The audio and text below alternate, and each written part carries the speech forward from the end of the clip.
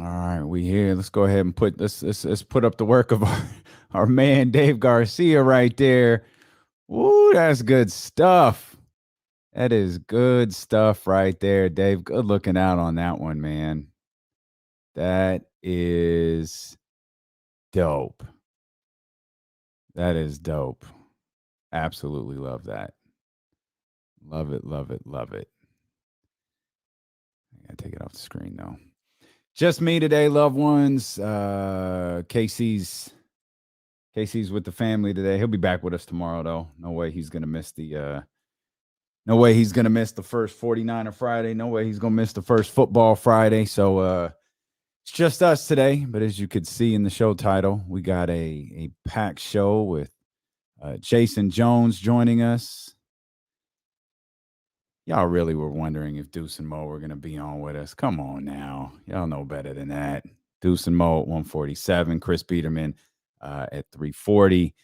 So we busy, man. We got football tonight. I don't know if Josue, I see you. I see you, Josue. We got you. We got you. Nope. No, they're free agents. They're free agents. They're allowed to, go hang out where they want to hang out. And Deuce gave me the heads up. No big deal. They back here today. That's how it rolls. That's how they roll. When those two are ready for a radio home, when they want a radio home, man, they got one. Believe that. They got one. Man, I appreciate y'all being in here. This is good stuff. Don't forget to hit the thumbs up. Shout out to the crew joining in on Twitch. Appreciate you. Need to shave when I'm by myself. Goodness, it don't look good. And make sure you peep the Dope Ones gear over at thedopeones.com. Get that Nipsey Hussle collection before it goes away. Go ahead and close this. Did y'all read Jason Jones' article today? He had a great conversation with Chris Webber, man. That's some really, really good stuff. Really, really good. And I don't think, I've been trying to recall this all morning. I don't think I knew the Lakers story. I don't ever remember hearing that.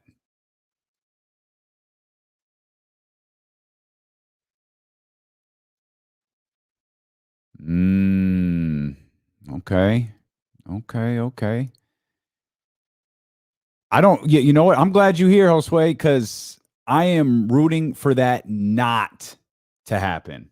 We're gonna Josue, you're gonna be very happy, my brother. You're gonna be very happy to start this show because we're gonna talk about that game tonight. But I am very much not. I do not want to see that happen at all for one very, very specific reason that I'll explain when we get started, which should be any second here. What should be right now?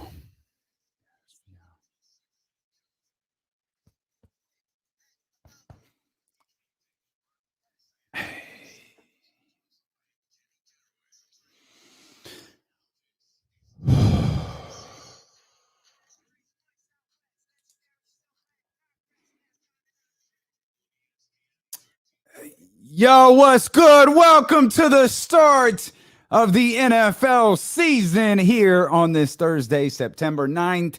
I'm Damian Barling. No Kenny Caraway today. Kenny Caraway's with the family. He'll be back with us tomorrow. See, Kenny, when y'all were with us, for those who were with us yesterday, when Kenny said, today ain't really the start of the NFL season. Sunday's the start of the NFL season. He took that so seriously. He was like, I ain't even coming in on Thursday just to prove it's not the start of the NFL season. That's cap. Again, Kenny's with the family. Send him some love on social media. For those who are in the D-Lo and KC pick and pull over there, you got the email from Kenny. Make sure you get your picks in tonight as we have got regular season football tonight. We also got a packed show here today for the next 4 hours. Incredible article over on The Athletic. Some great work by our man Jason Jones, who talked to Chris Webber days before Chris Webber takes his rightful spot in the NBA Hall of Fame. Where Chris Webber takes his rightful spot in the Basketball Hall of Fame. Jason Jones sat down with him, talked to him about a lot of different things. Some things I'm almost embarrassed to admit I didn't know. I didn't know about the Lakers thing. And I've been trying to recall all morning. Have I heard this before? Have I read this? Have I seen this? And maybe I have, and I just don't remember. But I don't remember. So it was great reading Jason Jones' article. It's going to be even better to talk to him at 1:20. Jason Jones of The Athletic going to join us at 1:20. Deuce and Mo will be here for their weekly visit. Can't believe some of y'all question that. Deuce and Mo will be here for their weekly visit. They're going to spend some time with us. We'll talk a little bit about Chris Webber. I know Morgan Reagan, a big Chris Webber fan. We'll talk to them about him. Emmanual Terry, our guy. Emmanuel Terry gets a training camp contract. We'll talk about him. And, of course, we'll talk football as well. Deuce was a Cowboys fan. Not sure if he still is or how emotionally invested he is in tonight's game. And, of course, we're going to have all eyes on the San Francisco 49ers. Chris Biderman will join us in the final hour of today's program. So you've got the rundown, many ways that you could watch or listen. If you're in the radio, you're getting out of the car like, yo, this show was packed. I don't want to miss nothing. You don't have to. You can go to the Odyssey app. You could search ESPN 1320. You could hit the heart button, save us as your radio station, favorite radio station. Get alerted every time we go live. Listen to us anywhere in the world. You could watch the show on twitch.tv/ESPN 1320, youtube.com/ESPN 1320. That is a great way to be interactive with the show as well. You could jump in the chat house and just jump in. You're the co-host today. You're really the co-host every day. But when Kenny's out or I'm out, when one of us are out, we're riding solo. Y'all are really, really the co-host. So jump in here and chat with us. And, of course, the phone lines are always available for you at 916-349-1320. Or you can hit us on social media at Dylan McCasey or at ESPN 1320. Both of those accounts go directly to us. As we said, today is the start of the NFL season. It is the Bucs and the Cowboys. And I can tell you this, man. I don't like Jerry Jones. I used to be a big Cowboys fan. I used to be a big Cowboys fan because my grandpa was a huge 49ers fan. And so I grew up watching the San Francisco 49ers. And my grandpa loved them. And as I got older, I found ways to like irritate my grandpa. And one of them was like he hated the Dallas Cowboys. So it was around this time, they stunk, but it was around this time that like Troy came in, and this is when I really started paying attention to football. Michael Irvin came in, and that Emmitt Smith, that trio, that three-headed monster, that group came in, that big three came in, and yeah, I'll root for these guys, sure. Oh, it got on every nerve he had, and that's kind of how I became a Cowboys fan. Plus, I'm like 13, 14, something like that at the time. Might have been 12. I don't remember. I was young at the time. I thought, I just picked the favorite team and all they do is win. And then they got my guy Deion Sanders. Oh, I was all about it. Little did I know they would never win anything again. Like literally and figuratively, they would just take all sorts of L's. Just L after L after L. So that's the story of how I became a Cowboys fan. I never really rooted against the 49ers. I had tremendous respect for the 49ers. I have tremendous respect for Jerry Rice. So that all changed a few years ago when I realized Jerry Jones just makes me nauseous. Like he's just gross. And I can't root for him. I can't. Like, and I mean, look, y'all know me well enough, or at least most of you know me well enough. I ain't gonna front. It had everything to do with the Kaepernick stuff. It had everything to do with Cap and Black Lives Matter and kneeling and looking at the camera and all that stuff Jerry did for show. It's like, I can't do it. You lost me. I'm out. I'm gone. And that's where I left the Cowboys. And that was like, I'm going to take the exact same approach with the NFL that I take with the NBA. And I'm telling you, the NBA is a blast. And I'm a Kings fan. I'm absolutely 100% a Kings fan. But I also know you kind of it's tough to root for the Kings. Like you're a Kings fan and you ride with it, but you also know, okay, there's going to come a point where there's going to be basketball played and the Kings aren't going to be playing. So I don't have a tie to any of these teams, like the Brooklyn Nets. I don't have a second team like the New York Knicks. What I really like to do is to root for players. Y'all know that. Russell Westbrook. Hell, I'm a Kevin Durant fan. Like Steph Curry. Those like I like rooting for players. I took that approach with the NFL and found the NFL significantly more enjoyable. But tonight, I'm rooting for the Dallas Cowboys for one reason and one reason only. That 4-letter network that we share the same name as, boy, them dudes, they go over the top. Like that whole crew go way over the top. We're talking, they have been talking for months about the Tampa Bay Buccaneers, rightfully so. They're the champions. They have been talking for months about the Tampa Bay Buccaneers going 17-0. And I get it, man. I'm in the content game. That's ultimately what this is. Whether it's radio, whether it's writing, whether it's television, it's content. It's a content game. You got to find content. We got to manufacture stories about Tyrese Halliburton and De'Aaron Fox and Buddy Hield. Hell, yesterday we were talking about Harrison Barnes because we want to talk about the Kings. Because we're Kings fans here. This is Kings country. We're trying to get out content. And I get that ESPN is trying to get out content. But 17-0? That's really the conversation we're having about the Tampa Bay Buccaneers? 17-0? Stop it. Can y'all at least let them go? And it's funny because wasn't nobody talking about 16-0 with the Pittsburgh Steelers last year. Pittsburgh was 1-0, 6-0, 8-0. I don't even remember when they lost their last game. I feel like they might have been as far as like 10-0, 11. They might have been 11-0. Nobody was like, this team's going undefeated. Nobody look at the Pittsburgh Steelers and go, no, this team's going to win their next 5 games, 6 games, whatever it is. Nobody thought that. But somehow with a Tom Brady-led Tampa Bay Buccaneers team, boy, we talking 17-0. We've seen 16-0 once. 16-0, we've seen it one time. And we're all ready to talk. We're ready to speak the first ever 17-0 into existence, or at least 17-0 regular season in existence. Man, please, Dak, get out there. And I don't know if Dak's going to be able to throw for 300-400 yards tonight against that Tampa Bay Buccaneers team. I don't know if he's going to be able to do that. But I hope he goes out there and starts unloading that cannon he got, because he got one. And man, and this is what I hope for the Dallas Cowboys. And again, I'm openly rooting for the Dallas Cowboys to beat the Tampa Bay Buccaneers. It might be the only time I root for the Dallas Cowboys all year, but I am rooting for them to beat the Tampa Bay Buccaneers tonight. Now, I hope they remember. I hope Mike McCarthy realizes, I hope he's learned from the sins of Jason Garrett's past. Dak and Ezekiel Elliott are a beautiful combination together. Gorgeous together. But when you isolate one and try to make them do all the work, it ain't going to happen. You ain't going to succeed that way.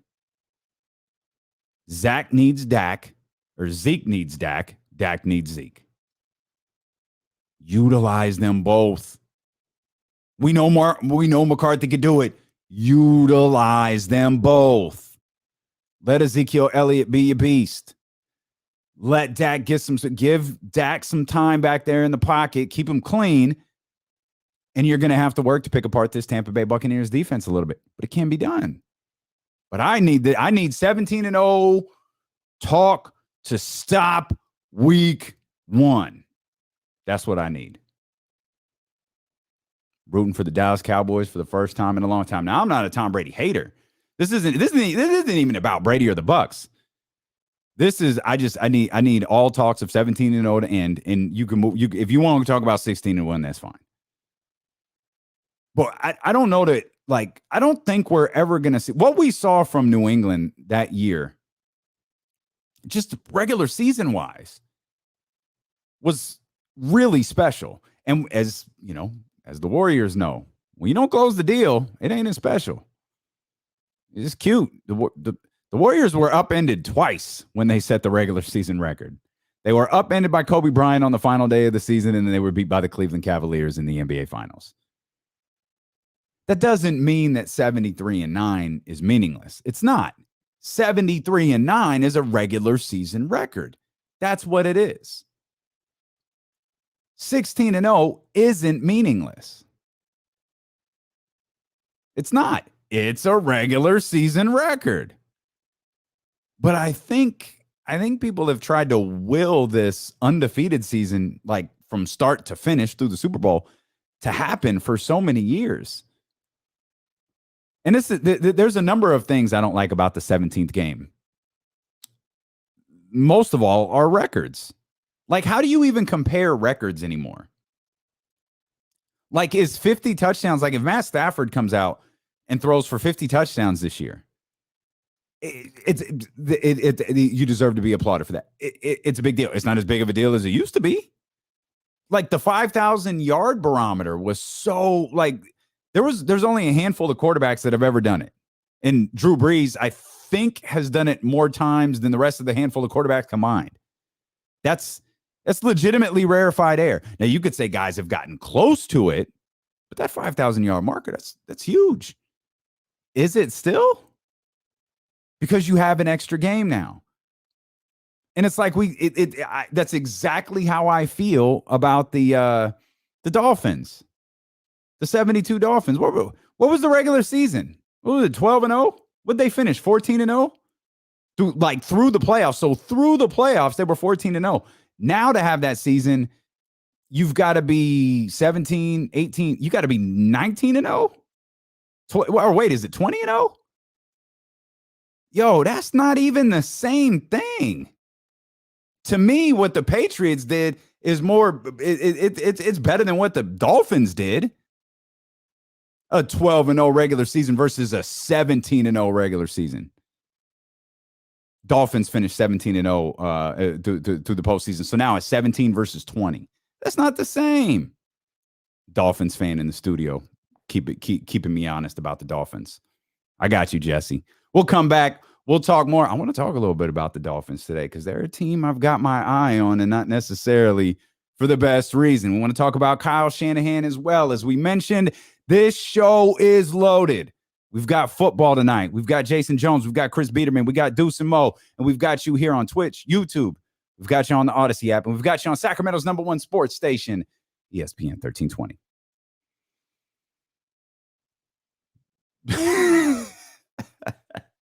I lost my co-host. I'm about to lose my producer.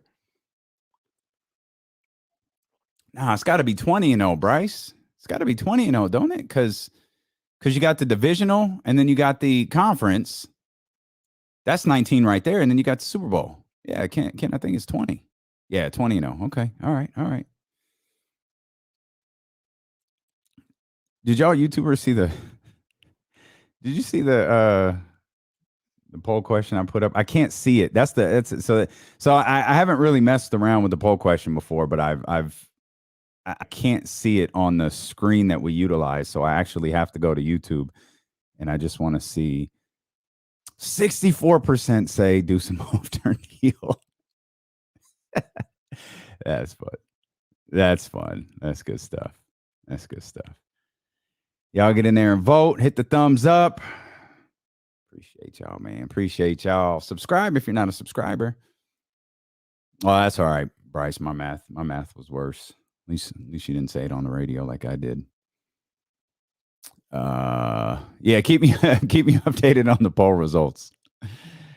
I like it. I like this. DM Punk. I like it. Oh man. Leland, you're a Eagles guy? I don't call you Leland. Lazy, you're a Eagles guy, right?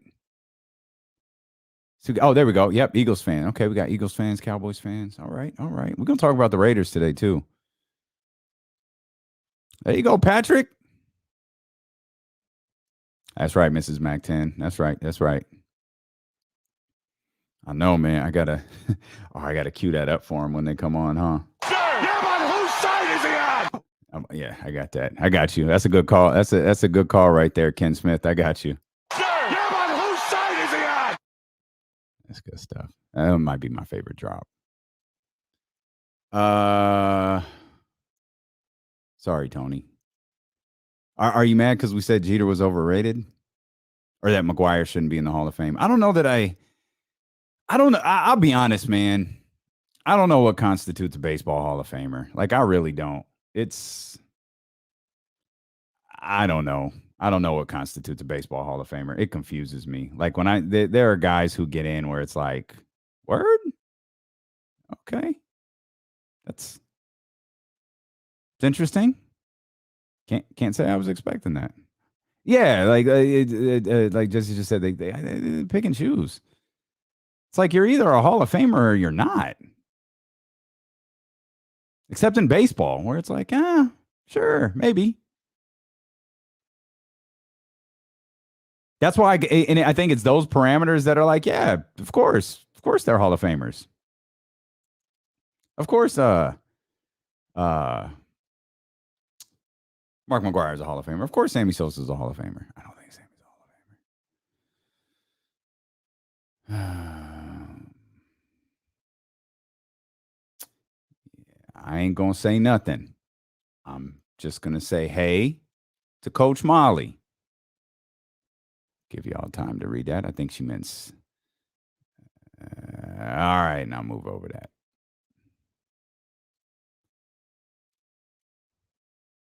Hey man, I don't mean to get y'all riled up about Derek Jeter. I feel like that's true for a lot of Hall of Fames. That might be true for all Hall of Fames, except maybe, I don't know, basketball. I don't know. Is it too late to boot Paul Pierce out of the Hall of Fame? I'm ready to boot Paul Pierce after that video came out. Yeah, man. Yeah, no good.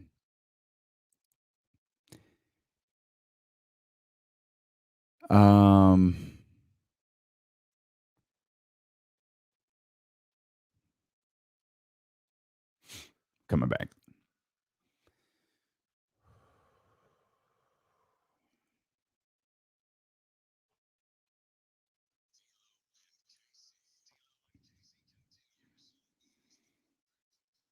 It's not just the NFL that is back. Sac State football is back. Sac State hosts Northern Iowa at Hornet Stadium. Coverage starts at 5:30 p.m. Kickoff at 6 on the home for Sac State football, ESPN 1320. Make sure that you are locked in right here. Of course, we've got the beginning of the NFL season jumping off tonight with the Dallas Cowboys and the Tampa Bay Buccaneers. Bucs heavily favored in this one tonight. They're seeking to become the first repeat Super Bowl champions since the Tom Brady-led New England Patriots did back in 2003, 2004. That's pretty wild, too. I think that was the only repeat that the Patriots had as frequently as they went to the Super Bowl.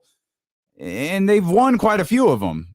They didn't win a bunch in a row. Like, that's the old San Antonio Spurs thing, right? Spurs kept winning NBA championships, kept going back to NBA championships, but they weren't winning them, or kept going back to NBA finals, but they weren't winning multiple championships in a row.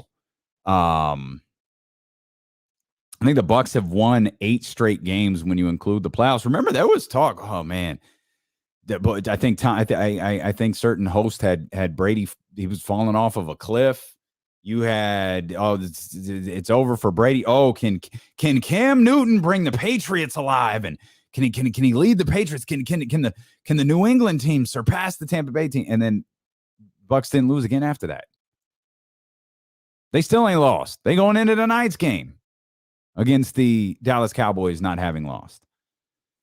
So that'll be a fun one tonight. I'm completely into tonight's game. I'm openly rooting for the Dallas Cowboys for the first time in many years, probably for the last time in many years. But I need all talks of. I don't care if I don't care if the Bucs repeat. I don't think the Bucs are going to repeat. We haven't given our Super Bowl predictions yet. We're going to cheat a little bit and do it tomorrow. Now, it's only cheating. The game is going to be played tonight, and I can tell you right now, I'm not picking the Bucs to win the championship. So you can keep me honest here. When we give our Super Bowl predictions tomorrow, I have no idea what Kenny's thinking. I'm sure it's 49ers versus somebody, but I'm not picking the Bucs. And I ain't gonna fall for the banana in the tailpipe. You ain't gonna get me with the Dallas Cowboys. I'll do this every year. Every year. The Cowboys are the most talented team in the most talented team in the division. The most talented team in the conference. The most talented team in the league. Y'all ain't going to get me, man. And that's what Jerry's masterful. Jerry Jones has taken that $100 million investment and turned it into, what was the number that came out there? Like $6.8 billion or something like that. Part of the reason he's done it is because of this. Now, he's the ultimate hype man. He's the dude next to Rick Ross on the stage. He's the dude next to the rapper. Who's getting the crowd hyped?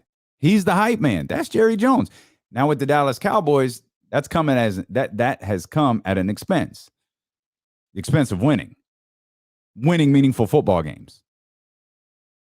Because Jerry believes he's the best general manager for the job. Now, there's a lot of talk in recent years that it's less Jerry and more Steven, and I think that dates back to the famous Johnny Manziel story, where the Cowboys were drafting and Jerry wanted Johnny Manziel, and Steven was like, no, we got to take this.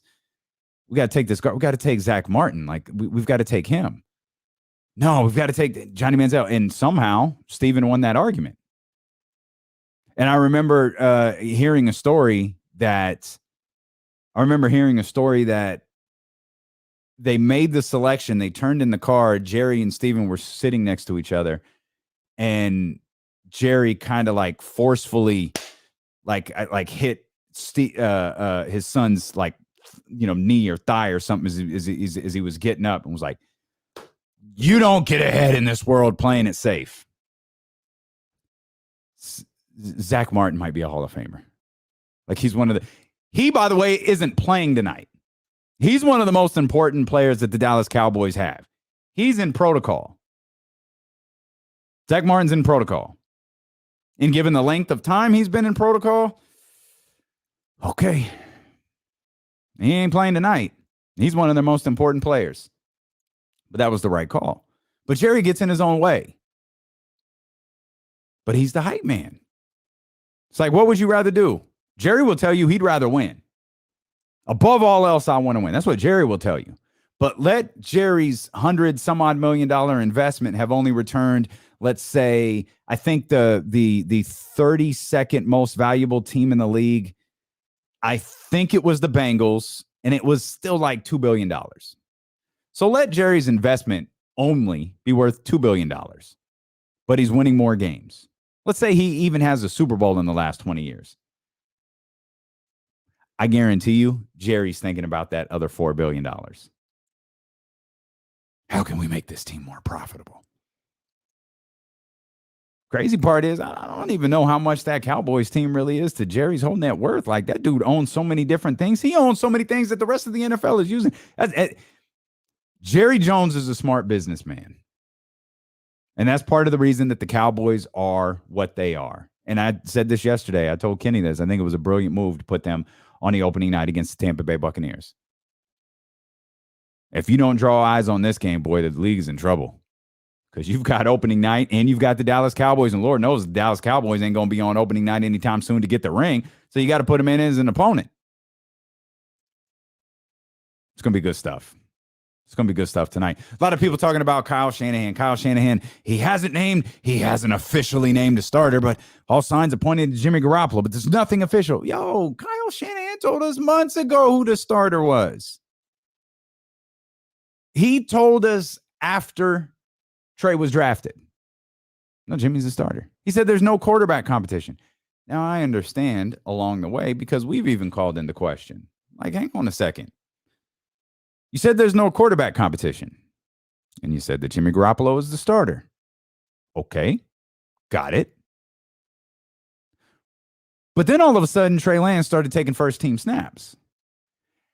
And then a couple of days later, you started talking about working in specific packages for Trey Lance. Again, and all of those conversations never deviated from Jimmy Garoppolo being the starter. He never reiterated it, but he never deviated from it. He stuck with it. Even if he silently stuck with it. He did. And that's the kind of thing Kyle Shanahan's been doing all along. He didn't talk about quarterbacks leading into the draft. He hasn't said a peep about the starter since the first time he said it. And I think that's his own little, like, game with the media. I think he's looking around like, yo, y'all keep asking me the same question. I told you. What do you mean? What do you mean is Jimmy Garoppolo the starter? I told you Jimmy Garoppolo was the starter. Hell, I even told you there wasn't a quarterback competition. But I already told y'all. You keep asking me the same question.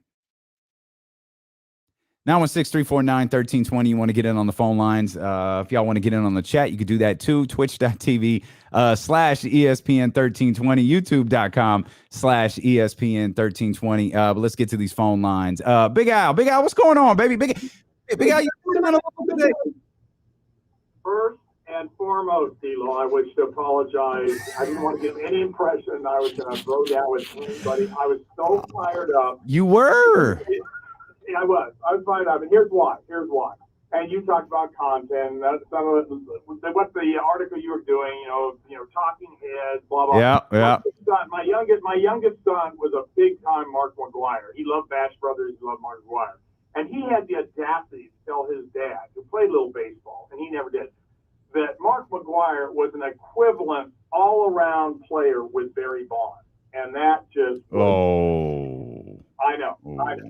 I know. What can you do? I got him a good education, so now maybe he'd retract all this, but whatever at the time. So other than that, my apologies. I don't want to do that to KC too. Go Giants. And D-Lo, if I don't talk to you tomorrow, let's go Buckeyes. Beat them Duckies. Yeah, let's get it in. We appreciate you, Big Owls. For those who weren't with us yesterday, I don't even know how the conversation came up. I know Jeter was going into the Hall of Fame.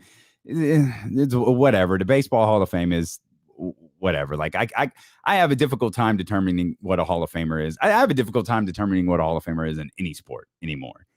I've actually proposed rescinding Paul Pierce's Hall of Fame nomination, but I guess that's against the rules too. I know Chris Webber's a Hall of Famer. We're going to talk to Jason Jones in about 40 minutes or so, 120 to be exact, about his conversation that he had with Chris Webber that had some revelations in it to me. There were some things that, again, I hate saying this out loud because I was like, was I supposed to know that? Did I already know that? I didn't know about the Lakers thing. I don't ever remember hearing that before.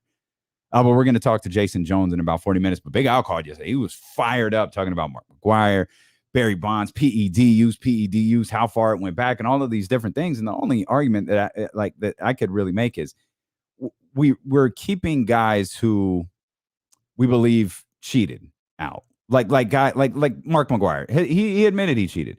I don't think Sammy Sosa did, but I don't know that Sammy Sosa is a Hall of Famer anyways. And if the Hall of Fame barometer is how many home runs you hit, then yeah, sure he is. Like Barry Bonds not being in the Hall of Fame is a joke. Roger Clemens not being in the Hall of Fame is a joke. But outside of that, I don't like we're talking about. We joked that Jim Tomei is going to get in the Hall of Fame because he's perceived to be clean. Didn't David Ortiz get popped one time? But we just looked past it because he said the F word in an emotional time, and he became lovable. Oh, this is our effing city.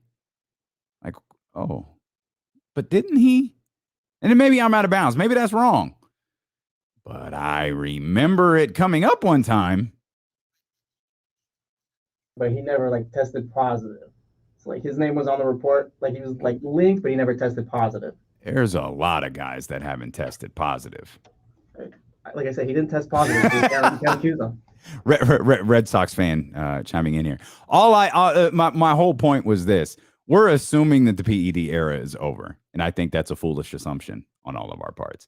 But Big Al, great to hear from you as always. If you want to jump in on the phone lines, you can. 916-349-1320. You can jump in the chat conversation, twitch.tv/ESPN1320, youtube.com/ESPN1320. I see Deuce Mo are already watching. We put the poll question up on the YouTube channel. Did Deuce and Mo turn heel this week? Well, if you know, you know. And it's up there on YouTube for you to take part in, become a subscriber. As well, we were talking about Kyle Shanahan not officially naming Jimmy Garoppolo the starter, though we all know that Jimmy Garoppolo is going to be the starter. And to be honest, as much as I'm intrigued, or in tribute to my partner, Kenny Caraway, who will be back with us tomorrow, as much as I'm tantalized about Trey Lance, it's the right call to start Jimmy Garoppolo. And part of the reason for that is there's so many unanswered questions as it pertains to kind of this version of the San Francisco 49ers, right? You go to the Super Bowl, which I think that Super Bowl team was talented, but is it fair to say, especially, given that we create these proverbial windows for a team, not windows, schedules. Oh, I tell you, that team's ahead of schedule right there. Like, what schedule? Like, who? Who's in charge of the schedule? Who's in charge of the schedule for a team to be good, bad? Like the Dolphins. I think they're ahead of schedule. Like what schedule? Who's putting this out there? Who determines when a team is supposed to be good or when a team is supposed to peak? With the 49ers, I'd argue, the creators of the schedule, they were a little bit ahead of schedule. Like they got really good really, really quick. And I look at that and I think, man, okay. A team that went to the Super Bowl, lost to the Kansas City Chiefs, put up a hell of a fight against Patrick Mahomes and the Kansas City Chiefs as well. If my partner were here today, he would say, we should have won that Super Bowl. And then he would start listing off all of the Super Bowls that the San Francisco 49ers should have won. But did that team overachieve a little bit? Or are they legitimately that good? Those are the unanswered questions. Those are the unanswered questions that we had going into last season. But we never really had an opportunity to get those answered because of the rash of injuries that hit the team over the first 3 or 4 weeks of the season. Now, they did come out and stink up the joint against the Arizona Cardinals. And of course, the trip to New York that changed the outlook of that season for the rest of the year. Changed the entire outlook of the season that trip to New York did. Because you lost Nick Bosa. You know, not as big of a deal, but still, you lost Solomon Thomas. He was the starter. You know, you already had Kittle dealing with an injury. I think you started to get Raheem Mostert in and out of the lineup. We were on the verge of Jimmy Garoppolo's stint out. All of these different things started to happen. So you're left. All of those questions that you have as a San Francisco 49ers fan, all of those questions that you have as a football analyst, all of those questions that you have as a football fan, you've done one of two things. Either all of those questions are still there or you've just written the team off. And I think a lot of people have done both. I think if you survey the landscape, it's been one or the other. Either, you see them last year, they were bad. Jimmy Garoppolo, talk to me in a year when Trey Lance is the quarterback, or talk to me in a year and a half when Trey Lance gets some reps, you know, gets some games under his belt or something along those lines. No, I still think 97 is a beast. I don't like him. That's a bad boy right there. He could get the job done.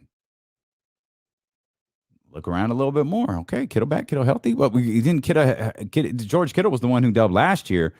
Wasn't it the revenge tour? Yikes, that didn't go well. And there's no talk of anything like that this year. There's no talk about redemption. There's no clever name to the season, or at least not one that I'm aware of. None of that. But those unanswered questions are still there. Did that San Francisco 49ers team, that 2019 team, did they overachieve? Or is that who they are? We're not going to have to wait very long to find out.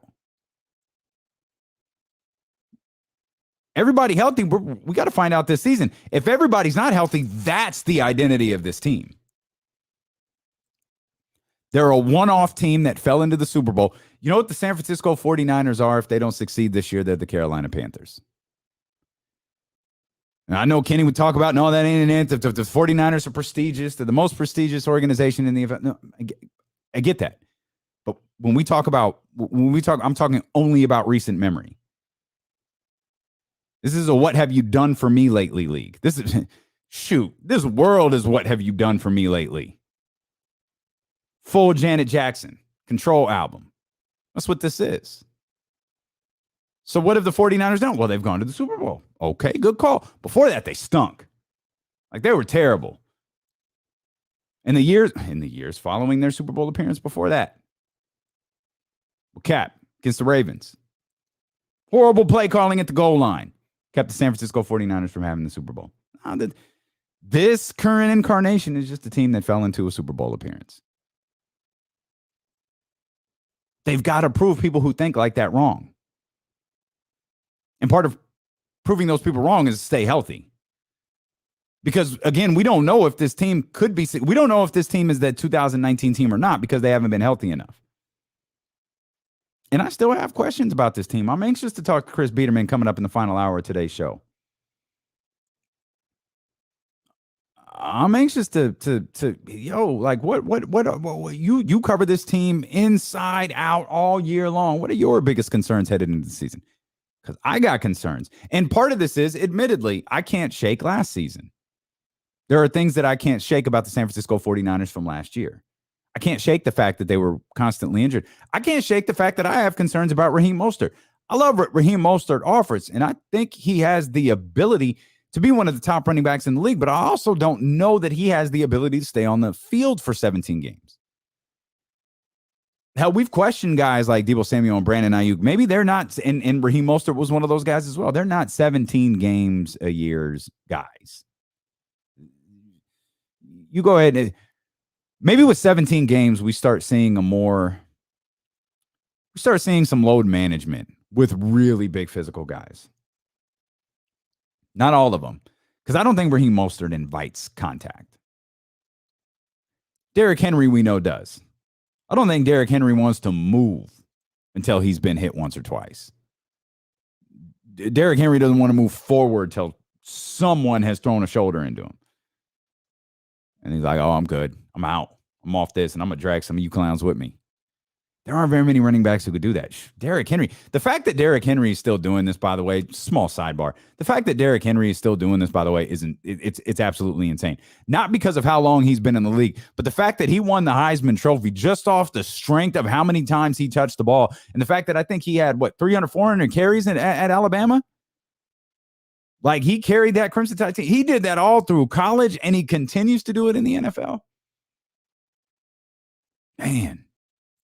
That's something special, but he's different. That's why we all talk about Derrick Henry the way we do. He's different. There aren't other running backs in the league like him. Right, we're talking about guys coming back from injuries this year. We're talking about 97. We're talking about Jimmy Garoppolo. We're talking about Raheem Mostert. How many games can they stay healthy? All of these different things. Running back position. Saquon Barkley's back from injury this year. We'll talk a lot today about guys who have potentially career-defining years, both good and bad. Like, for example, Jimmy Garoppolo, this is a career-defining year for him. Good or bad? This is going to define his career. If the season goes bad for Jimmy Garoppolo, he's the overrated guy who was taken too high by Bill Belichick, sat behind Tom Brady, had a successful season in San Francisco, and then was shipped off for a rookie. And there's going to be quarterback vacancies next year. Probably a lot of them. But where would Jimmy fit in there if he doesn't have a good season? And I'm not of that mindset, by the way.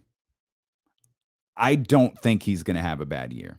I think he's going to have the opportunity. I think he's going to he's obviously going to have the opportunity, but I think he's going to have a good season. I got another bold prediction for you that I hit you regarding Jimmy Garoppolo as the show rolls along. I gave you a bold prediction about D Ford and Trey Sermon and some of those guys earlier this week. I said D Ford was going to be available for a bulk of the season. I hope I didn't go as far to say 17 games, because that feels kind of foolish. But if I did, I'll stand by it. I think D Ford is going to be available for a bulk of the season, 14, 15, 16, 17 games, which is crazy because we were trying to talk D Ford into retirement to figure out some way that the San Francisco 49ers could save some money if he retired.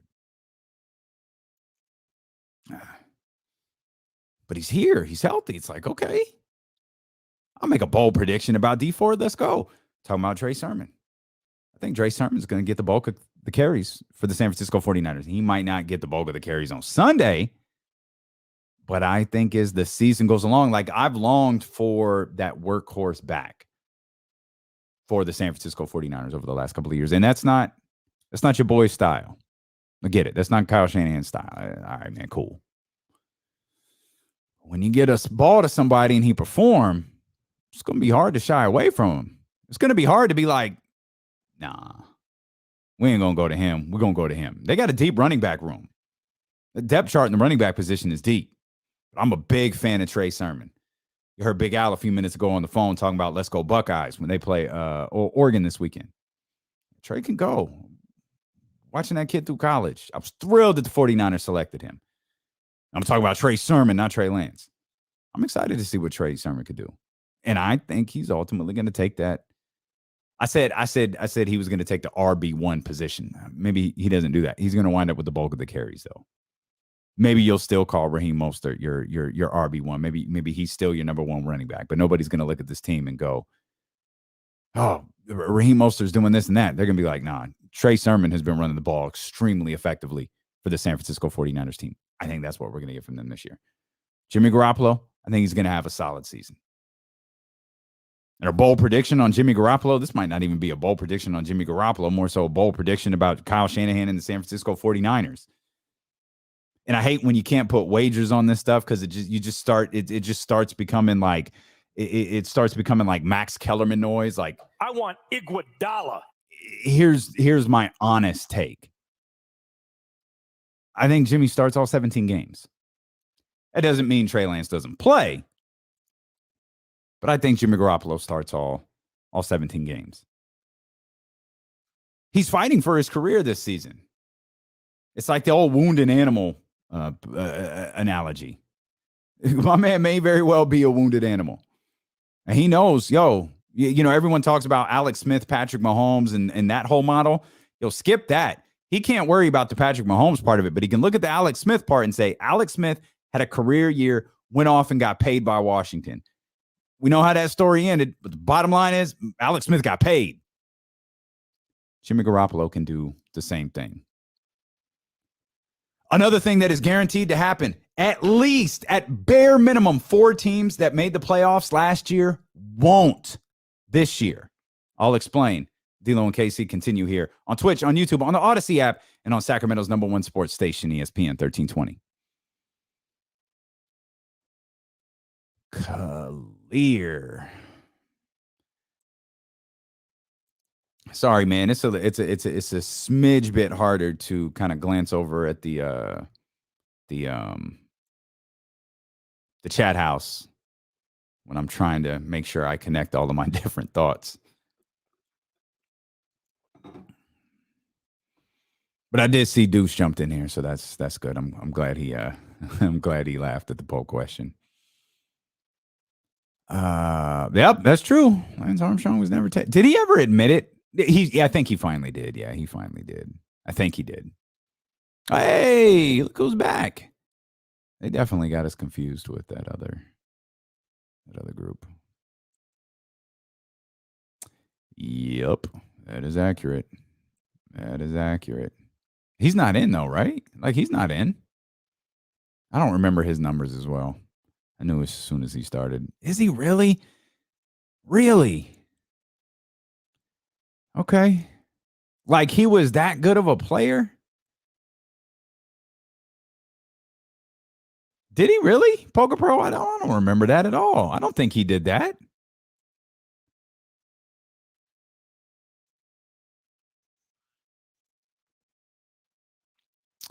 Yep. 100%. Mm-hmm. Yeah, Jesse asked if some of you might be able to hear him. Like, Jesse asked if David Ortiz is the one that we kind of look past the most. And yes, I absolutely think that he's the one. I feel like his ties were I mean, I guess his ties aren't that different than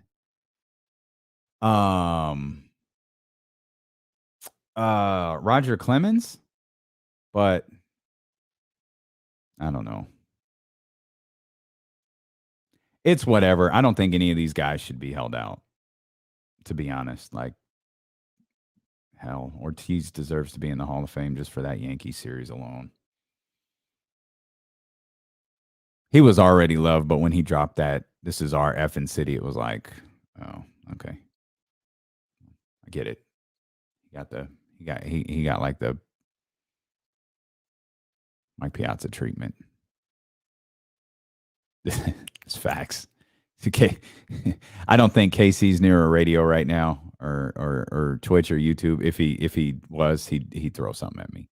He might drive over here to the house to throw something at me after some of the things I said in that last segment.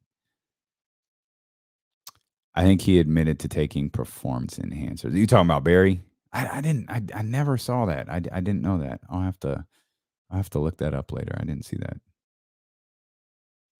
that. Yeah. Yeah. Well, shoot, you talk about the NBA. Who gets caught in the NFL? No, I remember they announced we're gonna start testing for HGH, and it was like, whoa, word, okay. And like the only person that ever got caught was like a punter. Like, man, PED use among punters is just running rampant. Gotta do something about those kickers.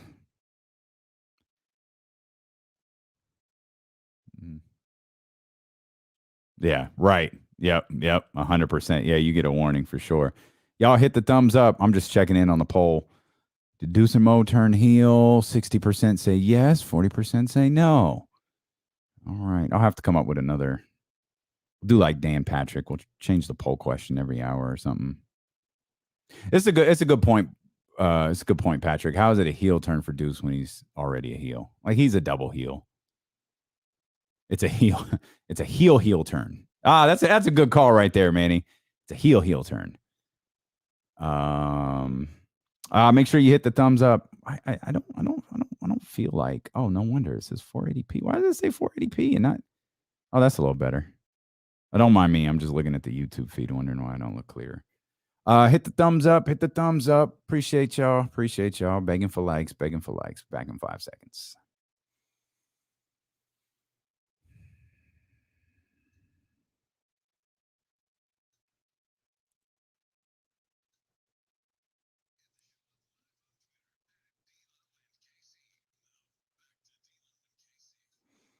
Football season is here, baby. Get ready for the ultimate season preview 2021 NFL edition, brought to you by Odyssey and the Locked On Podcast Network. Get local takes on each team from each conference throughout the league. Plus, get expert predictions on where each team will finish. It's all found on Odyssey, your audio home for football. I'm Damian Barling. No Kenny Caraway today.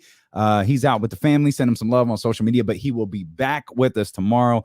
No chance KC was going to miss the first Football Friday. No chance KC was going to miss the first 49er Friday. And no chance that Kenny Caraway wouldn't be throwing things at me after some of the things that I had just said about the San Francisco 49ers in the previous conversation. Update here from Ian Rappaport.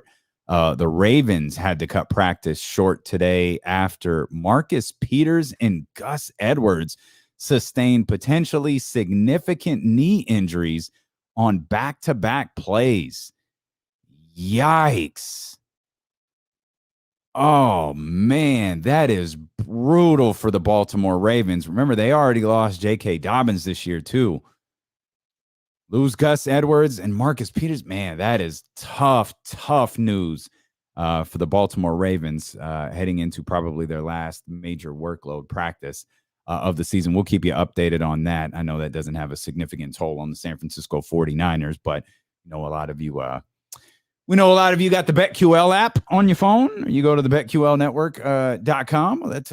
We'll keep you updated on everything you need to know as you place your wagers. And for those who are involved in the D'Lo and Casey NFL Pick'em, of course, we'll keep you updated on everything going on across the league. One thing that I love about the beginning of the year, by the way, Kings fans, Jason Jones set to join us coming up here in about 30 minutes. Deuce Mo set to join us coming up here about 1 hour from now. As we mentioned, it's a packed show. We got Chris Biderman in the final hour. That's why it's important. You got the Odyssey app, you got Twitch, you got YouTube.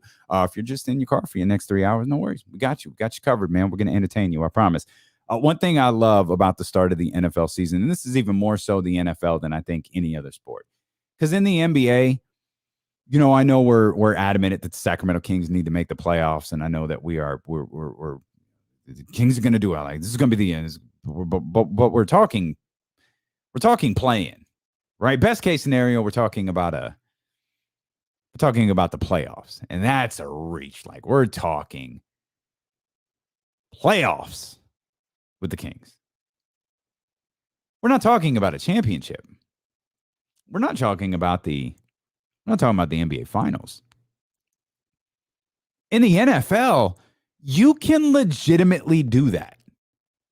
Like, you can be like, how many teams? And I know, like, normally you say there's 32 teams full of optimism today. There's not. There's probably 31.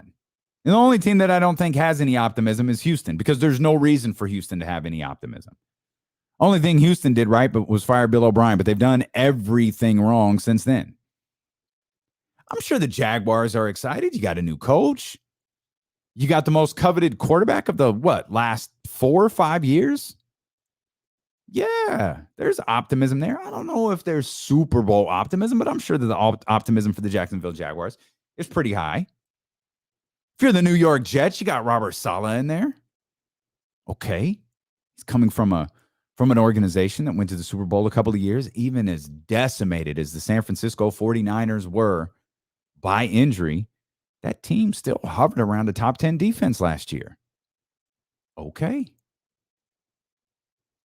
That's a good look right there. And then you got your new quarterback. You got Zach Wilson.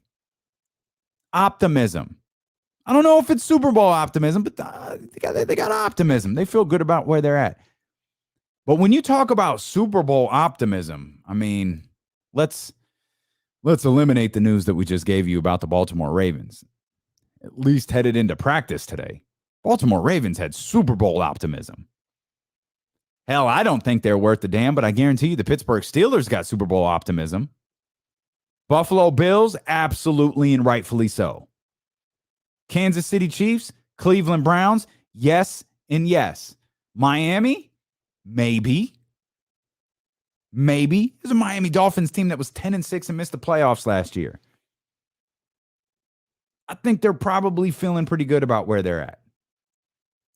Again, I don't think so. But the Packers, sure. Seahawks ain't ready to give up on themselves, sure. Super Bowl optimism, absolutely. Obviously, the Tampa Bay Buccaneers do. The Los Angeles Rams do. It's probably, hell, San Francisco 49ers do. The Dallas Cowboys do.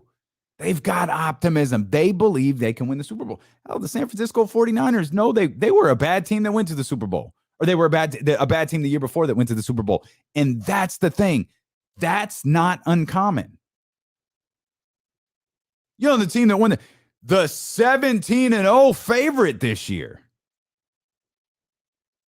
The team that ESPN won't stop talking about going 17-0, going 20-0, winning back-to-back NBA championships for the first time in, 17, 18 years. Tampa Bay Buccaneers. Tampa Bay Buccaneers, defending Super Bowl champions. They weren't in the playoffs the year before. It's a lot more common in the NFL than in the NBA. That turnaround can happen quick. It's why the draft is so important in the NFL. It's why we talk forever about quarterbacks. That quarterback position is so important. Even when you got a good quarterback in place, we're going to talk about this guy in a little bit. Even when you got a good quarterback in place like Derek Carr, John Gruden can't help but look at other quarterbacks. John Gruden's a living version of that meme with the guy and the girl walking hand in hand, and the guy turns around and looks at the other girl. That's John Gruden. Like, Derek Carr is a solid QB. I feel like there are a lot of teams in the league. I think there are a lot of football fans in the league. Look at Derek Carr. Like, Derek Carr is flawed, but you could have worse. Like, Derek Carr is a solid quarterback. Him and Jimmy Garoppolo are legitimately the Spider-Man meme. They're just pointing at each other. Like, you're me and I'm you. We're the same. They're like right there, middle of the tier quarterbacks. But if you make that one small upgrade, like, what have we heard about Miami? What have we heard about Miami all year? Miami, again, 10-6 last year and missed the playoffs. But this is a team that some people think, and they'd have to knock out the Patriots, who I think are going to be better than some expect this year. You're going to have to knock off the Buffalo Bills, who I think are not only the favorites for that division, but man, they might be, I don't know, Vegas odds. They could be lingering around favorites for the conference. Buffalo's good. Buffalo's got some hype around them, but it's warranted. Like, they're good. But Miami, I don't think love. I think Tua Tagovailoa is he's still kind of a question mark. You know, what we saw last year wasn't pretty. Wasn't pretty at all.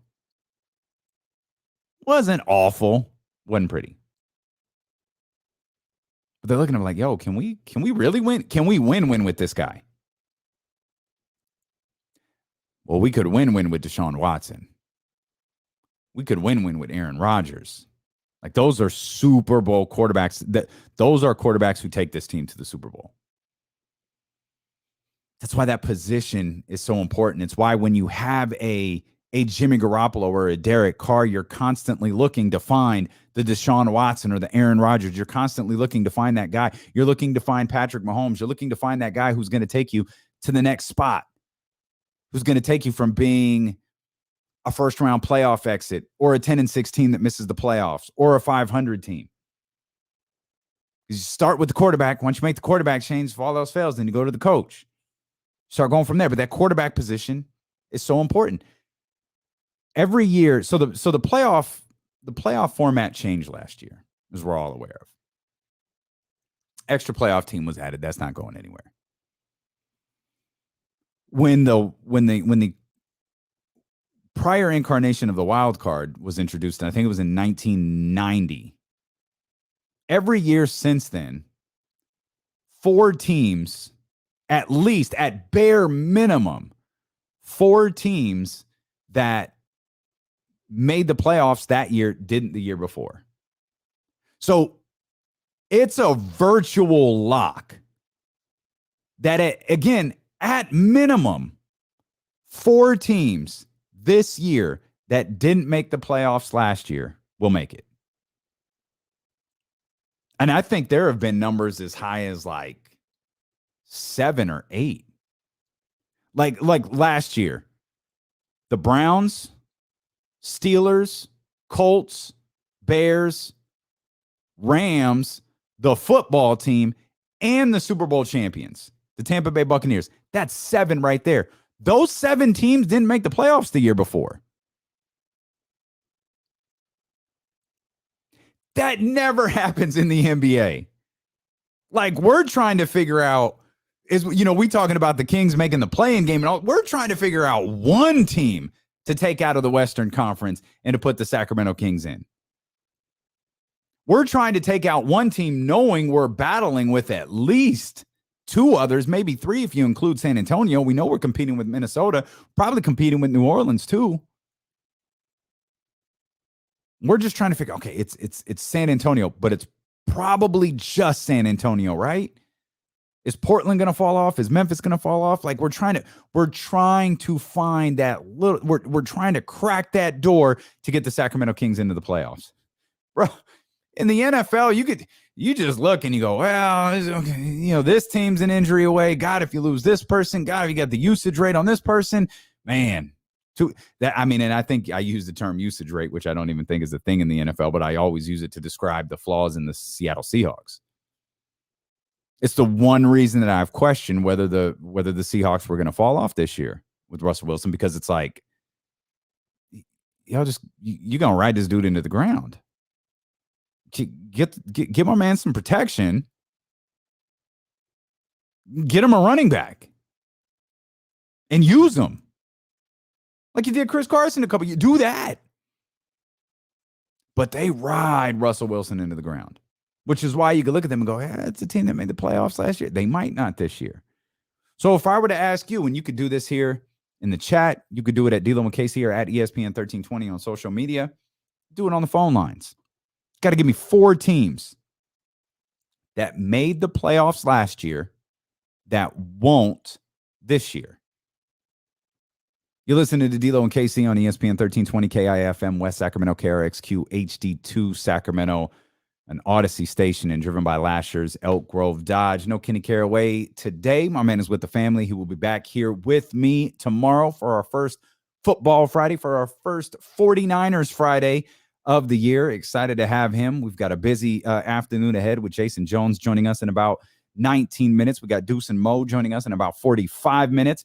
We got Chris Biderman joining us in the final hour of the show. We're with you all the way till 4 o'clock. You can listen on the Odyssey app. You can listen on 1320 AM. You could watch on twitch.tv/ESPN1320 or youtube.com/ESPN1320. The Ravens fear that cornerback Marcus Peters suffered a torn ACL. And they've already reported, that's according to Adam Schefter. It looks like Schefter has also reported, it's Ian Rappaport, Gus Edwards, who we mentioned, he has a torn ACL too. So on back-to-back plays in practice for the Baltimore Ravens, they lose Gus Edwards and Marcus Peters. Those are, in addition to J.K. Dobbins, those are devastating blows to the Baltimore Ravens and their Super Bowl aspirations. Like, they legitimately were a Super Bowl team. And I made my list of teams that I think could be out of the playoffs, who made the playoffs last year, who could be out of the playoffs this year before these injuries. And I don't know that I'm willing to change it. I'm a big believer in Lamar Jackson. I'm a big believer in that team. I'm not a big fan of their owner whatsoever, but that's irrelevant. When you look at the squad, they're solid. Those are just, man, you lost your starting running back and then another one. And then they've, like, their quarterback depth chart has just, their running back depth chart has been absolutely just annihilated. Oh, they lost Justice Hill also several weeks ago. Man, that's just brutal for the Baltimore Ravens. But there's a team in the Baltimore Ravens division who made the playoffs last year who I don't think is going to make it this year. And that's the tough part. Like, right when we were talking about, the WNBA 25, how I thought Rebecca Brunson deserved to be in. Well, if Rebecca deserves to be in, that means somebody needs to be taken out. It's the same thing with all-star games. Oh, this person was an all-star snub. No, you're only a snub if someone made the team who wasn't deserving. So with this group, it's like, it's easy to go, yo, this team is going to make the playoffs. This team is going to make the playoffs. This team is going to make the playoffs. And it's like, all right, cool. Well, who's not? That's the difficult part. Because we base everything off last year. Hell, the schedule is based off last year. So we're always trying to figure out, oh, this team can make the playoffs. Unless you got 30 of the 32 teams making the playoffs, you got to start taking teams out. I did 4. That's it. I thought it would be too hot takey if I hit you with a couple of the other ones that I was thinking. But I've got 4 in and 4 out, and I know my man Stefan does too. 916-349-1320. Steph, what's good, baby? What's happening, guys? What's happening? And we here, man. You got 4 for me? I got 4 for you, bro. With a couple of them is going to be some no-brainers, but whatever. So the Redskins. That's a football team, but I got you. What? Man, come on. I'm old as dirt. So I the Washington football team. There you go. All right. The Washington football team is 1. Yep. Did the Seahawks make it? Because they're not going to make it this year. The Seahawks made it last year. Yeah, Seahawks made it last year. You got the year. Okay. The Packers. Okay. Oh, wow. Okay. They're not. Aaron Rodgers is mad. And honestly, God, man, that line is so suspect. They got me, you, and other cat with their fan on the line right now. That ain't no good. Man, speak for yourself. I mean, come on, bro. Come Yeah, on. you're right. All right. Pounds, you're not blocking nobody. I'm 100. They're not going to make it either. But here's the one that's going to shock everybody. The Ravens, they're not going to make it. Okay. Nah, man, look, and either with Tennessee. Oh, you got 5. Wow. Okay. So Tennessee was one I was sitting on. You're not believing in Tannehill in that group there. Okay. No. Hey, look, Tannehill's awesome. I'm a Dolphins fan. So I kind of like the guy, even though he's a scrub. I mean, the best thing about him is his wife. You know what I mean? So I don't know, man. Like, when you get comfortable, I notice when you get comfortable and you get some contracts, these guys, they show up for that year once the contract get, they show up to the next year, they're not worth spit. Okay. So I don't have faith in Tannehill, but I'm a Dolphins fan, so I never have faith in the dude. Okay, that's legit. I get it. I think that's Jesse's new favorite. I think Steph's Jesse's new BFF right there, the Dolphins fan. But okay, so see, I'll admit, I was thinking about Seattle a little bit. I thought about Seattle. I told you I thought Seattle was going to fall off, and I've completely backtracked from that. Like, I can't do it. Like, I need to. It's one of those things. And Kenny used the perfect analogy. It's got that San Antonio Spurs vibe to it. Like, I need to see it happen before I'm willing to say it happens. Like, I'm going to react too late to the Seattle Seahawks. I can't react too early to them. But I don't have Washington making it, and that's just simple science. Football team ain't going to make it. By the way, I think the football team, I think they're going to announce their new name like in the coming days. I think they're going to announce their new name before the season. Dan Snyder told Schefter, Schefter was poking around trying to figure out the name, and I think he ran down that list that was out there of the 8. I guess we were told they were the 8 finalists. Dan Snyder confirmed that they were. But I've read a couple of different things. They're either going to flat out announce the name, or they're going to announce 3 and gauge how people react to it, which that absolutely sounds like something the Washington football team would do, is not announce the team, say that these are the 3 finalists, and then just gauge how everybody reacts to it. But it's simple science that Washington isn't winning the division, that Washington isn't getting back to the playoffs. It's easy. I like Ron Rivera too. I know everybody is high on this football team defense. Cool, I guess, whatever. But you don't repeat as division champions in the NFC East. So I got Washington out. I got Pittsburgh out. I got Pittsburgh went, what were they, 12-4 last year? I got Pittsburgh out the playoffs. It's tough. Like, this part is tough. It's easy to say who you think is going to make the playoffs. That's easy. But you got to figure out who's not going to make the playoffs. 12-4 last year. They ain't making the playoffs. Pittsburgh's out. Pittsburgh's out. Washington's out. This was tough for me because I've been on the team as a whole, and I think I've just turned sour on their quarterback. Colts are out. Got the Colts out the playoffs. They're gone. Steelers, football team, Colts, and my final one, Manny, John Bull, avert your eyes, plug your ears. The 8-8 Chicago Bears, they ain't getting any better. They gone. Keeping the Bears out of the playoffs. I hate to do it because part of me wants to believe that Matt Nagy's going to go out there on Sunday. And we're going to be one drive into this game. And he's going to look at Andy Dalton out there in a regular season game. Matt Nagy is going to look out there on the football field. He's going to see the red rocket, and he's going to say, good Lord, what the hell am I doing? Fields, get your helmet. And send him out there on the field. I got to believe that that's what's going to happen.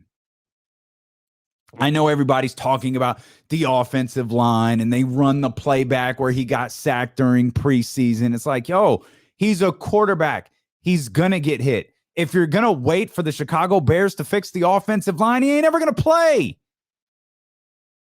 Why didn't you address the offensive line earlier? You drafted a quarterback.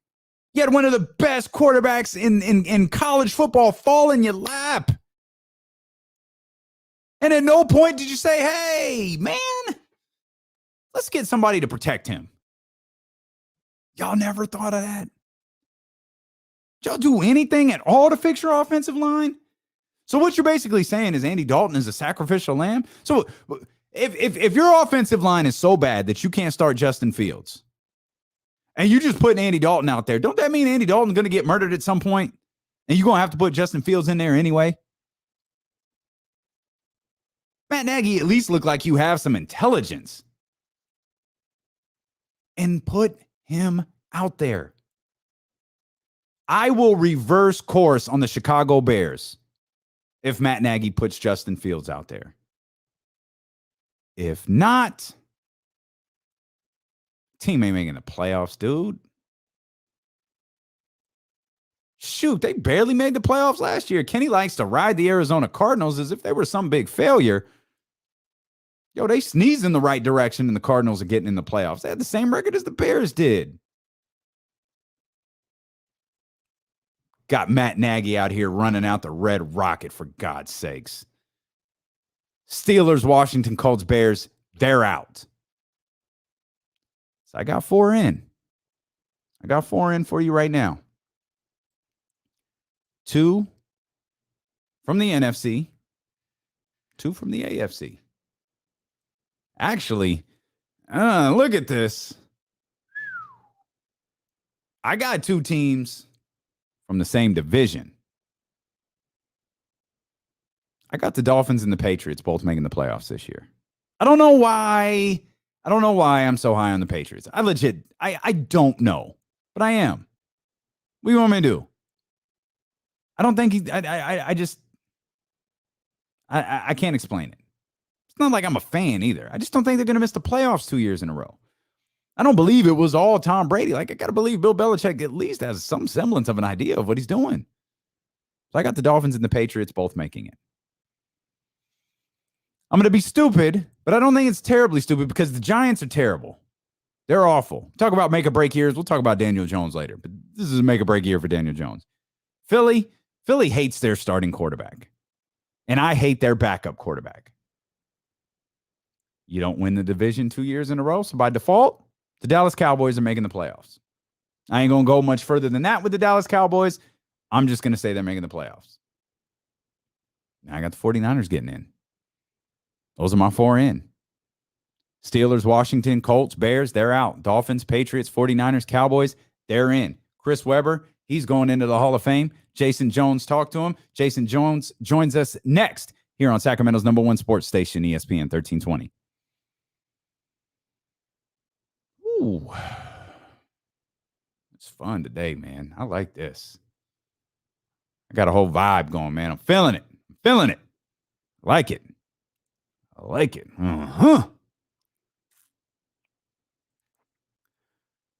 Hey, hey, Ramsey, I gave my reasons. I thought my reasons were pretty sound. You can't win 2 years in a row. The Eagles hate their starting quarterback, and the Giants are a disaster. I think the Giants are awful. That doesn't leave me with anyone other than Dallas. Might be true. It might be true. I think I do. No, I respect him. Now I respect Belichick. Let's see what they do. Yo, that's facts. Washington could. Yeah, I think Washington probably going to be like 3-0. If Fitzpatrick going to be the football team going to be 3-0. And then you know what's going to happen. We all know what's going to happen.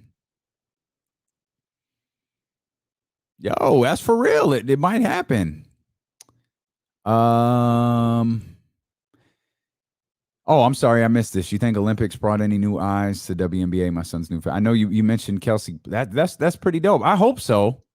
Yeah, I certainly hope so, man. Like, I mean, anything that league could do to get new eyes on it is a win. You know, I wish they got more coverage. I wish, you know, I guess everybody has if you have a legit reason for not liking the league, then it's like, whatever. But if you're just they don't dunk, they don't do this, they don't do that, it's like, you're really missing out, man. There's some great ball players. And Candace Parker, the way she's playing this year is phenomenal. To answer your question, I hope so. Anything that gets new eyes on that league, man, is a win. But I'm glad you and your son have taken a liking to it, man. Kelsey Plum, boy, she can go. Man, she can go. Yeah, I mean, they might be, but history says they ain't gonna win. Absolutely. Deuce Mo on the show every single Thursday at 1:47. Ain't nothing changed. Oh dear, what is happening in here? What is going on? Can't we all just get along? Wait, Ramsey don't love. Wait a minute. Oh no, we need to stop this. This is all love, man. Let's stop this. This is all love. Everybody, knock it off. Deuce Mo or family, knock it off. They family. Is Deuce like 1986 Macho Man and Morgan is Liz? Like Morgan wants to like do right and like she's the baby face. But the old dirty heel Macho Man Deuce Mason.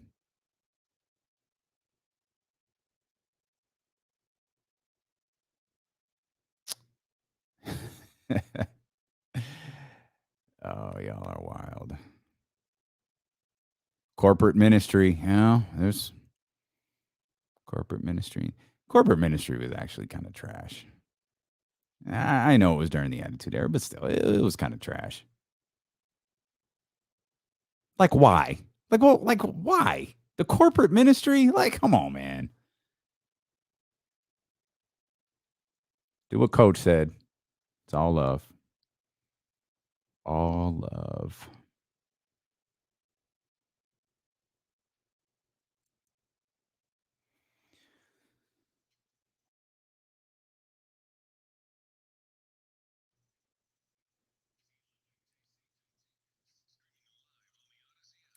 Deuce and Mo set to join us here on the live stream coming up in about 30 minutes or so, a little less than that. Twitch.tv/ESPN1320, YouTube.com/ESPN1320. Jason Jones set to join us here in about a minute or so. Jason Jones had the opportunity to sit down with Chris Webber just ahead of his Hall of Fame induction ceremony this weekend. And he starts the article off with a bang. Chris Webber didn't want to beat LA. Webber wanted to be with LA.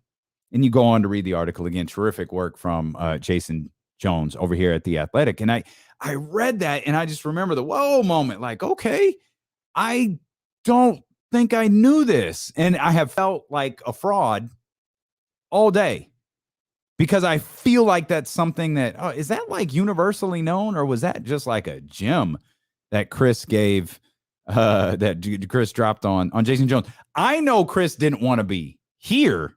I knew that. Everybody knew that. That's a well-told part of the story.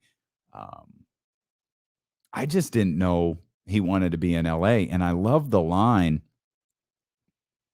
that Chris gave in this article where he said, they wanted to banish me to Sacramento. Like, remember, Chris was already on his second team. Gone from the Warriors to the, I think Chris was the last year of the Bullets, or he might have been the first year of the Wizards. I think it was the last year of the Bullets. And then obviously he's here. He already was kind of a bad boy, which was wild given how like he hadn't even been in the league that long. But that line, they wanted to banish me to Sacramento. Boy, that is a hell of a line. Because we've heard stuff like that before. Keep it up, fam. We'll send you to Sacramento.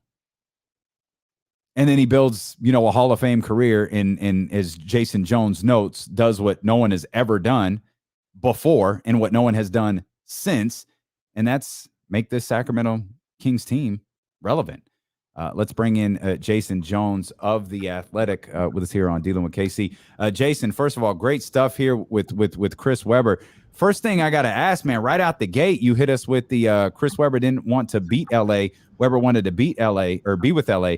Did you know that going into the conversation? Is that a well-known nugget in NBA circles that he wanted to be with the Lakers? I've heard a little bit, but I didn't know it was that, that it was that direct until he told me the way he did. I talked to Webb for about 45 minutes for this, so a lot of the stuff I didn't even get in the story. But yeah, he said, after the trade, he made it clear he wanted to be a Laker. And I had never heard the story about where Jeff Petrie tells him, I know you want to be a Laker, but we're going to keep you. I thought it was he didn't like Sacramento. It wasn't just that. That was the second time he had a chance to play with Sept. And he missed the first time because of when the and they were filling blue chips. He didn't want to do blue chips because he felt like after the whole Michigan timeout situation, he didn't deserve to have fun that summer. And while he's out working out, getting ready for the league, Shaq is working, filming a movie and playing pickup games with a guy named Penny Hardaway. Mm-hmm. Yep. And the rest is history. That's such a crazy story that I've heard Chris tell before about blue chips and how Shaq would call him, say, "Fam, we're gonna play together. Fam, we're gonna light up the world together. Like it's gonna be me and you." And then as you just explained, they go to film blue chips, and now all of a sudden, Shaq's calling the general manager, like, "Man, you got to see Penny Hardaway. We got to draft this Penny Hardaway kid. We got to get this kid Penny Hardaway, man. He's a bad boy." You mentioned not being able to get everything in the article. Is there something that that kind of hit the cutting room floor that you really wish could have been in the piece? Kind of some of the things he said about Sacramento. One thing he said that he really thanks Marty McNeil for helping his transition. And he said that when he got to Sacramento, he was coming, the guy he reached out first to was Corliss Williamson. He was like, Corliss is the man. I got to talk to Corliss, and Corliss was like, got to talk to Marty too. So he said, those two guys played a very big role in his transition to Sacramento. He spoke really highly of Coach Carrill. That Coach Carrill, extended his career. Coach Carrill just had a lot of good talk about basketball with him and said, they're gonna talk bad about you. They're gonna say you're playing soft, but I'm moving you to the elbow. They were going to play through you, through the elbow a lot. And he said, once it's kind of like Coachy gave him the permission to be himself, as opposed to being what everyone told him he had to be on the block all the time. And he's like, if you want to throw the ball behind your back, do it. We're not going to box you in. And if you know a little bit of his history, they kind of didn't like that in Washington. They didn't like him on or off the court. And I think I even put a comment under the story. Imagine in today's climate with social media, if a team traded a 25-year-old all-star for two 30-year-olds. I don't even think we even realize how crazy that trade was, even in retrospect. The more you look back, right? Crazy that trade, they gave him away. Yeah, it's weird how his reputation took hold or is perceived. It's like so quickly. Like we were just like he was Warriors, Bullets, and then all of a sudden he uses the line with you. They wanted to banish me to Sacramento. You mentioned the line about Jeff Petrie saying I'm not going to trade you to the Lakers. How ultimately did that all come together? Where Chris wants to go to LA, it's not happening. How ultimately did Chris just kind of reside to the fact that he's being banished to Sacramento, that he's coming here? It was, right up until training camp to the first practice when he had to talk with Jeff. Jeff and Rick pretty much told him, we're not trading you. Mm-hmm. We're going to win with you. And we believe in you, and this is going to be a good place for you. But he was holding out all hope that he was going to be a Laker.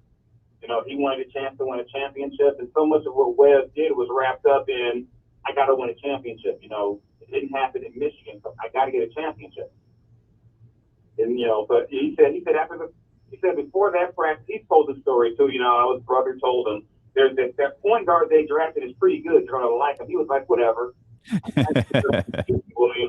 ain't never heard of this kid. Then you meet him, white guy with this, West Virginia accent. He's like, are you serious? This is going to be the guy who's going to, help me win. And he said he's on the court with Jay Will, but oh my God, this guy can play. And then, there's this guy in tight clothes named Peja he had never met.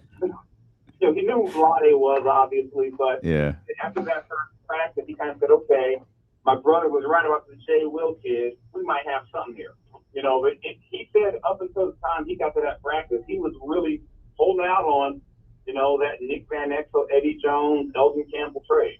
Wow. So that was legit the turning point for him then, that first, like his very first practice in Sacramento? Yeah, that's when he said he kind of saw it and said, okay, this is going to be special. He knew there was work to be done, but he's like, okay, I see what Jeff put together here. And now we can maybe see what we can do and start to build on it. He said it was just a thing where, he said he was, the way they kicked him out of Washington, you thought he was the worst person in the world, and And the way he saw it was, I fix it by winning. And the path to winning is to get to a good team. And Sacramento had never been good. Yeah. So, and then you just look at the location. You go from the Bay Area to D.C. and now Sacramento. It's like, like you said, it was supposed to be punishment. And he realized that they traded him there, and in their eyes, to punish him. Mm. Jason Jones of The Athletic with us here on D'Lo and Casey on ESPN 1320. Chris Webber going into the Hall of Fame this week. And you mentioned the championships. Obviously, he has, unfortunately, two famous, blunders. Not necessarily blunders, but there's obviously the timeout. And then there's the Game 6 followed by the home loss in Game 7 of the Western Conference Finals.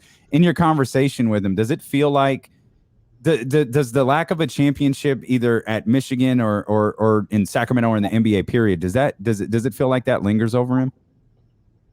Not now. When I talk to him, he says, he still wants to get to a front office one day, and he believes that whether it be in front office or in ownership, he can still get a championship.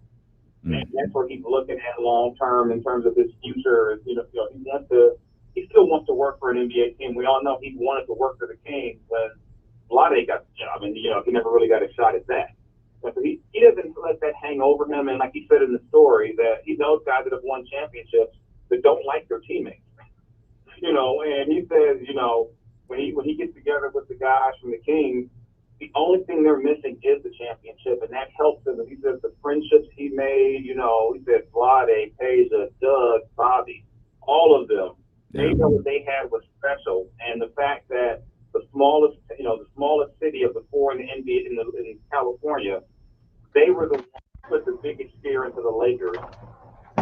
That he says, there's no shame in that, and what hurts him more is that he got hurt in 2003 because he believes that team was better than the 02 team, and he believes that team would have won the championship if he hadn't got hurt. So I think 03 hurts a lot more because, as he put it, he knew the NBA. He'd seen the struggles of, whether it be Isaiah in the Pistons against the Celtics or Jordan against the Pistons, the Lakers trying to overcome Utah and San Antonio. He'd seen all that. He felt like 02, there was enough pain from the way games, they were all mad about Game 6. There was so much pain from Game 7.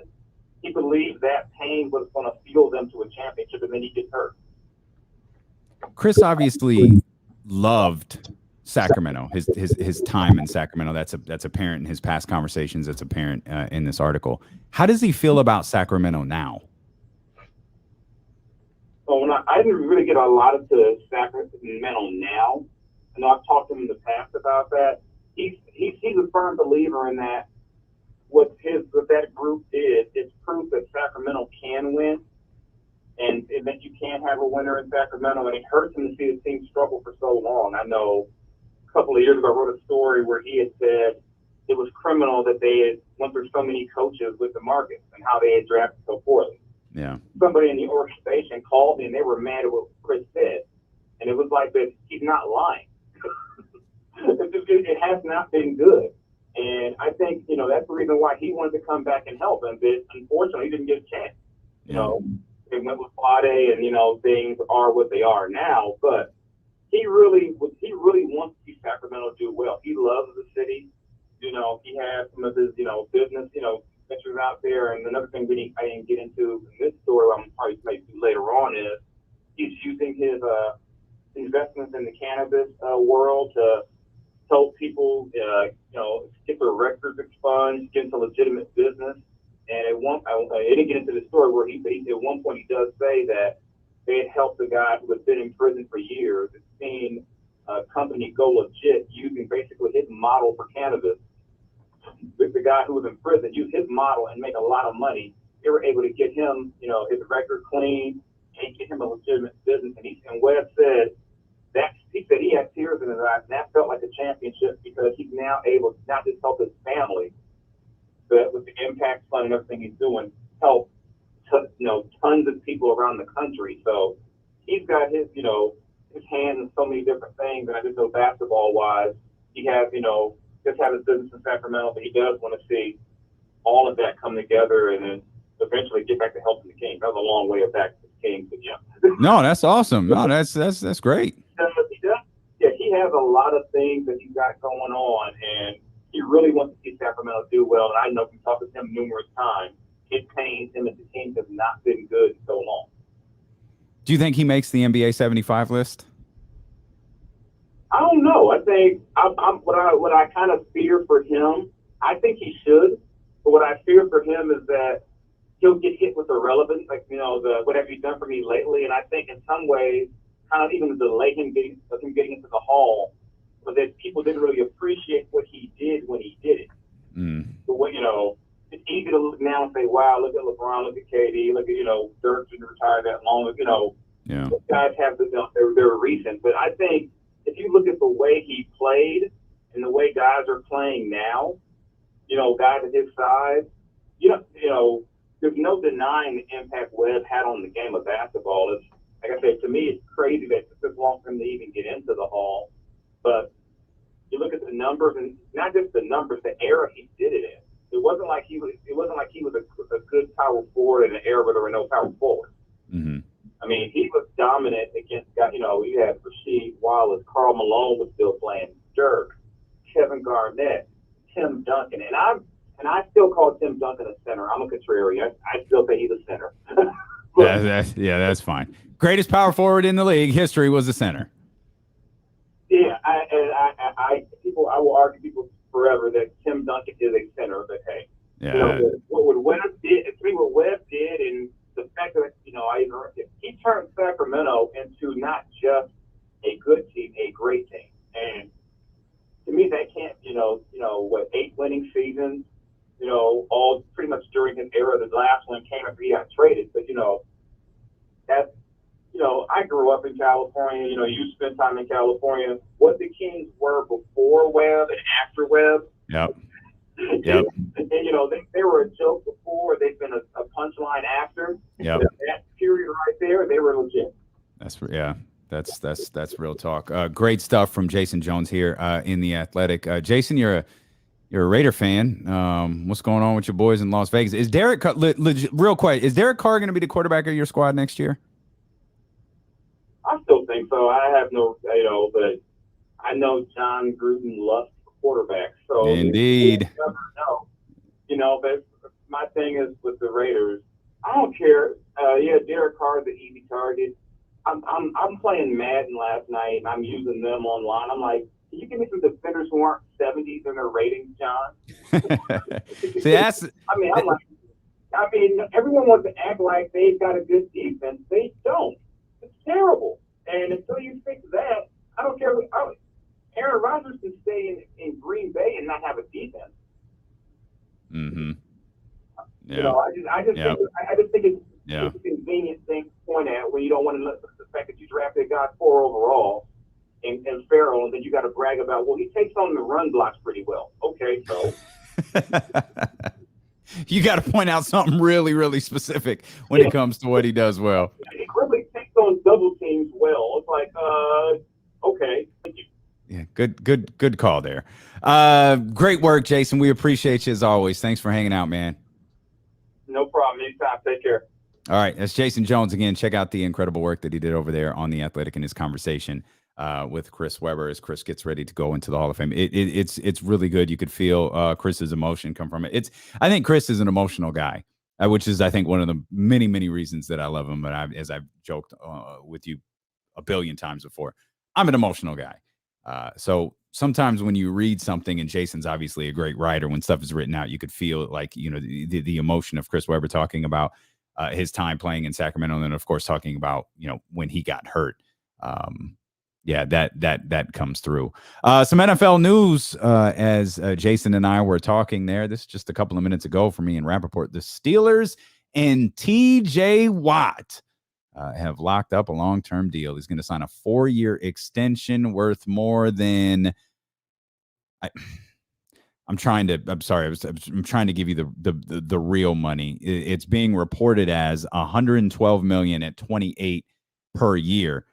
$80 million is guaranteed right now the second he signs the contract. So we'll call this a 4-year extension worth about $80 million. I'd probably drop that down to a 3-year extension worth about $80 million because that's normally how these contracts won. But Ben Roethlisberger was talking about yesterday, give him whatever he wants, make sure you sign him, lock him up long term.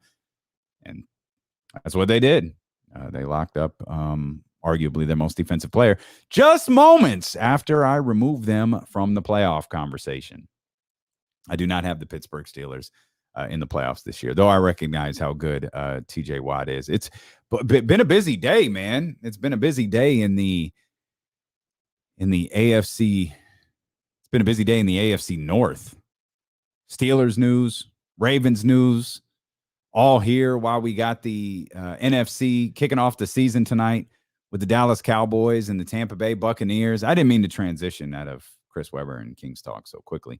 We'll talk more about the Kings and Chris Webber, and I want to talk some football with Deuce and Mo when they join us here in just a couple of minutes. They've really, they're sports talk show hosts, they're podcast hosts, but they've really kind of blown up in the last year talking primarily Kings and primarily NBA, but they're sports fans just like we are. And I think Deuce was a Cowboys fan. I don't know if he still is, but I'm anxious to hear his thoughts on that and how Morgan approaches this upcoming season, because I know she finds Jerry Jones repulsive. But football is fun, man. I think the first day of football is always really exciting and then so many things are going to happen over the course of the next couple of weeks. The percentages say when you go 0-2, you're going to hear this so much on Monday. Better yet, probably hear it more on Tuesday, because Monday we're going to be building into the Monday night games, and then Tuesday we're going to react, and maybe Tuesday night, Wednesday is where it really starts getting to go. On Thursday, it's going to be kicked into high gear. You're going to have all the stats, despite the fact the season is a game longer now. You're still going to hear these stats. The playoff odds drop by 20% if you go 0-2. And if you go 0-3, oh my God, you're going to start hearing, because there's going to be there are going to be some really good teams. I think there's 5 games. I have the stat. I saved the stat for tomorrow. I thought it was more relevant for tomorrow, but I'll give it to you right now. And then when I say it again tomorrow, you can pretend like it's new. There are 5 games in week 1 between teams that made the playoffs last season. So the Steelers played the Bills, Seahawks, Colts, Browns, Chiefs, Packers, Saints, Bears, Rams. Now, according to the D-Lo calculator, the Steelers, they're playing the Bills. They ain't making the playoffs. Seahawks, Colts, the Colts ain't making the playoffs. Browns, Chiefs, I got both of them in. Packers, Saints, Bears, Rams, Bears ain't making the playoffs this year, in my estimation. But those are the teams, all 10 of those teams made the playoffs last year. So that means heading into that, once week 1 is a wrap, heading into Thursday, heading into Friday, there's going to be a good team that made the playoffs last year that you're going to get the 0-2 stat. That Browns and Chiefs? The loser of that. Browns need to get that week 1 game. Browns need to get that week 1 game because they gotta dead any noise about them being a one-off. Because I got questions. I'm not going to question them. With the news that we got about Baltimore today, losing, Marcus Peters, losing Gus Edwards, knowing that J.K. Dobbins has already gone, Justice Hill's gone, just how they've been decimated here in this training camp by injuries. Knowing that, and what I just said about the Steelers, not the T.J. Watt news, but the fact that I don't think the Steelers are going to make the playoffs. That might be the Browns division right there. That might be the Browns division to take. I like the Cleveland Browns. I think, they don't get the level of overhype. They got some hype to them, by the way, but I don't think they get the overhype that the Dallas Cowboys do. But that Cleveland Browns roster is really, really talented. Like, we talk about Baker Mayfield a lot. Again, rightfully so. He's the quarterback. But Cleveland's hit on some picks. Denzel Ward, they've done well in the draft. And I think that they got a really good roster. The risky acquisition of Kareem Hunt. You got Nick Chubb right there. Kareem Hunt's your second back. Kareem Hunt's not 36 years old. Remember, Kareem Hunt was cut after his rookie season by Kansas City. He's still young. And he's second fiddle because Nick Chubb is a badass. Oh, and by the way, Myles Garrett's on that team. Man, I'm not going to predict till tomorrow. KC's not here. We got to pick them together. I'm going to ask Deuce and Mo for their Super Bowl predictions in a couple minutes. And I might pick the Browns, dude. I don't know. As I'm sitting here talking about them and I'm just laying out all the different things I like about them. And you know how, if you don't know, now you know. I love me some Patrick Mahomes. Love me some Patrick Mahomes. The other quarterback I love, we're not going to see him play this year. At least I don't think we are. But I like Cleveland, man. Just as I was running down some of the things that I think that they've done right, just as I was running down how loaded that roster is, I'm gonna sleep on it.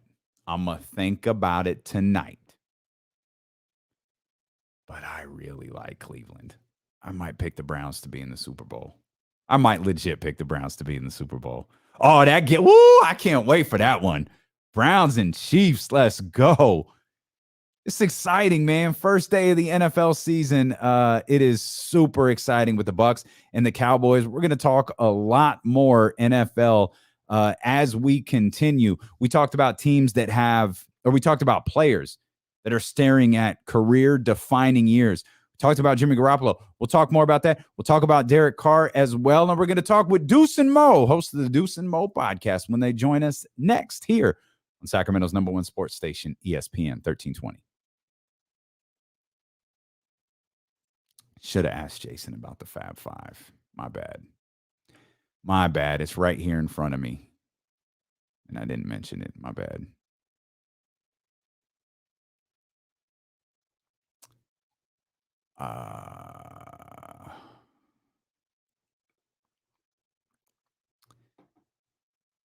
Is everybody behaving in here? I see John Bull's here now. I saw John Bull and I immediately got nervous. Like, what's going on? Yo, great work.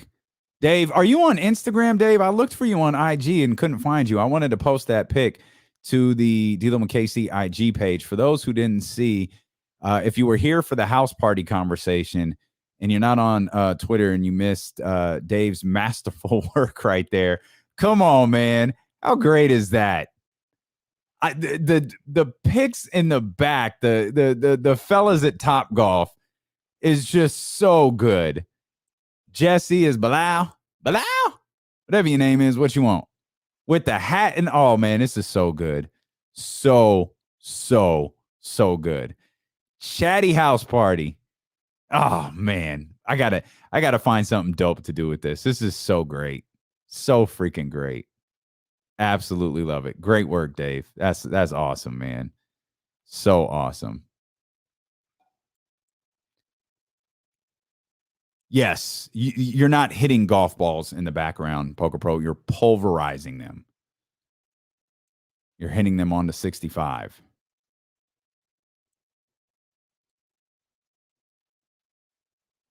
Yeah, that's what I was saying. Put it on the shirt. Put it on the shirt. Oh, we got you. Yo, we was trying to get you out to Topgolf, Coach Molly. You didn't want to hang out with us. Well, you came to brunch. What am I talking about? I'll post a picture of us at brunch on I'll post a picture of us on brunch at on the D'Lo and Casey page, which I feel like is already there. I still got pictures.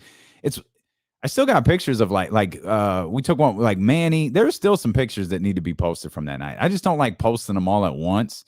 So I want to post them, like over time. It's just going to be weird because we all got the same outfits on. That's what's going to make it look funny. Deuce and Mo. Hey, yo. What's up, guys? How you doing? I'm good, man. How are you? Great, man. Fantastic. Yeah? Yes. You guys gotta imagine you're a little tired. A little tired. But it's always like on a Thursday too, when you come to the end of it's like, what's kind of cool. It is the end of a lot of our work week, especially in this summertime, but things are about to change. Yeah. Yeah, business is about to pick up. Oh my God. Business is about to pick up for sure. I think one thing that people don't know about me is I have something really in common with Damien, and that's like both of us have the tendency we can get hot sometimes. Oh God, yes, both of you, yes. That's how I feel sometimes with certain people in that chat. I just want to, but we all love each other. I know. We all Yeah, love and just to be clear, I just need one thing clear before we go on. Let's go. Yep. We went on with another person, a friend of ours, Jason Ross. It's not a big deal. This is 2021. Breaking news. Oh, yeah. Yeah, we compete against them. We compete against Damian Casey sometimes too, right? But we also compete against everything. TikTok, Twitch, YouTube streams. It's 2021. We're allowed to be friends with other people. It doesn't change the fact that I could be critical too. That's all there is to it. Not a big deal. We love Damian and Casey. Damian's a friend. Kenny's a friend. Jason's a friend. And we don't work for either place. We talked about this today on our podcast because people were just weird and we're like, we collaborate in the community. Deal with it. Yeah, but whose side is he on? That's really what Yeah. So you know whose side we're on? Let's point to that sign right now. Deuce and Mo. Okay. This is very WrestleMania. Woo.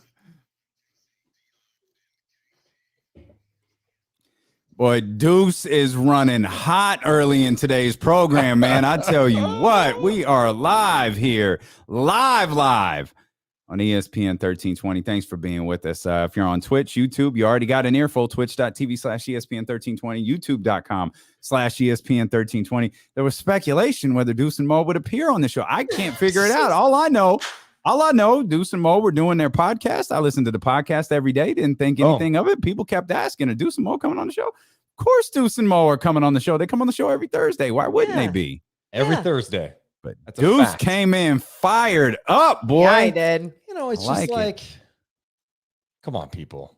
That's how he feels. That's just, I'm just going to tell it like it is. That's all there is to it. There's just trolls out there, and like, you shouldn't talk to all trolls. But then when there's like a few more, it's like, whoa, no, I'm gonna set something straight for everyone. So my poll question on YouTube may not have helped the matter. So did Deuce and Mo turn heel? I saw that. I voted yes because the reality is actually I should vote no because here's the reality about me. I am a heel. I'll always be a heel.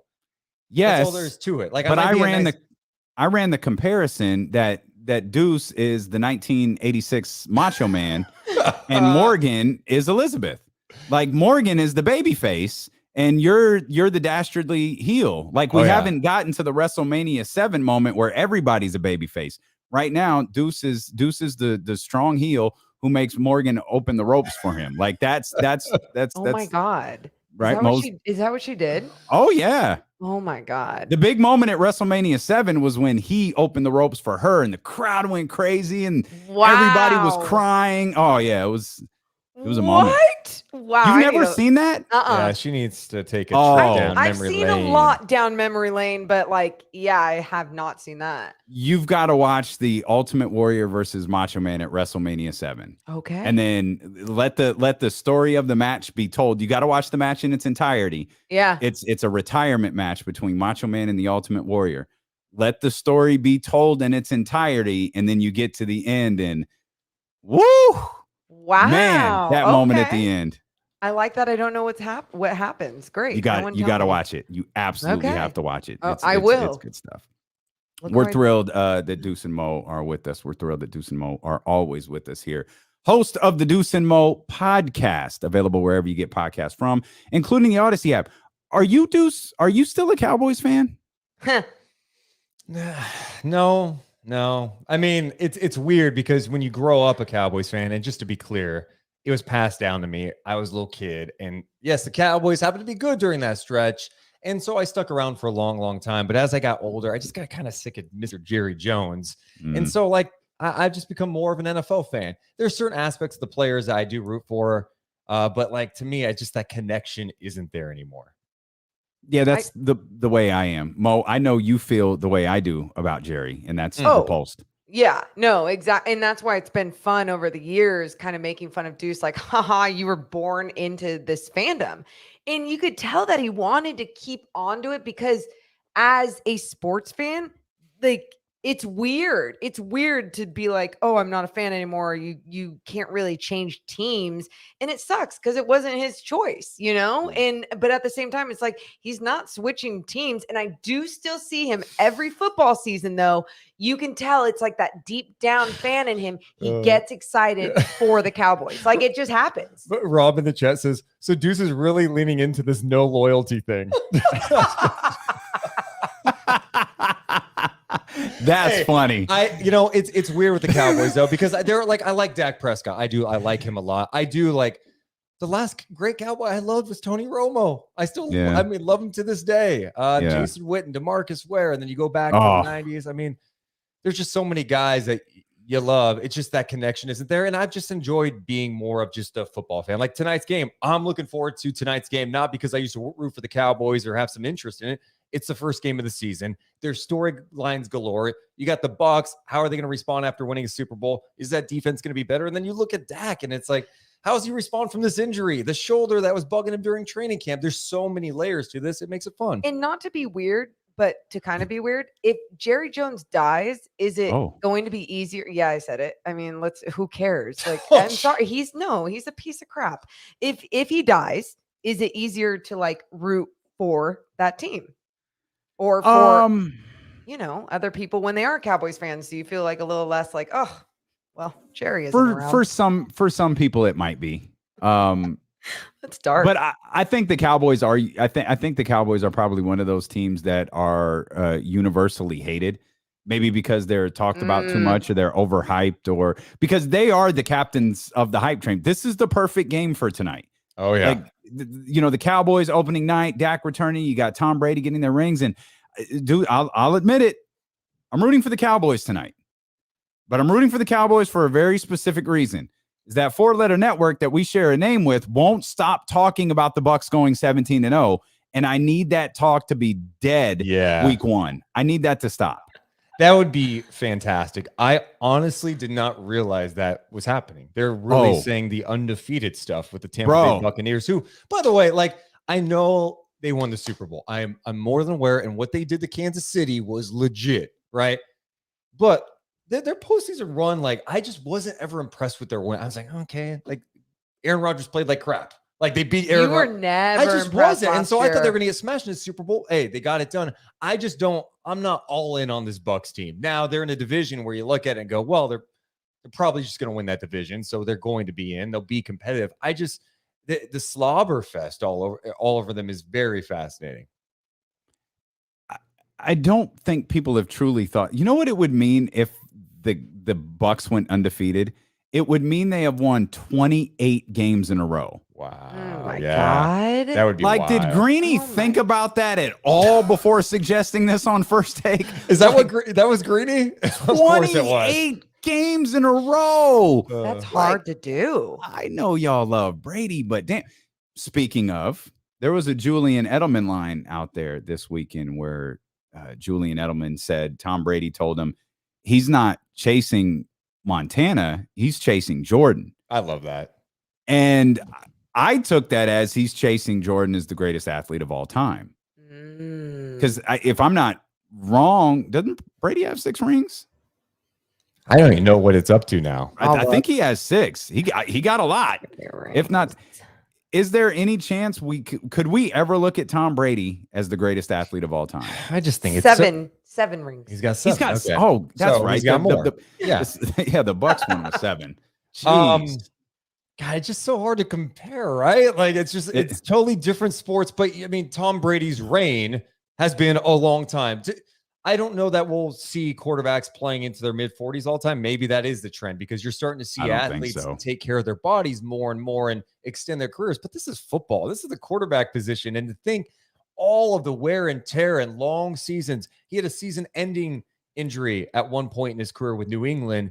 And for him to be playing this, I mean, he's 44. Hey, guys. That's insane. Can we just, how the NBA, there was a piece on The Athletic where they divided things up into tiers instead of like ranking all the players, could we have like a GOAT tier and we put Michael Jordan and Tom Brady in that same GOAT tier at the top and no one else is really going in that tier? You know, and not because they're separate sports. Oh, yes. Miss Yes. Reagan. Yeah. Hi. Yes. In the back. Hi. Damien, big fan of the show. Thank you. Where do we put LeBron? Tier 2. Tier 2. Okay. Yeah. I'm not ready. And again, we'll appreciate LeBron later on in life. That's what happens. Like, does he have access to tier 1? Oh, he can get there. And I think there will be a crowd that's like, oh, he's in tier 1. Like, I think for me, he's in tier 1, but for majority of human beings right now, it'd be like, he's not even close to tier 2, which he would be. But I think it's you always appreciate what was there when it's gone. And that is going to be LeBron James. Like, he's going to be in tier 1 eventually. Okay. Just when you want to put him there. Yeah, it's weird because Tom doesn't even get referenced as the greatest football player of all time. Like that, because Deuce, you were just talking about this a minute ago. It's so different across sports. It's so different across football. Like, there's the quarterback, but then, like, when you talk about the greatest football player of all time, the two names that I hear the most often are Jerry Rice and Lawrence Taylor. Those are the two names I hear as the greatest football player of all time. I don't think I've ever heard a quarterback's name. I feel like they pushed Montana for a long time, right? That was the whole Montana Brady thing. But yeah, I mean, Rice gets mentioned, Lawrence Taylor, who won an MVP. I mean, that's pretty ridiculous for a defensive player. I mean, I feel like that may never happen again. It's like we're at the point now. It's the last running back to win an MVP was Peterson in 2012. And then you had that run of... And that was debatable. Yeah. And then, I mean, LaDainian Tomlinson won one in the mid-2000s, Sean Alexander, Emmett. But, like, besides, it's just quarterbacks. And you recently, though, had Derrick Henry in the running. Yeah. But, again, yes, ultimately, it's like everybody gets cleared out and it's going to be a quarterback. Let's keep talking about great players. You're listening to D-Lo and Casey on ESPN 1320 KIFM West Sacramento, KRXQ HD2 Sacramento, on Odyssey Station, and driven by Lashers, Elk Grove, Dodge. No Kenny Caraway today. He's with the family. He'll be back with us tomorrow. Deuce and Mo with us here on Twitch, on YouTube, on the Odyssey app, and on 1320 AM. I know you got an opportunity to read Jason Jones' conversation, his article about his conversation with Chris Webber earlier today. What did you think about the revelation of Chris Webber wanting to be a Laker? Because I know Chris is your favorite player of all time, right, Mo? Oh, yeah. It's something I even asked Deuce earlier. I was like, have we heard this before? Was this something put out there?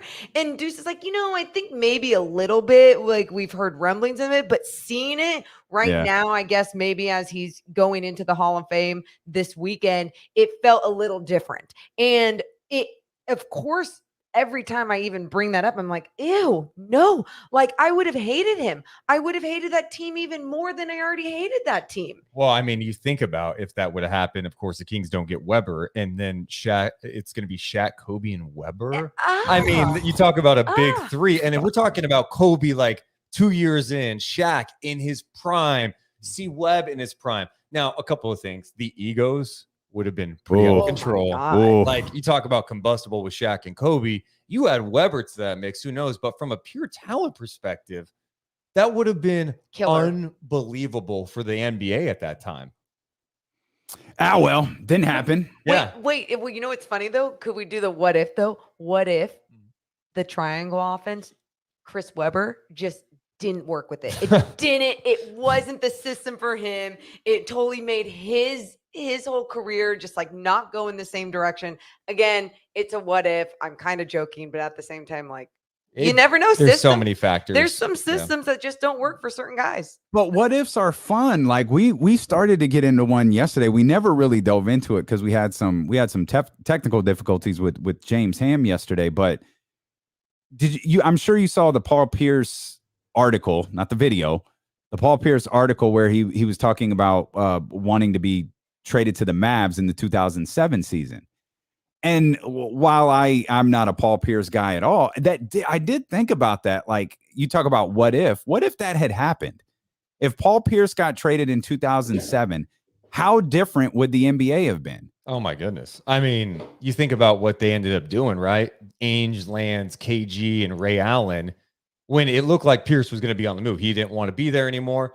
So, like, all of a sudden, I mean, just Danny Ainge even stay in Boston as long as he did if he trades Pierce to Dallas. Doc's probably fired. Right. Doc is probably not even coach. He's probably doing TV right now, right? Because that championship helped him a lot. Like, he ended up getting traded to the Clippers.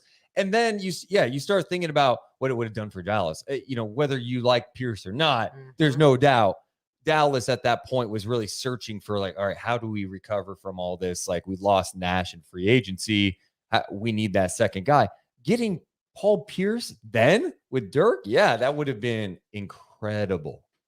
I fell down a rabbit hole with this one, because then I started thinking, like, everything that you just thought. Then I started thinking, okay, 08 Celtics, would the Lakers have won? Would Kobe have gotten like 6? If they beat the Celtics in 08, everything plays out the same. Does Kobe get the 6? Wow. Does LeBron ever leave Cleveland? Because they were running up against the Celtics. Does LeBron win a title his first go around in Cleveland? And it was just like this domino effect of, and then we would never have to hear about that stupid ass 2008 Boston Celtics team. And I just thought, man, how much better would life be? Yes, that 2008 Celtics team gets to me like the chat got to you a few minutes ago. Wait. I need to hear why. Because they don't stop talking. Every time you see Paul, like, there's Kevin Garnett, there's Big Baby, there's Kendrick Perkins. Even though Kendrick Perkins played for 47 other teams, they're all there with that but they don't even acknowledge Ray Allen exists. That's the weird part. When Ray Allen dipped out to go to Miami, now he's like dead to them. It's weird. It's weird because, I mean, it's just like that. Obviously, I know basketball and that back then or in that era. Even though it wasn't that long ago, right? It's still what people were very sensitive to, people moving around, moving on with teams. But how the hell do you not get over that by now? They're mad Ray Allen went for a championship and succeeded, and then when they chased one in Brooklyn, failed miserably. Mm-hmm. And it's like, oh, I can't stand y'all. And now Paul Pierce. Every time Paul Pierce pops up on social media, it's like, oh, this was worse than the last one. Yeah. What was crazy, by the way, Cuban confirmed that deal too on Twitter. He was saying it was going to be a 3-team deal, and the third team backed out. So, like, that's how close it was to happening. And thinking about how that would have changed, like you just highlighted the landscape of the NBA. It's insane. Oh my gosh. Donald Sterling might still own the Clippers. Like, you could really go that far. Like, it's crazy. Yes. I mean, you play the what if game with NBA stuff. Crazy. I can't help but think with Weber going in, you think about the tough times too. And in Jason Jones' story, he talked about when he went down with the knee injury, game 2, 2003 against the Mavs. And that was kind of the end for Sacramento. Like, they still had a good team, but it just wasn't the same after that. They eventually trade him to Philly. But if he doesn't go down, remember, they still went to 7 games against the Mavs without C. Webb.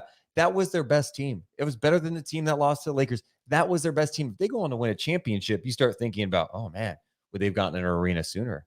Would the Maloof still be the owners? Like, you start going that direction. It's pretty crazy. What if King style? Do you think Chris makes the 75 list, the NBA 75 list? Yeah. I mean, to me, I don't see it. I mean, 25 players, right? They're adding. Man, I feel like he's just on the outside. So right? Is it as simplistic as that? Like, they're adding 25 to the 50, or is someone who made the 50 maybe falling out? Oh, dude, could you imagine hey, sorry, I know you made the 50. You're actually getting bounced out. I feel like if you make the 50, you're in, right? Like, you're part of the. That's a great question. Yeah, that is. Oh my God. They don't, because they do it. It's not a ranking. Right? No. But if you rank them and all of a sudden, like 1, 2, 3, 4, 5, like, it starts to get full and you're getting pushed back a little bit further. You guys, you're like, sorry, Dolph Shays, you're out. Sorry, bro. Sorry, random guy on the Celtics team that won 8 championships. We're just not going to give you that love anymore. I honestly think that again, I'm digging this whole like tier thing. And I think that if they divided that even into eras, like, the 50 and somehow that's define what era is almost what? Like you have a certain but then you're in the same situation where all of a sudden you're like, well, we have to put some guys from the 60s in, even though there's some guys from the 2000s that are better. And then LeBron might be in 2 different eras because, like, hell, he's been playing for so long, so I don't know the rules or how to do that, but like, we can't define an era. That's the problem. Like Yeah. I heard Right. Rasheed Wallace the other day talking about like LeBron James, like if LeBron played in his era, and I was like, Stop wait it. a minute, like when did Rasheed Wallace play? Rasheed Wallace started in the league 6 years before LeBron James. Right. And a couple of things. Like anyone talking that's about?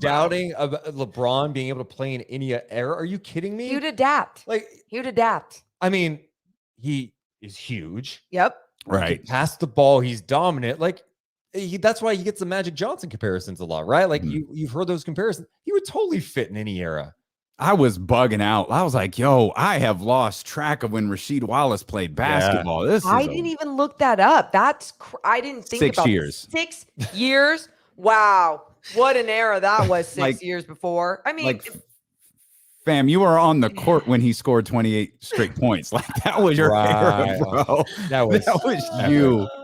That's one of the few games that I remember watching. I remember where I was, what I was doing. Like I remember watching that game happen. wow. Yeah, it was one of the most special. Is- That was like, hey, we all knew LeBron was good, but that was when we went, yep, this is his moment now. Like this is his takeover. He's doing it against the Pistons. Are you kidding? He's great. He's great, guys. And he will be in that top GOAT tier one day. I think you have a LeBron hater though in the background. That's a shame. Which one of the dogs? I hates think that's LeBron James? Bojack. Oh. That's got to be Mm. Bojack, not Yeah. a big LeBron guy. Yeah. Not a No, big- shut that's- up back there. Shut up. That's a shame. That's a shame. You know who I am? Let's shift. We're talking basketball. Emmanual Terry.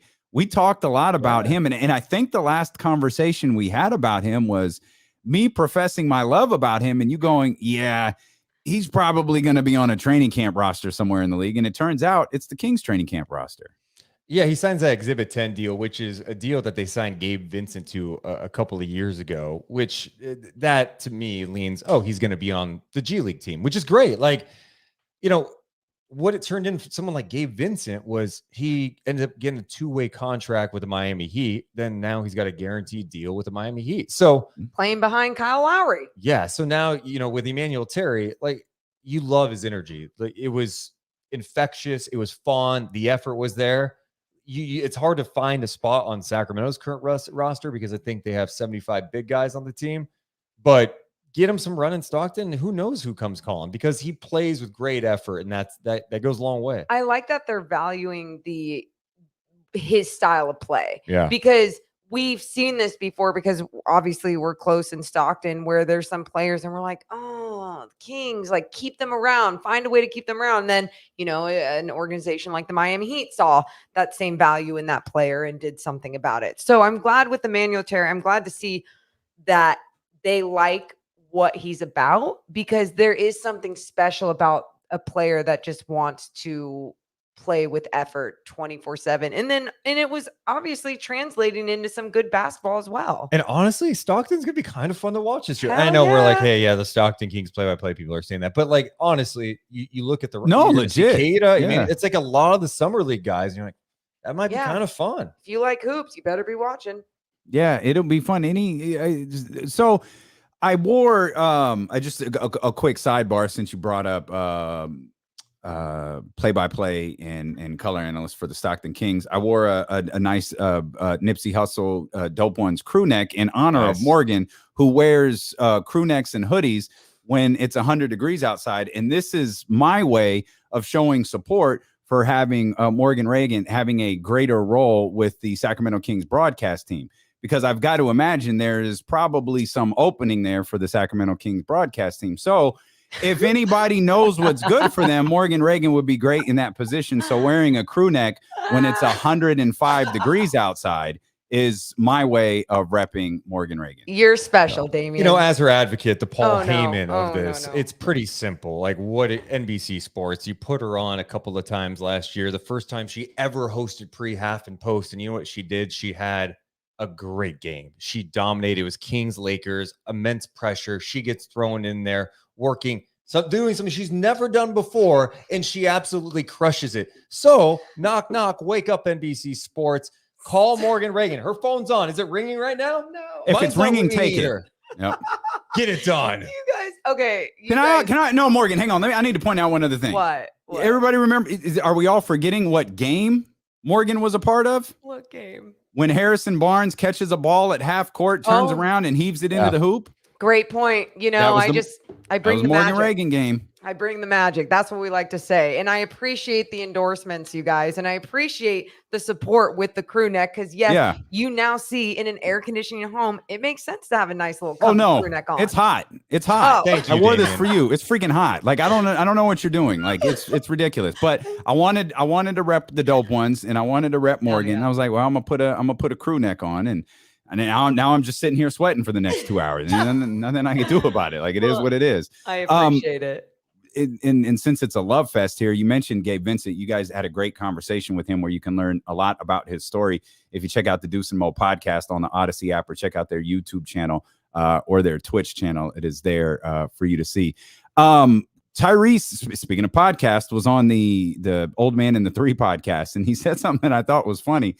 He was asked about his name being involved in trade rumors. He's like, I just kind of laughed it off.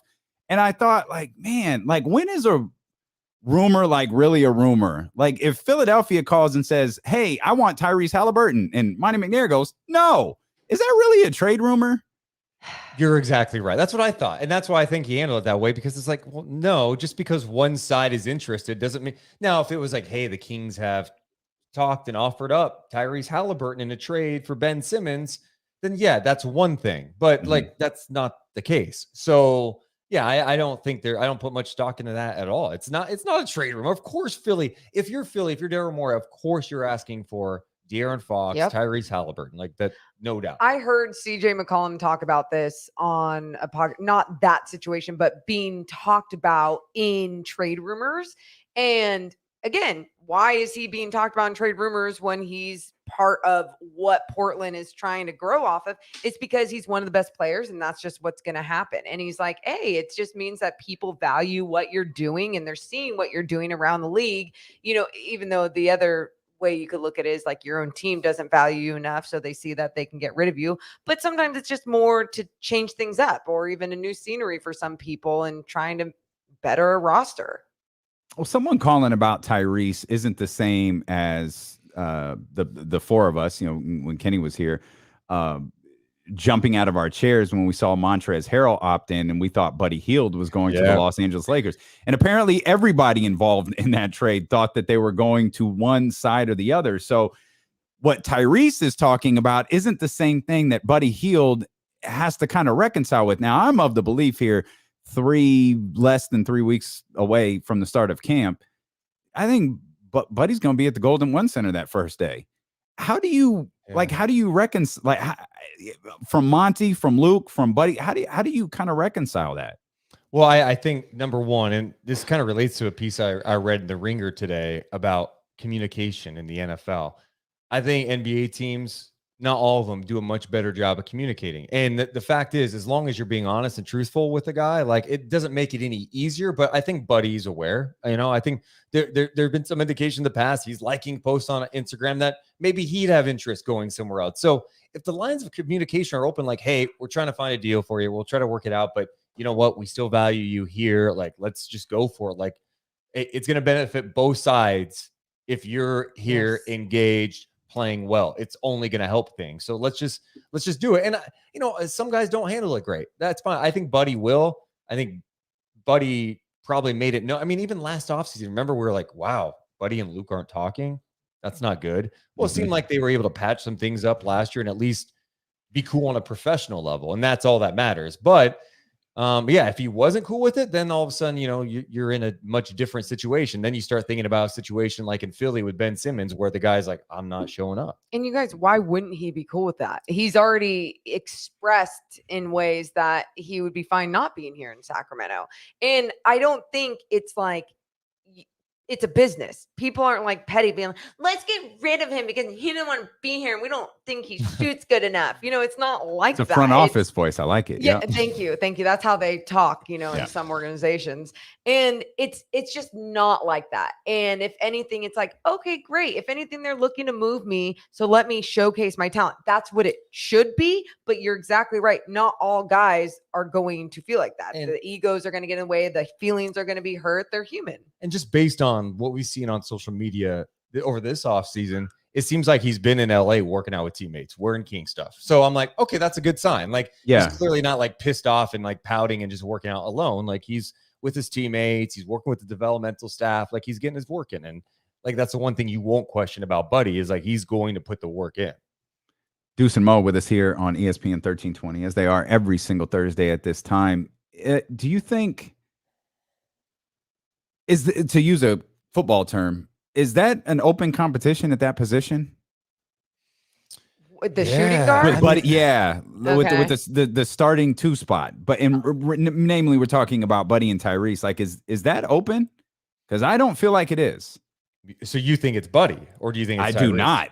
I think it's Tyrese. Well, I mean, I think we all think Tyrese should be that guy. I don't know how that coaching staff views things. Like, That would be weird. I think that's one of the biggest storylines going into the season. Like, it to me with the Kings is like, okay, what's happening there? Because the fact of the matter is this: both guys are going to have to play. Like, Buddy helps his team in a lot of ways, spacing, really good shooter, obviously, and we know what Tyrese is capable of. I like the idea of starting Tyrese and putting Buddy in a situation to go up against second units with Davion Mitchell off the bench. It's kind of nice. Bring Terrence Davis too. Okay, let's see where it goes. Now you start juggling the other things, right? Like, how much is it being influenced? Like, is Monty telling Luke, hey, look, we need to keep him in the starting lineup. We feel like it's going to benefit him and his numbers and allow us some flexibility. This is the best role for him. Like, help us out here. I don't know. That to me is like the biggest question going into the season. And that's so weird. You play the best player, right? But this is pro sports. This is what happens. Hello, I wasn't done. I was saying you play the best player, but that's exactly where I was going to go with. This is pro sports. It's a business. So if you're trying to sell, if you're trying to trade a guy and you're trying to sell his talent, you're obviously going to want to showcase his talent and show like he's the starter. You know, you want to prove why his contract is so big, because he's a starter and he's a shooting guard, and shooting's very valuable on this squad. But yeah, it is tough because you're damn right. Tyrese Halliburton should be starting. Should we also like care less about who starts and who it's more about who finishes?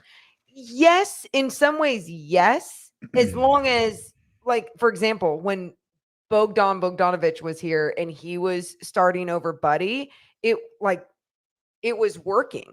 It all worked out. So we didn't care. So if it works, then sure. But I'm pretty sure this roster is pretty close to what it was last year, and it didn't work. So that's why that change, I feel like, is going to make that difference. Okay. I just get so stuck with that because I'm trying to envision, like, because we're talking like Buddy's going to be here. I just said Buddy will be here the first day of training camp, and then, but I'm trying to envision now the last day of training camp. Like, all right, Buddy, like I'm envisioning like a starting lineup posted on a whiteboard in a locker room or something like that. Like I don't know how it's like done. And then there's Tyrese's like it's a name school there. play and you have to see if you made the cast. Yeah, Buddy, yeah. where you at? Where? Oh man, And Buddy's looking at the chalkboard like, oh, The chalkboard, Damien. What? I don't know. This is Old like a school. 1980s movie. yeah. I mean, the whiteboard, the whatever. I'm just envisioning him looking at it like confused, like, oh, for real? That happened to okay. me before. I refuse to believe it. What? You lost the starting job to someone? Because I wouldn't wear the team shoe that ended up effing up my foot. And then I had to sit out for weeks because it created because they were thin, narrow, and I have big, wide feet. Yeah, okay. Antonio Brown with the helmet. Yeah, it is. Yeah. But anyway, and then the coach wrote all the names, the starting, and I come like, way to communicate with me. It wasn't. She just dropped it right there and was like, "Yep, these are our starters." And I was like, Morgan Reagan, coach killer. I would not want to coach her. "Oh." My God, what? I didn't do anything except the stupid shoe wouldn't fit. I would have been you Cinderella. too if you were like, hey, I don't want to wear the team shoes. But, It wasn't. I didn't want to wear them, you guys. I literally have a wide Shrek foot, and everyone else had petite little Cinderella feet that these little team shoes work for. Damn. What team shoe was it? It was a Nike shoe, and it was nothing special. It was nothing special. So I'm gonna guess because I have the fat foot too. Okay. I can't wear Kyrie's. They run too Really? thin, which is horrible because they're dope and they're comfortable, but I can't wear them because they run thin. And it's terrible because Kyrie has a great relationship with Duke University, and I get asked regularly, hey, and it's like, I mean, I could put them behind me for the live stream because I can't wear those. Like, See, you get it. You get it. You know, I might be able to wear them, Damien. So if you, what size are you? 10 and a half, 11, depending on the shoe. Okay, well, you might have some Kyrie PEs coming your way because we're the same size, my friend. Not for you, Mo, because you got the Shrek foot. So hey, no worries. I got some new KDs in the closet from God. Foot Locker. So KDs are great. Like They're KDs are fantastic. Do you still ball? Well, I got these I did a little thing with Foot Locker, so they gave me a whole bunch of gear, and so I picked out these KDs, and I did play in them. I played in them outside because that's where they were shooting some stuff, which felt weird on these really good basketball shoes. But no, I haven't balled since, everything hit, and I haven't been able to get to a gym. So I miss it, and I don't even know if I can shoot the ball anymore. I'll send you directions to Kenny's house. You can go play outside. He's going to come out there and he's going to wish I wasn't there. How strong was that though, Deuce? Like, I did some stuff with Foot Locker and they sent me. Oh my God. That was pretty strong, though. Yeah, I was at Foot Locker, one of my big time. Stop. deals. No, it was just the reason why I got the shoes. I had a shoe, Oh, it's come like on. it was an all day thing. Stop. All over Sacramento. I got to pick whatever basketball shoe I wanted too. It was a pretty dope video they did. I remember the video. I didn't know the tie-in to Foot Locker. I know you tagged Foot Locker. I didn't know the tie-in. Yeah. But that was a pretty dope video. Thanks. No, it was cool. And Foot Locker is awesome. And I appreciate all the gear I got, especially the KDs.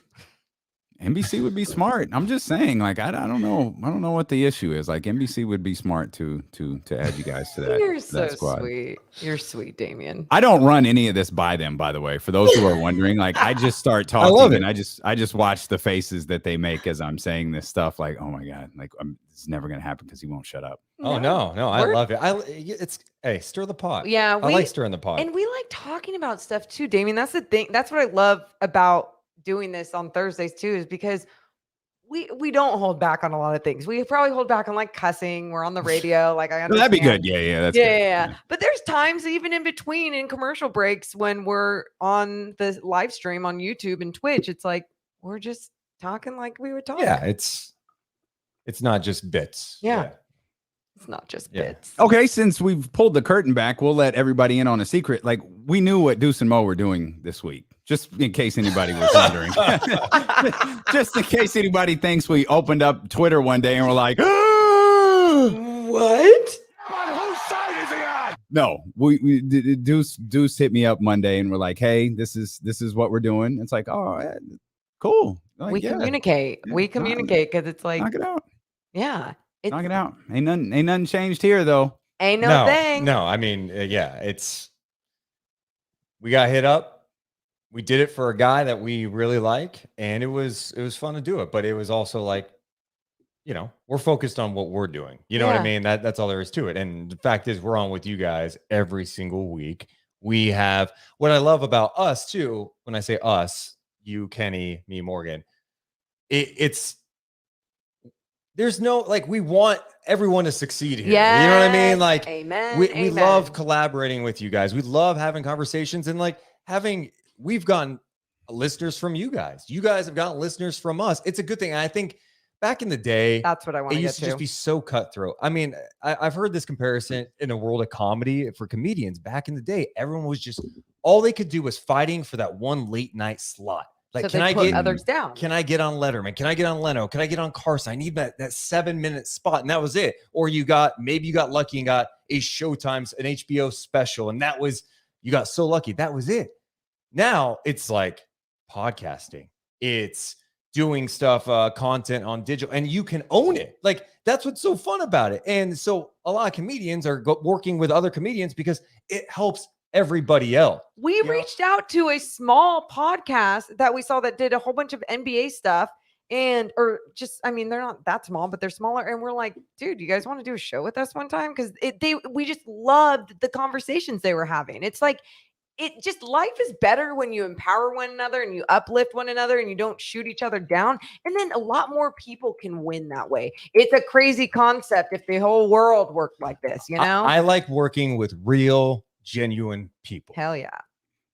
And fans of sports media in this market don't have to look far to figure out who's excluded from all of this. It's almost as if the three of us got together and launched a nonprofit that would help people in this regard. It's almost as if that happened. It's crazy, but yeah, you guys have had a busy week, and it was fun seeing some of the wait a minute, what's happening? And there was a part of me last night. Deuce texted me last night, and I saw the phone from across the room, and it was like 7. And I saw Deuce Mason's name pop up, and I thought, oh my God, I don't want to open that text because I think it's going to say, hey, we got a ... fill in the rest. And I was like, oh, no. And it's one of those moments where the text comes in, and I'm kind of like, just sitting there like, all right, just pull the Band-Aid off. That's not happening. And just to be clear. And that's just not to be clear, Damien, this thing right here, I feel like WrestleMania. I love doing this. This thing right here. We're going to the MFing moon. Yeah. It's cool. I mean, we've talked to, I'm not Foot Locker, but we've talked to a lot of other sponsors and we have some new people coming on as soon as the season starts. And we're excited to keep just growing and balling and collaborating. Let's go. Yeah, you guys are killing it. That's why I steal all your ideas from your YouTube channel to make ours pop even more. They're not stealing. To me, it's, you know what, who wins in it? It's just like we're talking about with AEW in wrestling, and WWE still hasn't kind of figured it out yet. Yeah. You know, you can work together with people, and you know who benefits? Wrestling fans.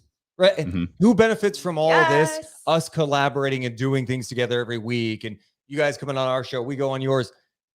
Sports fans in Sacramento is cool. It's knocked down that forbidden door. Like, how ridiculous would it be if you guys, or we were like, hey, we're the Deuce Mo Podcast. We compete against Damien and Kenny. We're not going on with them. We're actually not even going to acknowledge them. Get out of here. Like, to me, if something's good, if you will know if I like something, because I will promote it. I will be a part of it. I will endorse it. If I don't endorse it, breaking news, I'm not about it. But I'm also not going to put it down. You're not going to see. Well, you're not going to. Morgan's going to ignore it. Yeah. Deuce is going to be like me, and he's going to find some way to throw something at it. You guys find your cute little petty tweet once here and there, your words. And me, I just sit back and smile and go, that's gross.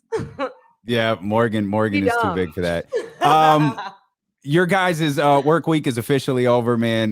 We love you. Thank you so much for hanging out with us. The Deuce Mo Podcast on the Odyssey app, on YouTube, on Twitch, wherever you get podcasts from.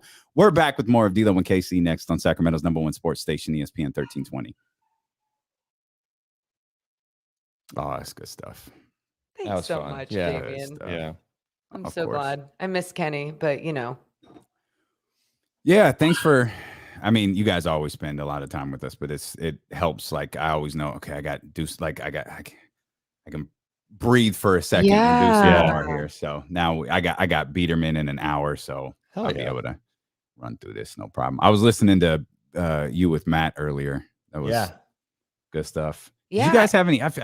We're just now getting traction. Like, not to, I know this is inside. We're just now getting traction when you guys joined us. Like, I felt like I couldn't get anything going on the stream today. Oh, you know, well, I think it's just a weird time. And I think even with, to get super nerdy here on YouTube algorithms, if you're doing a focused most of the time on one specific topic, like NBA or Kings, that's going to hit, right? Where all of a sudden you start talking NFL, it's like the YouTube algorithms that you're going to get your core audience that listens to you, but you may not, because you're not doing enough NFL to get into those algorithms quite yet. Like that's what's weird about it. I noticed that. I was actually telling Jesse, like, our 49er videos have not hit at all. And you know what you got to do? Keep doing them. Keep doing them and be consistent, and they will pick up. It's just like everything else. I mean, all of our numbers have jumped up big time because we all have a strategy. We're all okay. And it's same thing with football. We're not talking as much football as you guys, but yeah, I mean, to me, it's just about putting it out there, and it's content. That's all there is. And not giving up when you see something lower one day. It's like, that's the one thing my mom is always like, I really like that you guys, from the start of your podcast to now, you didn't care if 5 people were watching or 200 people were watching. You were always the same. Oh. And that's like the thing that you just have to stick with forever. When we started doing the podcast again, before King season, like way back when we talked to you, Damien, I think we started doing it at 6 a.m. I mean, there were mornings, there was like 4 people in there. And like mentally, you're like, man, like, how do you keep? And we kept doing it. We kept plugging away. And it's like, okay, you gotta trust the process. Like, but it feels like at that time, and you could correct me if I'm wrong, that or at least I felt at the time, you were more podcast, like audio download driven when you guys came back. Now it feels like, and both are doing well, which I mentioned to you we need to talk about. Yeah. But now it feels like your YouTube, you're visually driven on YouTube and Twitch versus the app, Odyssey and Apple Podcasts and all of that stuff. Yeah, it's understanding that there's a huge benefit to being live, as you guys know, and then doing clips and creating content. And I think the biggest thing that you guys crush and we do a good job of is engaging with the chat. There's a lot of like shows around the country, not just in this market. I'm talking about around the country here, who have a camera in the corner and then like, it's just going on and like they don't engage with the chat. They don't even mention it. It's like, dude, you got to talk to the people. The people want to talk. Like that hasn't changed. Yeah, this is the audience. Like this, and it's great interaction. Like it's great. It's great. It's great back and forth. Like there's neighbor, like in the community, there's neighbors you don't like me and Ramsey don't vibe right now, and it's fine. But we're gonna go Rodney King, and all get along here real soon. We're good. Everybody's good. Enjoy the rest of your day, the rest of the show, and the rest of the week. Yeah, appreciate you, man. Likewise. Have a great weekend, guys. We'll see you. We'll talk to you soon. Right. See ya. It's fun stuff, man. CJ, Figs and Vine. Y'all need some flowers, some bouquets, some roses, Figs and Vine. That's where you need to go. Oh, dear. Nope. You know what's funny? I know we're going to be coming back here in a second, but oh, man, that's real talk. Look around social media and see who didn't interact with what those guys were doing. Oh, man. Nah, that sounds like it'd be tough. That sounds like it'd be tough.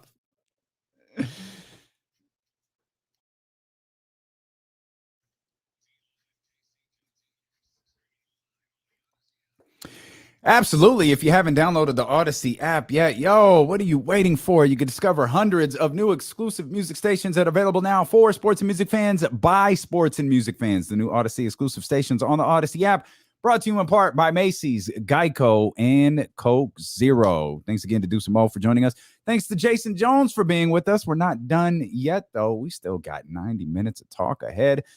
We've got Chris Biderman set to join us here at the end of this show. 3:40, Chris Biderman will be with us, and I'm excited for tomorrow already, man. I'm missing my partner today. He's with the family. He'll be back tomorrow, but I know he's going to come in. He's going to have like a Cap jersey on, or he's a Patrick Willis jersey on. Like he's going to have his 49ers gear on. He's going to be super excited. He's going to be rubbing his hands together. We're going to be talking about week 1 in the NFL season and all of the different things that the San Francisco 49ers can do. Oh, I forgot to ask Deuce and Mo their Super Bowl predictions. But I know I'm going to ask Kenny his Super Bowl prediction, and he's almost certainly going to say the San Francisco 49ers versus somebody, and he's going to beat around the bush for a few minutes. Like he's going to talk about the Bucks, or he's going to talk about a couple of other teams or a surprise team, and then he's going to hit us. But we're a healthy squad this year, and then he's going to launch into why, his sensible reason why the San Francisco 49ers are going to make the Super Bowl. And I'm not against that yet. I told you just a couple of I haven't nailed down my Super Bowl prediction yet. But it was legit. We were just talking out loud a minute ago, and I was talking about what I liked about Cleveland heading into that game against Kansas City. And I realized, Joe, I really like Cleveland.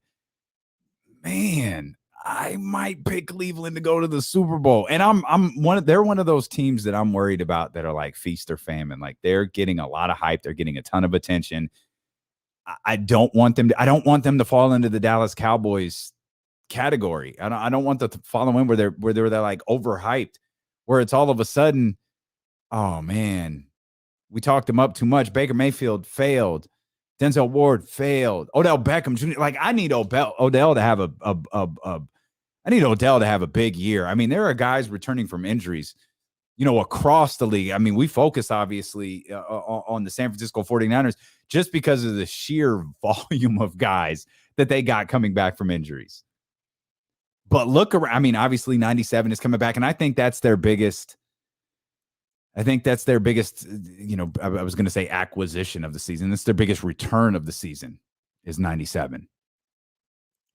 Jimmy Garoppolo being healthy for 17 games. I think, and I know that was a bold prediction on my part to say that Jimmy Garoppolo is going to be healthy for 17 games. And we posed the question, I think it was yesterday, it was sometime earlier this week, where we asked, is Jimmy Garoppolo still the most important player on the San Francisco 49ers? And a lot of people jumped in the chat because we brought up 97, brought up George Kittle, but we kept talking about the chat kept talking about a lot of you kept saying, like, no, the quarterback's the most important player on every roster, except, and this is where I kept going back to George Kittle. This is where I kept going back to 97. This is where I kept going back to someone else, Fred Warner, other than Jimmy Garoppolo, is because I think there's going to be a portion of the fan base that, unless Jimmy Garoppolo absolutely lights it up, they're going to be calling for Trey Lance. I even gave you a situation where, and I don't think it's completely out of bounds, 49ers 4-0, 4-1, 5-1. But Jimmy's like, okay. Like, Jimmy's not great. He's okay. They're going to be people talk about, let the 49ers win because of a 97 sack or a Fred Warner interception or a fumble return or Raheem Mostert. Let them win not because of Jimmy Garoppolo, but in spite of Jimmy Garoppolo. Let that happen. Oh. Hey, hi, Kyle. Damian Barling here, ESPN 1320. Have you given any thought to a quarterback change? Hey, Kyle, hi. Damian Barling here, ESPN 1320. This is now different. This is week 2 here. Hey, I don't know why I'm changing the voice when I'm saying it's me, but just play along here. Hey, boy, Jimmy threw a couple of interceptions today. Those are tough. Have you thought about putting Trey Lance in?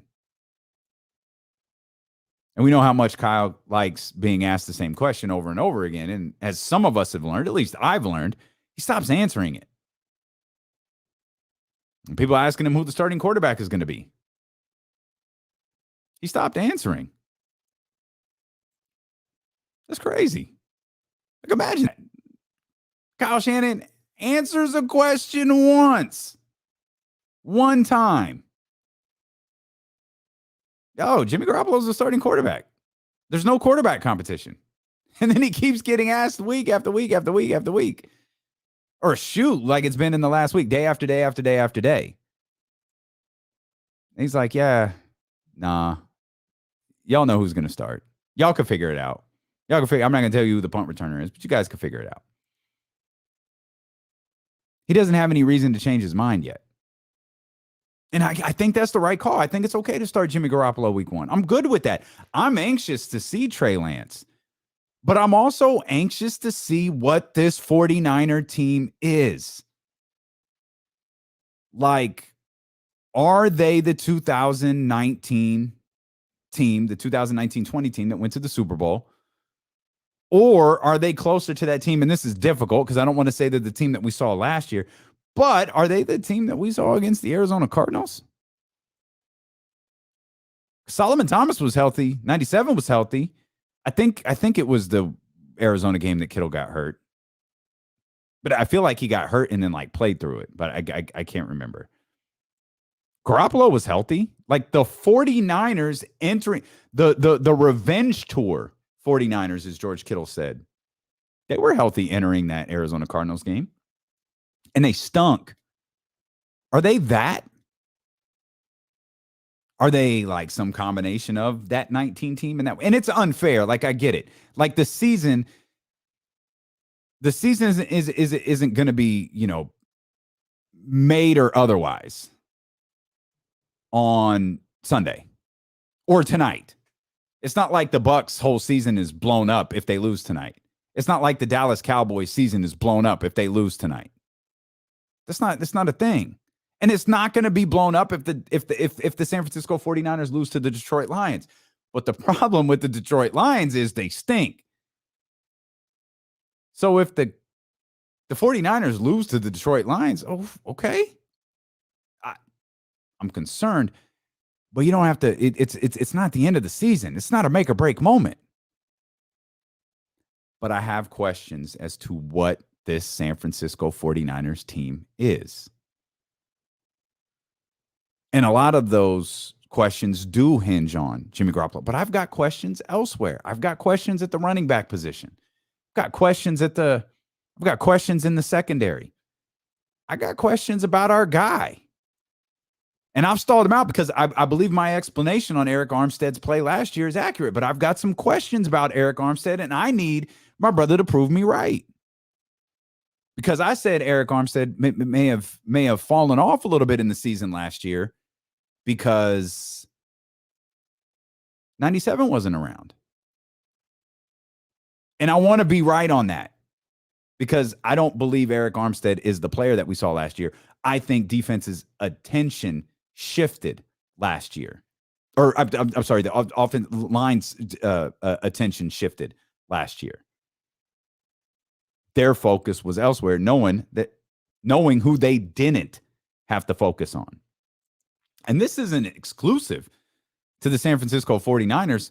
This runs across the league. Shoot, this heads over to Las Vegas.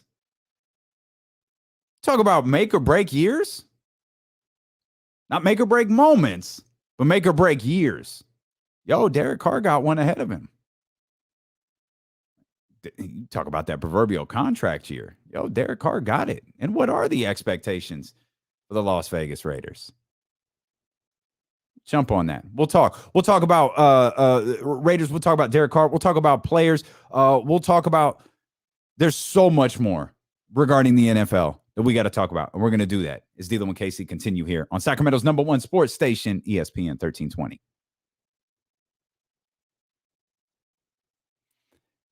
What is happening here?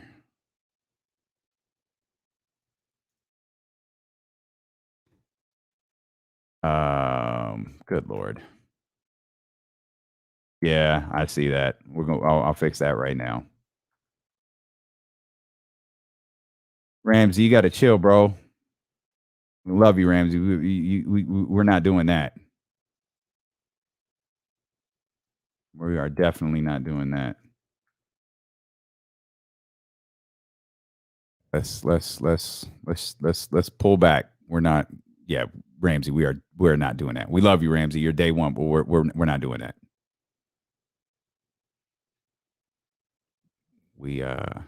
Ramsey, Roddy, we need your help in this YouTube chat for sure, but we're not going to do that. So let's pull back on that.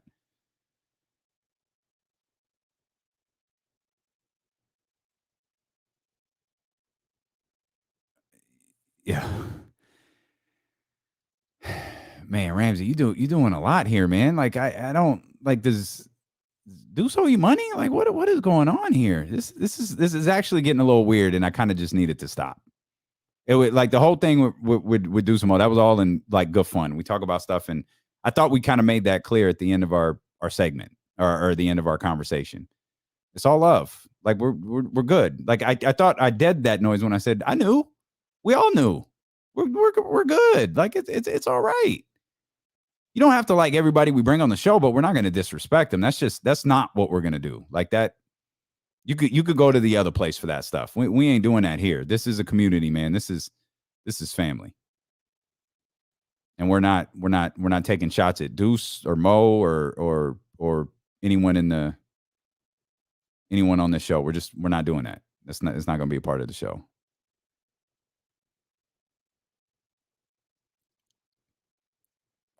Yeah, that's not going to be a thing. They got a little. The whole heel thing was meant in a joke. So let's chill. Let's settle down.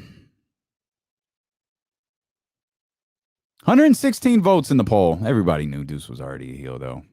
We got 116 votes in the poll and only 76 likes or thumbs ups. Like, act like this used YouTube or Facebook. I mean, can y'all hit the thumbs up, please? I think y'all get a kick out of me begging. Can y'all hit the thumbs up, please? Please, pretty please, hit the thumbs up. Ramsey, drop it, man. We good. Like I said before, they family. They are family.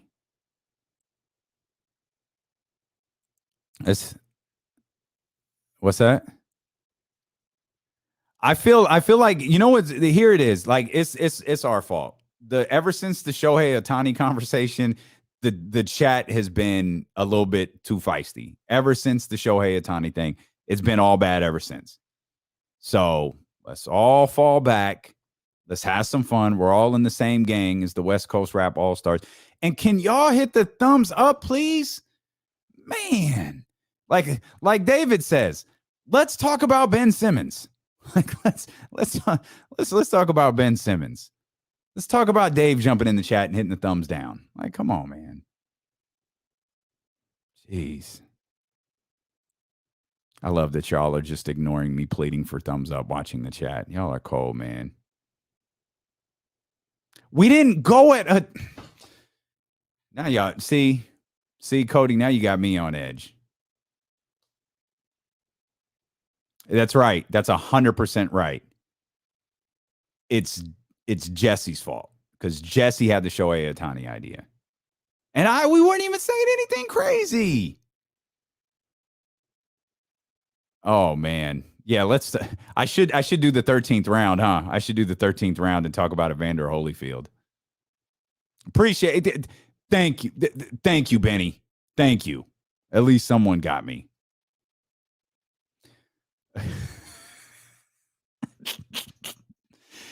Oh man.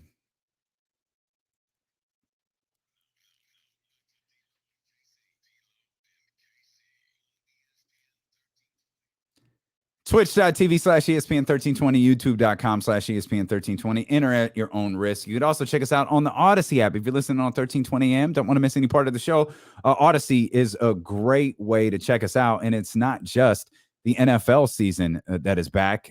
Sac State football is back. Sac State hosts Northern Iowa at Hornet Stadium. Coverage starts at 5:30 with kickoff at 6 o'clock on the home for Sac State football, ESPN 1320. Make sure you're locked in here this weekend. Make sure that you're locked in here all of the time, man. We got you covered as the NFL season gets underway tonight with the Bucs and the Cowboys. Two teams, obviously, with the Tampa Bay Buccaneers that have legitimate chances at winning the Super Bowl. People believe the Cowboys have an opportunity to win the Super Bowl. Now, I'm not going to diminish the Cowboys. They're talented. There is absolutely zero question about their talent. I'm not going to overhype them.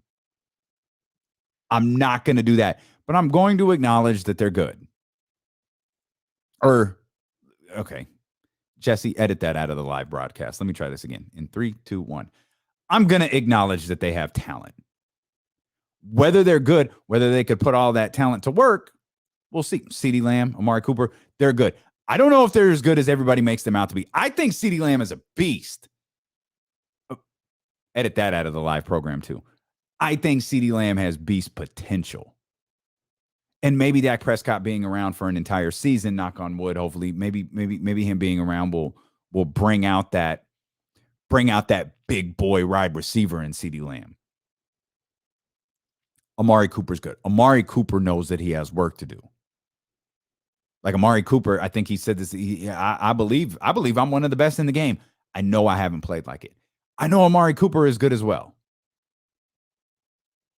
They've got talent. I think the world of Ezekiel Elliott. And I think the Dallas Cowboys offense has to run in a balanced way with Dak Prescott and Ezekiel Elliott. One can't be great without the other, and we've seen it. Now, I'd argue part of the reason Dak wasn't great during Ezekiel Elliott's 6-game suspension was because of the curse of Jason Garrett. Jason Garrett was like, okay, Ezekiel Elliott's out. We're going to play an entirely different type of football, and we're going to put all of the pressure on Dak Prescott, which was stupid. You didn't have to do that. You had Alfred Morris there, who was completely capable. He wasn't Ezekiel Elliott, but he was capable of making a defense honest. If Mike McCarthy can recognize that tonight, headed into this game against the Tampa Bay Buccaneers, I think they're in good shape. But these are the conversations that you have before the first game is played. And make sure if you're a part of the D'Lo and KC Pick'em League, you got your email. Make sure that you make your picks tonight before the game starts. Make sure you get all your picks in before the games get underway on Sunday. But you got to get tonight's in. D'Lo and KC Pick'em. Still want to be a part of it? Shoot us your email at D'Lo and KC or at ESPN 1320. If you're in the chat house and you want to get in on that, you can as well. I'll make sure that you get the invite. But it's the last day to get in because the games get underway. It's the last day to be this optimistic because the games get underway tonight. And we talked earlier about how you could look across the league and you could start picking teams. You could start naming quite a few teams. We talked about Cleveland. Baltimore's been decimated by injuries. I'm not going to write them off yet. Baltimore. Hell, Tennessee's feeling good. Pittsburgh's feeling good. I don't like them. Buffalo should be feeling great. Kansas City. All these teams think that they have Super Bowl potential. Undoubtedly, Karen and his crew there in Green Bay, they believe that they have Super Bowl potential. I'm curious how New Orleans Saints feel. I'm curious how the New Orleans Saints fans feel and how the New Orleans Saints feel. You got Jameis Winston under center. Yo, what's the theme of the day? Career-defining years. Yo, Jameis Winston got one ahead of him. We've talked about feast or famine today. Jameis Winston, it's feast or famine for my dude. He's getting a second chance at life. He's getting an opportunity that's not afforded to a lot of quarterbacks like him. He's getting another opportunity. The problem is with Jameis is, one, Jameis has the tools. I just don't think he knows how to use them.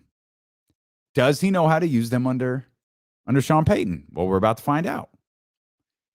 But another problem is he's replacing Drew Brees, and man, that's tough. And I don't know what the expectations are. Is New Orleans entering the year like, yo, yeah, we believe in Jim. We got a shot. We got a shot at the Super Bowl. No, I think a team could get together, a couple of wins. I think you could talk to team. There's probably a small group of teams that's, let's just go out there. Let's get the job done. Let's play football our way. I'm trying to find some sort of, football cliche, some sort of coach speak. We go out there. We play our game. We play our game. We're going to win. I think New Orleans might be a team that feels like that entering the season.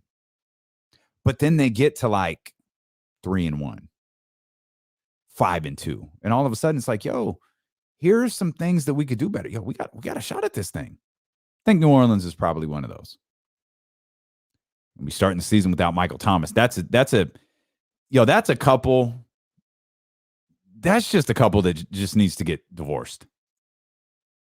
They need to break up. Like, they've been separated, living out the house for 2 years now. They just need to break up. They need to divorce. It's bad. Like, every time they get together, they fight. Like, Michael Thomas and the Saints need to break up. And Michael Thomas is starting the season on IR. Which, that's absolutely part of the reason that they need to break up. Because if he was motivated for the season, he wouldn't have waited. And I don't blame him. There's only a few teams where you look around the league and go, yeah, they ain't got no shot. Houston Texans have no shot. Houston Texans season ain't started. It's already over. Houston Texans season has been over. They had a little bit of life when they fired Bill O'Brien. All that life went out of him when they said, when Deshaun Watson said, I don't want to be here anymore. You threw the dirt on yourselves when you said Tyrod Taylor was going to be your starting quarterback. Or Tyrod Taylor. I'm still completely unclear which one it is. And I get it. Like, he has to be your starting quarterback. And what's driving me crazy is you've got some good journalists in there in Houston. I haven't heard anybody ask the question. And I'm paying attention, like I'm actively looking for it. How come no one has asked Houston the question, hey, did Tyrod Taylor beat out Deshaun Watson for the starting job? No? Oh. Deshaun Watson, does Deshaun Watson want to play and you're just not playing him? Is the league involved? I feel like there's a number of questions that could be asked. And I understand on the surface, it seems so simple. Look, we know why Deshaun Watson's not playing. And there's probably a couple of reasons why Deshaun Watson isn't playing. One, the stuff in the box that we don't talk about, that stuff. That's probably part of the reason he's not playing. But there's also Deshaun Watson's part in all of this where he don't want to play for the Houston Texans. So what are the Houston Texans doing about that? Are they like, because I think if you named Deshaun Watson the starter and Deshaun Watson says, I don't want to play for you, you keep that $10 million. But right now they're just paying him $10 million to let an inferior quarterback start. And I think everyone assumes they know the answer and no one is asking the freaking question. Is the league involved in your decision to start Tyrod Taylor? Does Deshaun Watson want to play football for you? Did Tyrod Taylor beat out Deshaun Watson? Those are the three questions. We know the answer to one of them. Tyrod Taylor didn't beat out Deshaun Watson. I don't even think Deshaun Watson took snaps. Why? Do you have an agreement with Deshaun Watson? You're not going to play him.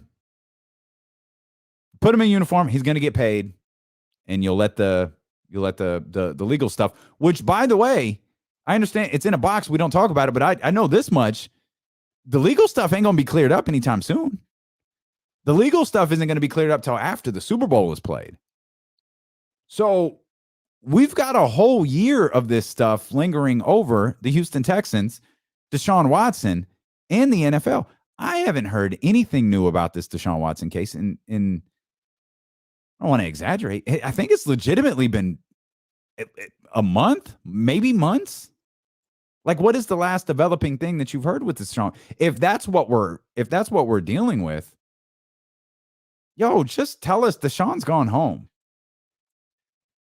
And I heard what's the dude's name? Is it Nick Cassarian? Is that their coach? No. Their coach is David Scully. I think Nick Cassarian is their general manager.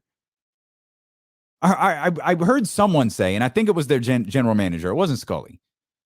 General manager said, "Yeah, Tyrod Taylor's starting quarterback. We're evaluating on a week to week basis."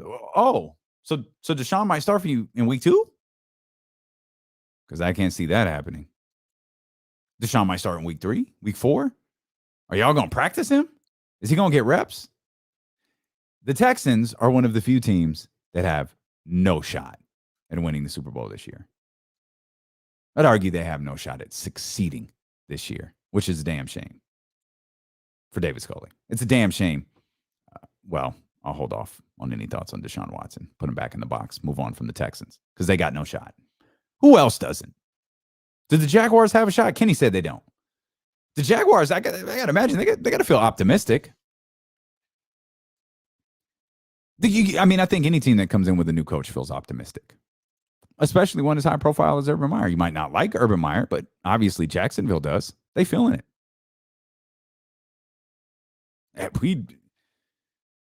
That's New York. The Jets, are they optimistic? I gotta take on New York.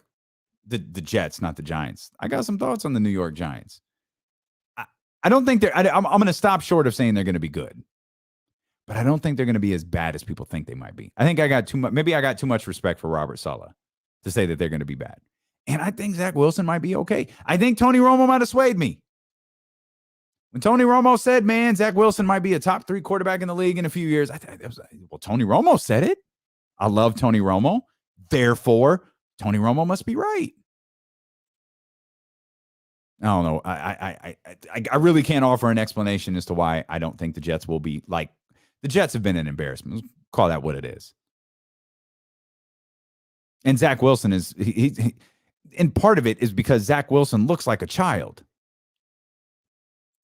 We look at him and go, hey, it doesn't look like he belongs out there. I think they might be all right. This is one of my surprises for this year.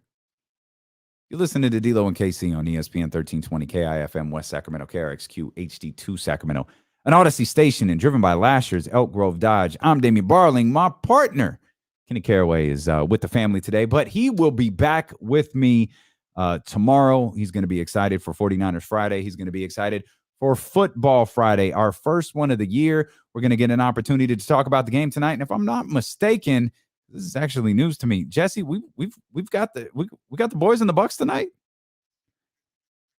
Let's go, baby.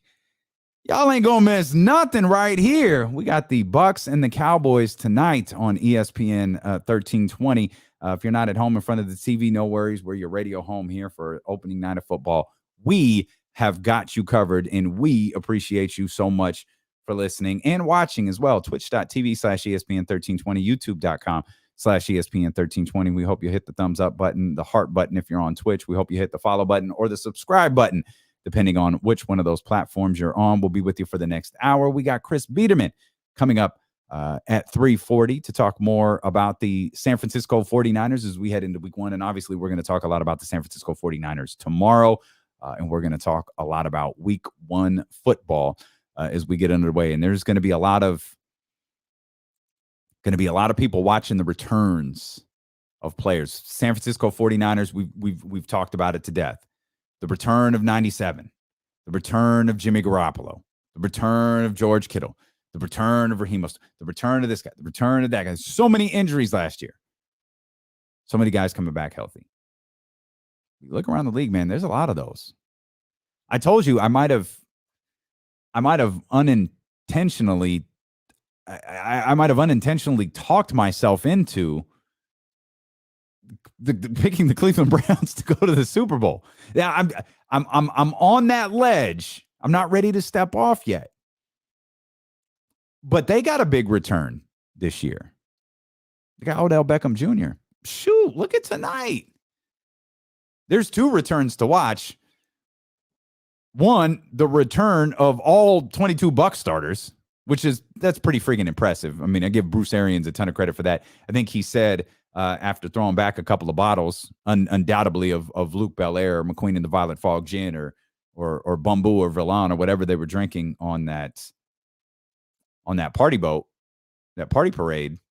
Oh, he said we're bringing everybody back. He was right. That dude got everybody back. And I like Bruce Arians. Bruce Arians seems like a cool coach to play for. Like there's a fine line between like a player's coach and like, okay, there's a fine line between Wade Phillips and Bill Parcells. Wade Phillips who I love, is so far away from what Bill Parcells is. But I think there's also a lot of players that don't respond to Bill Parcells types. And there are a lot of players that don't respond to like Wade Phillips types. I think Bruce Arians is like that guy in the middle. I think Mike Tomlin might be one of those guys too. Strict, strong, but he's a player's coach. Like he gets it. And it appears like in both of those cases, Mike Tomlin and Bruce Arians, that his players love him. I mean, there are a few. Obviously, you want your players to like you, but you want them to respond to you. And we're talking about Super Bowl winning coaches. Those coaches win Super Bowls. Or Bruce's case, a Super Bowl. I think that might be Mike Tomlin's case. Mike got one or two. Either way, they're Super Bowl winning coaches. So the return of the Tampa Bay Buccaneers starters, that's a big deal. But more in the spirit of what I'm talking about, the return of Dak Prescott tonight for the Dallas Cowboys. And we've all heard the phrase in sports and in life, oh, they went all in. And nothing has ever been truer than the Dallas Cowboys going all in than what they did with Dak Prescott.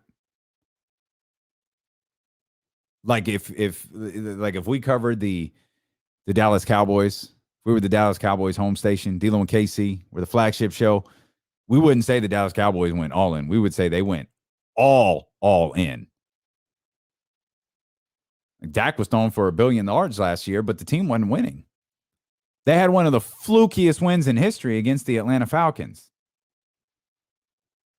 But everything was so terrible after Dak got hurt. Like so god-awful, unwatchable, stripped out of primetime. Jerry Jones and the Dallas Cowboys got flexed out of Pronto. Can you imagine? I guarantee you that late season flex was more humiliating to Jerry Jones than the record the Dallas Cowboys had last year. And it romanticized Dak. I'm a Dak Prescott fan. I like him. I'm a believer in Dak. I'm thrilled he got this money. Now you could argue worth, which my partner likes to do. Is Dak Prescott worth that money? I don't know how many quarterbacks, how many players are, particularly in the NFL, are worth the contract they get. Quarterbacks, we talk about this. You've got two choices: pay him big or move on. It's the Derek Carr question that's so fascinating to me. Are the Las Vegas Raiders going to re-sign Derek Carr? Or are they moving on? We all joke about joke. It's not a joke, it's reality. About how much John Gruden loves to talk about other quarterbacks and look at other quarterbacks. Like John Gruden he's a meme. But like, how many quarterbacks are better than Derek Carr? Better yet, how many available quarterbacks are better than Derek Carr?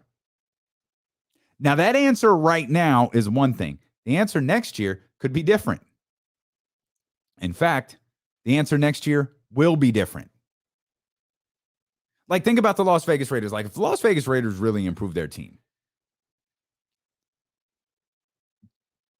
is the quarterback position the one reason they're not winning? Because I don't believe that it is. I think the reason that the Raiders aren't winning is because of John Gruden.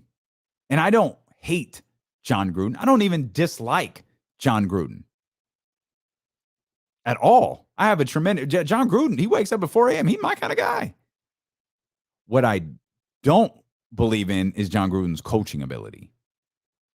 I think John Gruden is one of those guys that's overhyped and romanticized. The reason so many Cowboy fans hate the Cowboys is because they're overhyped. Like the going to the Super Bowl this year. Like, how are you gonna say that team's going to the Super Bowl? Like, let them get out there and win a couple games before we talk about them going to the Super Bowl. Give me a break. But I think the John Gruden being so hyped as the Monday Night Football announcer. That's where you got me. It's like, oh, like, and then I started looking, like, when he got the Raider job, I almost forgot. Like, I remember always thinking, like, yeah, John came in. It's cool. I mean, you would really have to work to convince me Tony Dungy wasn't going to win a Super Bowl with Tampa Bay. But I'll stop short of John Gruden walked in and took Tony Dungy's team to the Super Bowl. You could argue it's true, but I'll stop short of saying that. I try to look at John's career in its entirety. Like, man, geez, y'all been clamoring for this dude to come back. What did Mark say? What did Mark Davis say? This is a big effing deal. Is it? Why, though? I don't mean to anger Raider Nation out there, but explain to me why John Gruden being your coach is a big deal. He's perpetually under 500. He is, until further notice, one of the most overrated coaches in league history. Shoot, at least in recent memory, he's terribly overrated. But are the Raiders going to go all in on Derek Carr? I don't think so. But what are your other options? We'll talk about the availability of other quarterbacks here in a minute. But the Cowboys went all in on Dak. The 49ers, they went all in, but not on Jimmy. They went all in on Trey Lance. They went all in on the draft. And that's the unique mix. We've talked about the Dolphins and the Dolphins, acquiring a guy like Deshaun Watson or being in conversations when there was speculation about Aaron Rodgers' availability and that whole circus he put everybody through earlier this year. Dolphins are a ready-made team. You put Deshaun Watson, if you put Deshaun Watson in a Dolphins uniform, Sunday, 5 minutes before the game, I tell you, you have a Super Bowl contender in the Miami Dolphins. Without taking a snap in preseason, without taking a snap at training camp with Deshaun Watson, I tell you, you have a Super Bowl contender. They are already built. See that it's the salary cap gymnastics. It's navigating all of this. 49ers did a masterful job of making sure Fred Warner was taken care of, making sure all of the important pieces on their roster were taken care of. And then they went and got the guy who they think can take them to the Super Bowl. I don't, they might believe Jimmy could do it this year. Shoot, if they're starting Jimmy Garoppolo and playing Jimmy Garoppolo 17 games this year, they absolutely believe Jimmy Garoppolo can take them to the Super Bowl. This year, they clearly think Trey Lance can take them to Super Bowls over the next decade. But more specifically, to this crop of 49ers, they think Trey Lance can take them to Super Bowls in the next couple of years. Because that's what you have to maximize with the contracts. That's what you have to maximize with a rookie contract. Get as much out of it as you can.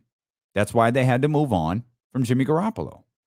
They wanted to allocate his money elsewhere.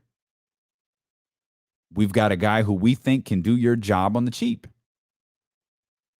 So the 49ers went all in, but they went all in on a draft pick. The Cowboys went all in on Dak Prescott. But what's it mean? Some people will tell you it means the Super Bowl. I'll tell you it means winning the NFC East. I ain't making any predictions after that because you ain't going to get me on that hype train. I fell for this before, and I've fallen for this in recent years.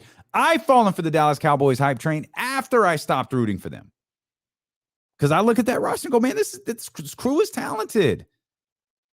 They ain't going to get me again, but I recognize their talent. I think there are two really, really talented teams on the field tonight. Obviously, it's a hell of a take to say that the Super Bowl champions who are bringing back all 22 starters are a talented team.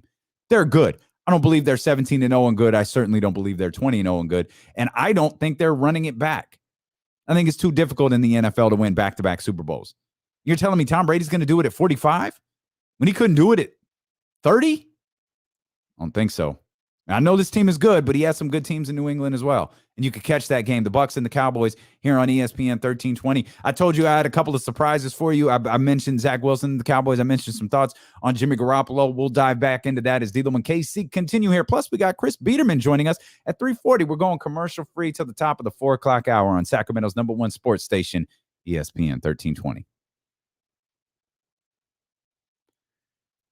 Woo, boy. 40 more minutes, baby. 42 more minutes. We vibing.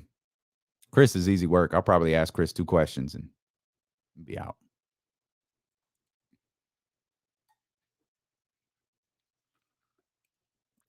I don't think so. Because they were all good.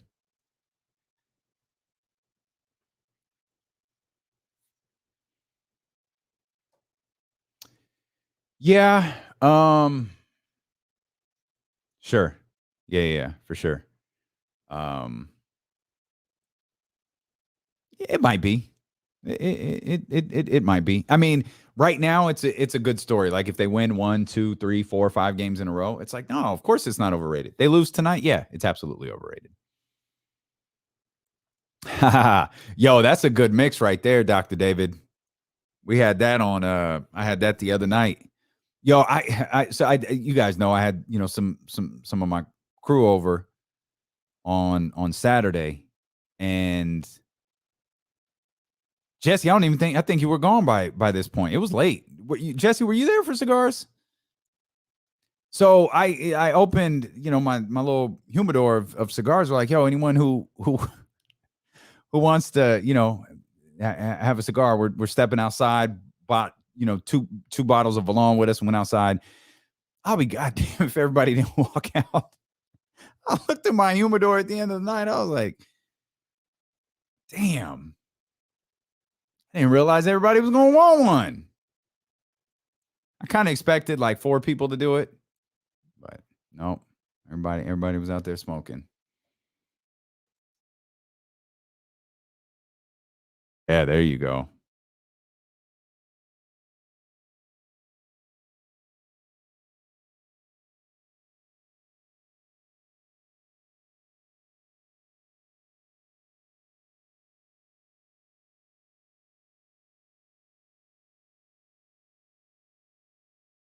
Sorry, guys. 1 second. Yeah. I think, yeah, John Bull. Everybody need a little drink. A little bamboo. Yo, when I say I hit black bottles last night for the re-up, boy. We did some damage. Yo. That I haven't felt like I felt on Sunday in a while. And it because legitimately that's the dumb stuff I was doing. It started with just champagne. That was my vibe. Like I'm on this vibe. I want champagne. So I did a little bit, basically a mimosa, right? Like champagne and some orange juice. But then for some reason, I was like, yo, I'm gonna pour some McQueen in here. So it became champagne and orange juice and McQueen. And then I think by the end of the night, it just became champagne and McQueen. And yeah, it was no good. I don't know the names of cigars very well. I actually have them on a paper because a cigar aficionado helped me pick them out. I'll look them up. We'll revisit this. We'll revisit this for sure.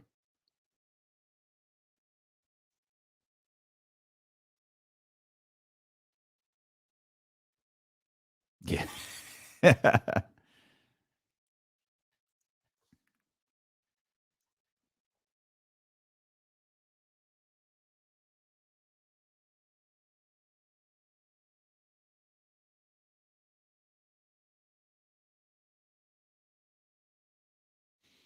Yeah, we were drinking for real.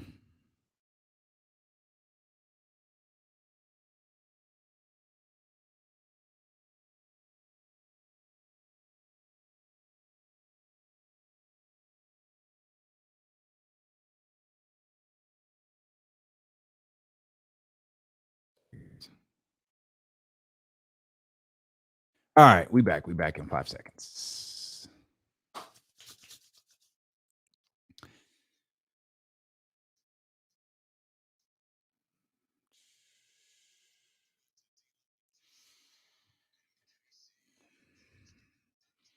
Looking for sports betting content all day long? The BetQL network is now available nationwide on the Odyssey mobile app and website, over 10,000 home and auto-connected devices, and at betqlnetwork.com. This is wagertainment for every fan, morning, afternoon, and night. Betting angles throughout the day, insights from local and national experts, entertaining content to keep both casual and hardcore bettors engaged. Get sports betting tips from the best in the game. BetQL Network, streaming now on Odyssey. Damien Barling here with Kenny Caraway will be with me tomorrow. Chris Biderman will be with me coming up in about 20 minutes. Of course, Chris Biderman covers the San Francisco 49ers for the Sacramento Bee in his great podcast with Kyle Madsen, the Candlestick Chronicles. Kyle, by the way, will begin his weekly visits with Dealer with KC tomorrow at I think like 2:15, 2:20 or so.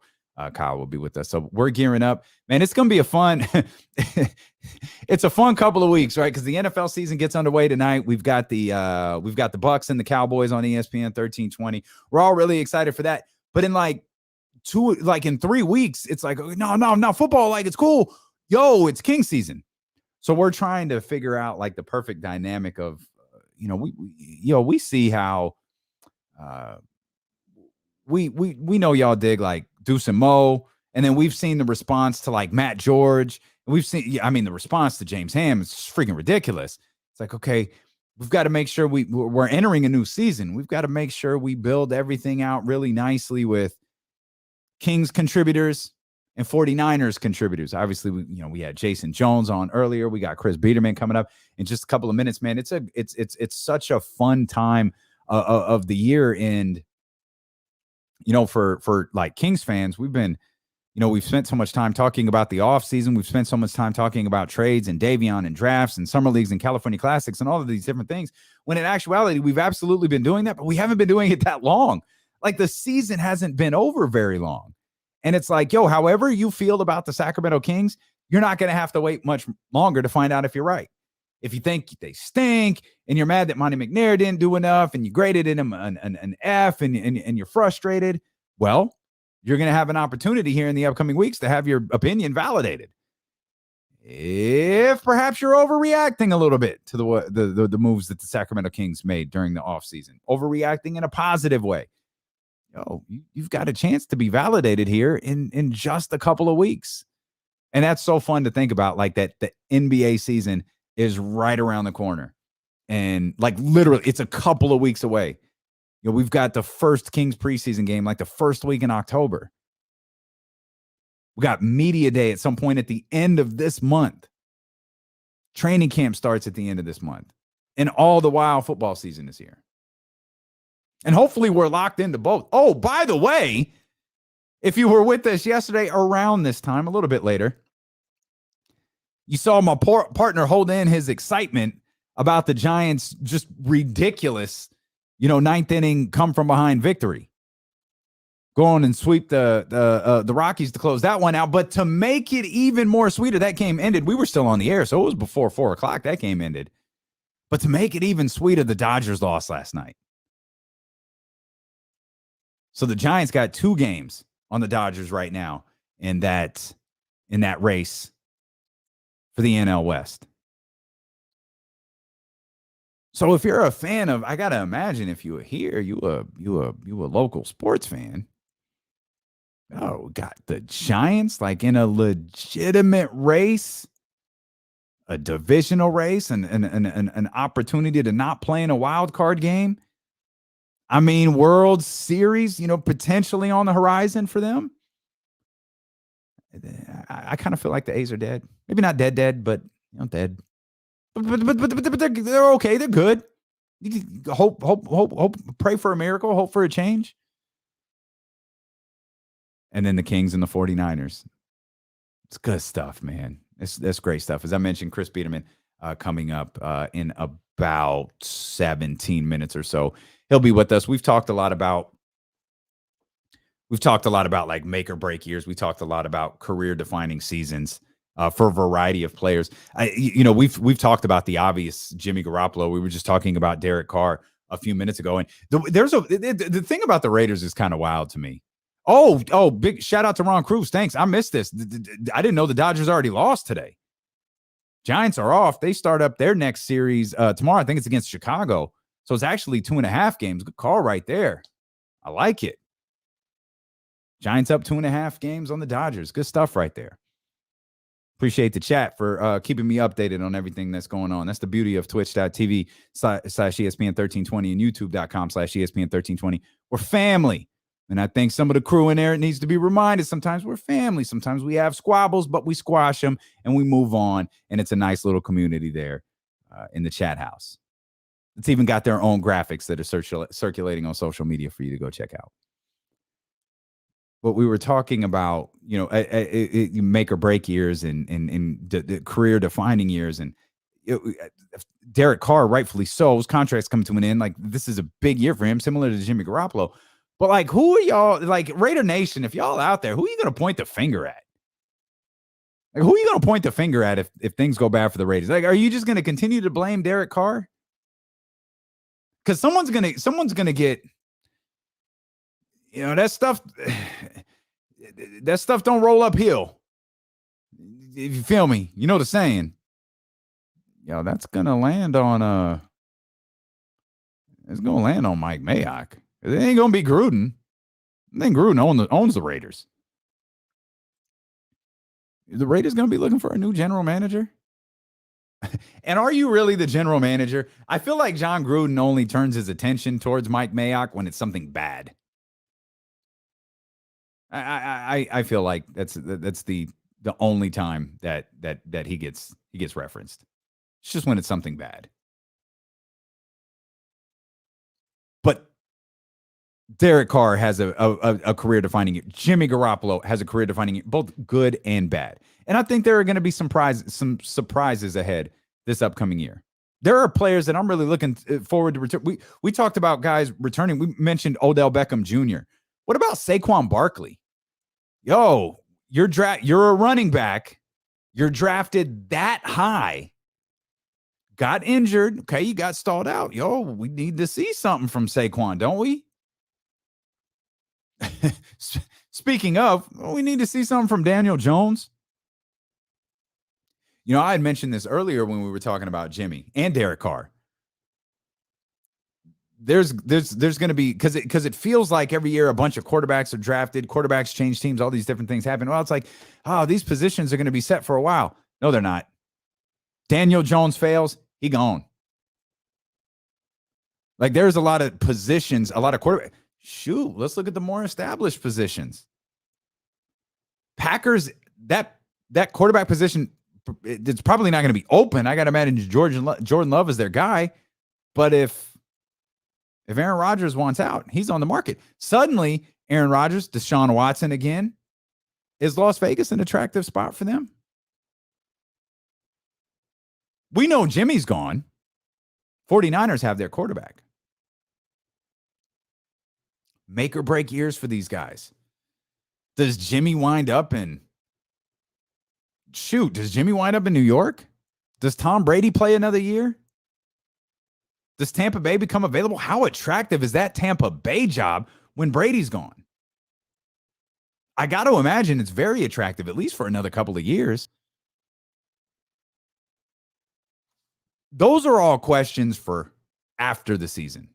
Those are questions that are going to start to be answered as games get played, as things get underway.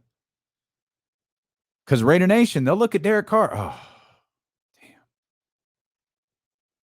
That ain't working. They'll be 49ers fans. Niners gang. Ugh. Can we get Trey Lance, please? Can we get Trey out there? I told you one of my bold predictions, because you got to be bold, got to have a take, got to have something strong. I think Jimmy going to play all 17 games. I think Jimmy's going to start all 17 games. I don't know what Trey Lance's role is going to be with this team. I'm anxious to find out. I'm anxious to see it, because I can't believe it's going to be what they did in week 3 of the preseason. And we'll ask Chris Biderman that question when he joins us here in about 10 minutes or so. I can't believe, even if there is a two quarterback system, that's fine. But is it really Chris Leak, Tim Tebow style? Is that really what we're doing? We're running Jimmy Garoppolo and Trey Lance on and off the field, like during drives. Okay, I'm anxious to see if that works, but I'm anxious to see Trey Lance. I might not get what I want to see from Trey Lance. And I don't even know, like often, I understand that some of y'all really love Kyle Shanahan. I'm not knocking Kyle Shanahan, but I have a John Gruden syndrome, I think, with Kyle Shanahan. And that all I hear about is what a genius he is. It's like, all right, like it's not reflective in your win-loss record. So what did Bill Parcells say? Your record, you are what your record says you are. You are what your record says you is. All right, like, so Kyle Shanahan is this like offensive genius. He's this great coach that seems to be loved across league circles, but he has a below 500 record. And you could pick apart. You could talk about how bad the 49ers were when he took over the team. Absolutely right. And then you could talk about how he turned things around the first year that Jimmy Garoppolo was completely healthy, and how there are, markers to each of the other 2 seasons. And truthfully, to stall Kyle Shanahan out, I guess a little bit, because you could really pick apart last season in terms of who was starting at quarterback. Why did he do this? Why did he do that? Given the amount of injuries that they had, I thought what they did was still pretty respectable. I thought they put up a pretty respectable season. I think what the defense did was pretty extraordinary, given their key component was gone and didn't come back. He wasn't in and out through the year. He was gone. So I'll stall Kyle Shanahan out in that aspect a little bit, but at some point, don't you have to start winning football games? Like winning football games on a regular. That's my beef with John Gruden. He doesn't do it. That's my beef with Kyle Shanahan, and that I don't see enough of it. I would say this is a make or break year for Kyle Shanahan. Before the draft, I would have said this is a career-defining year for Kyle Shanahan, but it's not. They bought time. Buying time is hard to do. Not many people could do it. I can't do it. I can't buy time. A lot of people with a lot of money can't buy time. If you're a football coach, you draft a quarterback, you've bought time. Because it's time now. And you've got an NFL starter on your roster. And that's Jimmy Garoppolo. He's a starter in the NFL. You can rank him however you want to. Jimmy Garoppolo's a top 32 quarterback. That's not debatable. That's not a conversation. But does he get you where you want to go? They believe Trey Lance can get them where they want to go. So we're taking the slow process. And Kyle Shanahan's like his contract, like he's set. He's good. Let them fight. He's getting paid for years upon years. He's in no danger. But there's not even questions about Kyle Shanahan because he bought the one thing most people can't afford to buy. Time. He bought time with the drafting of Trey Lance. And the only question will be, the question isn't when does Trey Lance start? The question is, if Jimmy Garoppolo plays poorly, how quickly does Trey Lance go in? Because there's no reason, if your stance is right now, Jimmy Garoppolo's our starter, there's no point. You can't change it. There's no point in changing it. You've had all of this time to evaluate the two quarterbacks. You have a plan in your head. The only thing that could change that is poor play from Jimmy Garoppolo. But how, to use the old term, the leash, how short is the leash for Jimmy Garoppolo when you've got a guy like Trey Lance waiting? Or we think Trey Lance has got Trey's a question mark. I mean, I'm a believer, but he's a question mark. Zach Wilson's a question mark. Trevor Lawrence been a certified #1 draft pick for 4 years. He's a question mark too. I'm anxious to see Trevor Lawrence play because I don't know what he's about to do out there. I'm curious. You got my attention. I'm watching. I'm tuning in. I have the red zone on to see. I mean, I ain't dumb enough to pay for the Sunday ticket anymore. I've smartened up a little bit in my older age. Ain't going to get me with that. But I'll watch the red zone channel to see what Urban Meyer does in his first game, what Trevor Lawrence does. I'm curious about all the rookie quarterbacks. I want to see Zach Wilson. Hell, not even just rookie quarterbacks. I'm curious about the quarterbacks on different teams across the league. Jameis Winston in New Orleans. I want to see it.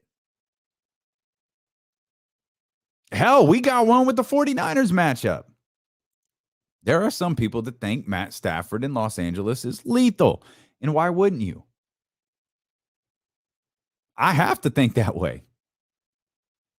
Because I thought in that brief period where there were some rumors about Matt Stafford and the San Francisco 49ers, I thought, Stafford's got a cannon. Stafford can go. Stafford in San Francisco, I'll take it. It's a way better team than Detroit is. Detroit's one of those teams. You look around the league, talk about you ain't got a chance. I don't think Detroit got a chance. I don't even know what Detroit's hoping for. Detroit may literally be, hey, 1 week at a time, guys. Let's just go beat the 49ers. And then you start dropping the, hey, guys, let's just get better speeches. Oh, wait, this is Dan Campbell. Those speeches aren't happening. God knows what Dan Campbell's going to say to his team. But I have to buy into Matt Stafford in the Los Angeles Rams because I bought into Matt Stafford in the San Francisco 49ers, and that Los Angeles Rams team is talented. So I can't be all in on Stafford on the 49ers and not believe that he's not going to make a difference in Los Angeles. He's going to make a difference. Team's solid. The makeup of that team is really, really good. We've talked a lot about talent. We've talked a lot about talented teams across the league today. They're a talented squad. The Los Angeles Rams are a talented squad. Detroit's not. I feel bad for Jared Goff. Jared Goff is in a there are already questions about Jared Goff. I don't know how he's going to rehabilitate anything. Not with that team. Not with that team. You got Cam Newton gone. You got Mac Jones as the quarterback of the New England Patriots.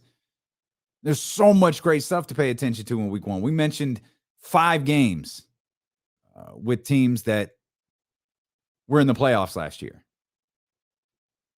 Some of those teams I don't think are going to be in the playoffs this year. If you missed it, we were talking about every year 4 teams that make the playoffs the year before won't make them that season.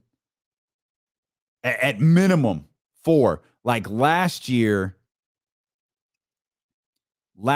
we had, let's see who, I had some notes here. Browns, Steelers, Colts, Bears, Rams, Washington, and the Super Bowl champions, Tampa Bay Buccaneers. All those teams made the playoffs last year. They didn't make them the year before. And that 4 in the stat is at least 4. Since the current version, well, can't say the current version because it changed last year, but since 1990, we'll say that, which is when there was a change in the playoff system. Since 1990, at minimum 4 teams that made the playoffs the year before didn't make them the next year. And I just named from last year, Browns, Steelers, Colts, Bears, Rams, football team, Bucks. That's 7. And I got 4 teams that are missing the playoffs this year. Steelers made the playoffs last year. Steelers were the last team to lose a game last year. They ain't making the playoffs this year. Now, admittedly, I put together my thoughts on 4 in, 4 out last night before the Ravens continued to be decimated by injuries. Now, I'm not going to change course on the Ravens. I believe in Lamar Jackson a little bit too much. I still think that defense is solid. I don't know at what point, okay, this is a little bit too much. You lose Marcus Peters today. You lose Gus Edwards. You've already lost J.K. Dobbins. They've lost all of their running backs. I think I caught this during the Deuce and Mo conversation. Did they sign Devontae? Who did they sign? Yeah, they did. Devontae Freeman. They're signing Devontae Freeman to their practice squad. Inevitably, he's going to get moved up. I think, and don't know this for sure, isn't Le'Veon Bell still available? He's with the Ravens practice squad? Oh, okay. Oh, well, there you go. Devontae Freeman and Le'Veon Bell. That's tough. That's tough for the Ravens. But I'm going to keep the Ravens in. I'll keep the Ravens in, but I'm taking the Steelers out. Steelers are missing the playoffs. Washington football team's missing the playoffs. The Colts are missing the playoffs. I don't know. I don't know what I have an idea what it is. I've lost. Carson Wentz has lost me. That Colts team is they lost Andrew Luck's retirement. I think that team that year was good enough to win.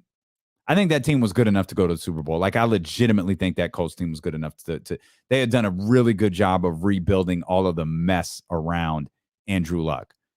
Andrew Luck retired, and I don't know I don't think there's any coming back from that. And they did a hell of a job last year. I think they're missing the playoffs this year. The Bears are missing the playoffs too, unless Matt Nagy walks out there week 1, sees Andy Dalton do one series, says, Dalton, you're out, Fields, you're in, then I'll change my thoughts on the Chicago Bears.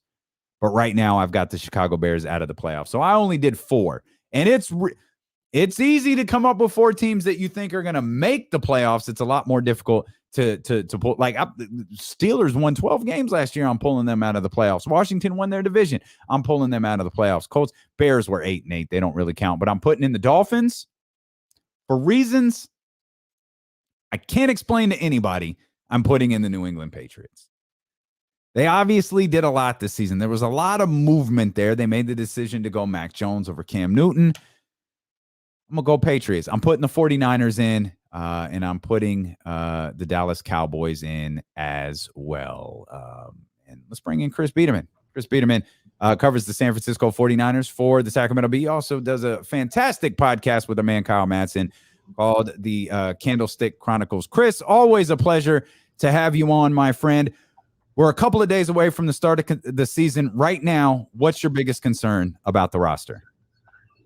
I think it's something that might not necessarily be an issue right now, but something that could pop up down the line, and that's injuries, right? We saw how injuries impacted the 2020 season. And I don't know, how much depth this roster has if they were to deal with the weight of injuries, particularly key spots. You look at, receiver behind Brandon Ayuk and Deebo Samuel is Mohamed Sanu and Trent Sherfield. Are those guys going to be good enough to play a starter's role if they need to? I think you could make a similar case with the secondary and what they potentially have behind Emmanuel Mosley and Jason Verrett if those guys were to deal with injuries. And Mosley hasn't practiced this week because of a knee injury. So I think overall just depth and how this team could handle injuries. Otherwise, I think the roster is pretty strong, and there isn't really a position group that you would say is a weak point. I would just say, beyond the starters, there might be some depth concerns if they do have to deal with injuries.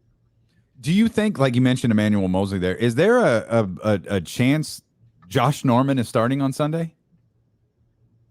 There's a chance. I'm not entirely sure. I think, Dante Johnson is somebody they brought back to the practice squad and is somebody who got first team reps like a couple weeks ago during practice during the the preseason schedule. So I think they might trust him a little bit more just given his experience. And fortunately for them, they're playing a Detroit team that isn't exactly loaded at receiver. So I think if they did have to start Dante Johnson, he would probably get targeted a lot, but I don't know that it would necessarily be a game deciding problem for them, if that makes sense.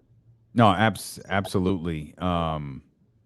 Is the running back? You talked a lot about depth there in concerns for the season. Are you is the running back depth good enough? Yeah, I think this is probably the most talented running back group that Kyle Shanahan's had since he's been here. Trey Sermon is somebody who.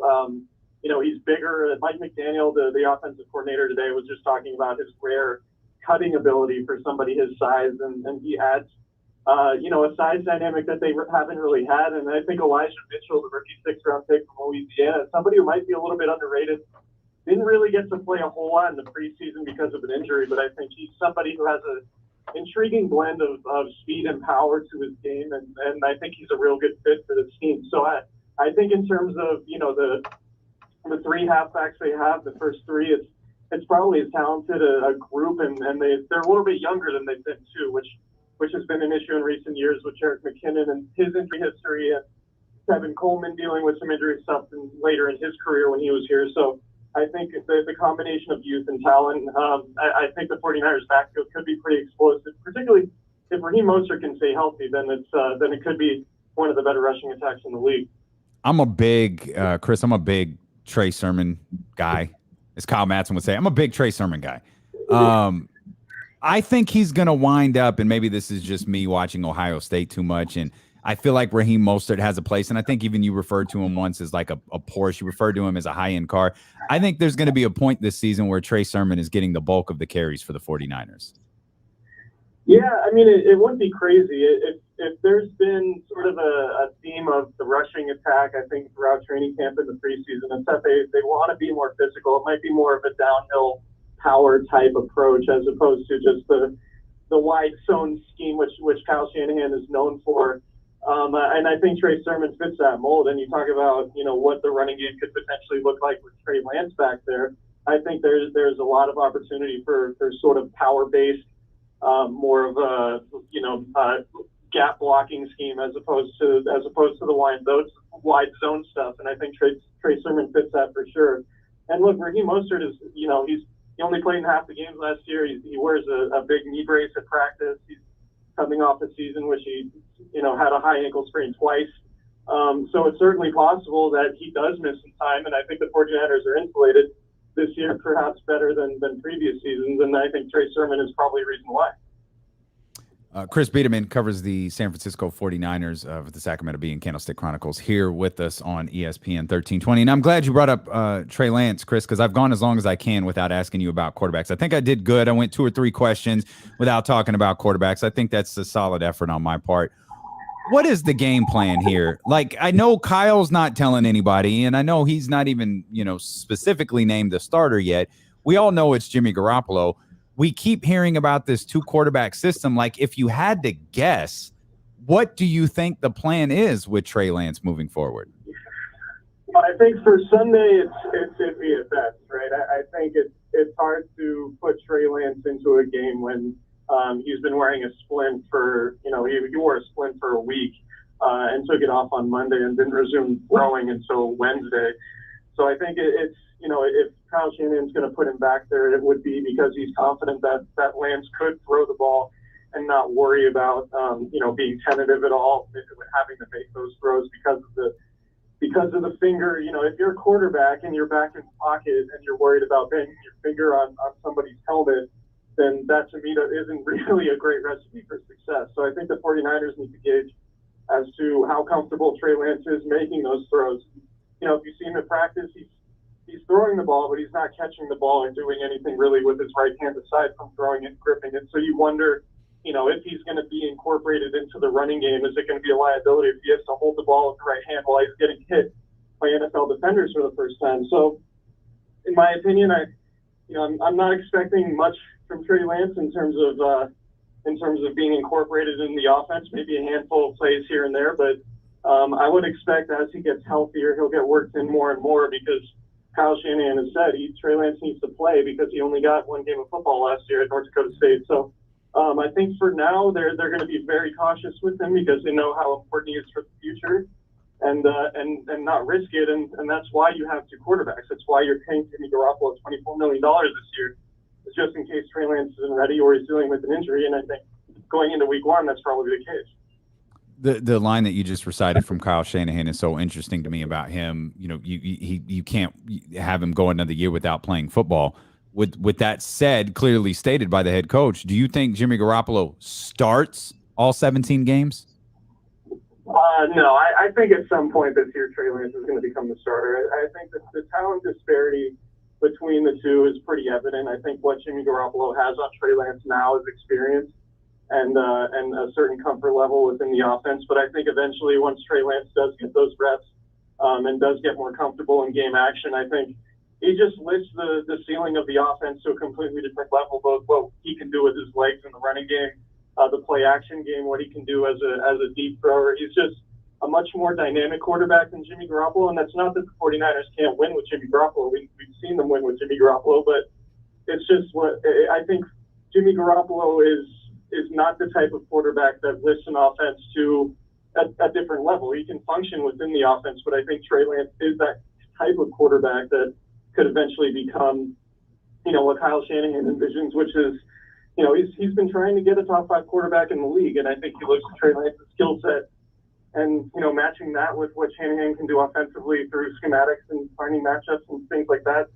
I think he thinks he can maximize Trey Lance, and he understands that Lance needs to play and needs to develop, and so I think that's going to happen, at some point this season, maybe not right now, maybe not until November, but I think at some point Kyle Shanahan's going to realize he needs to lift the ceiling for his offense, and I think Trey Lance is going to be the answer to that.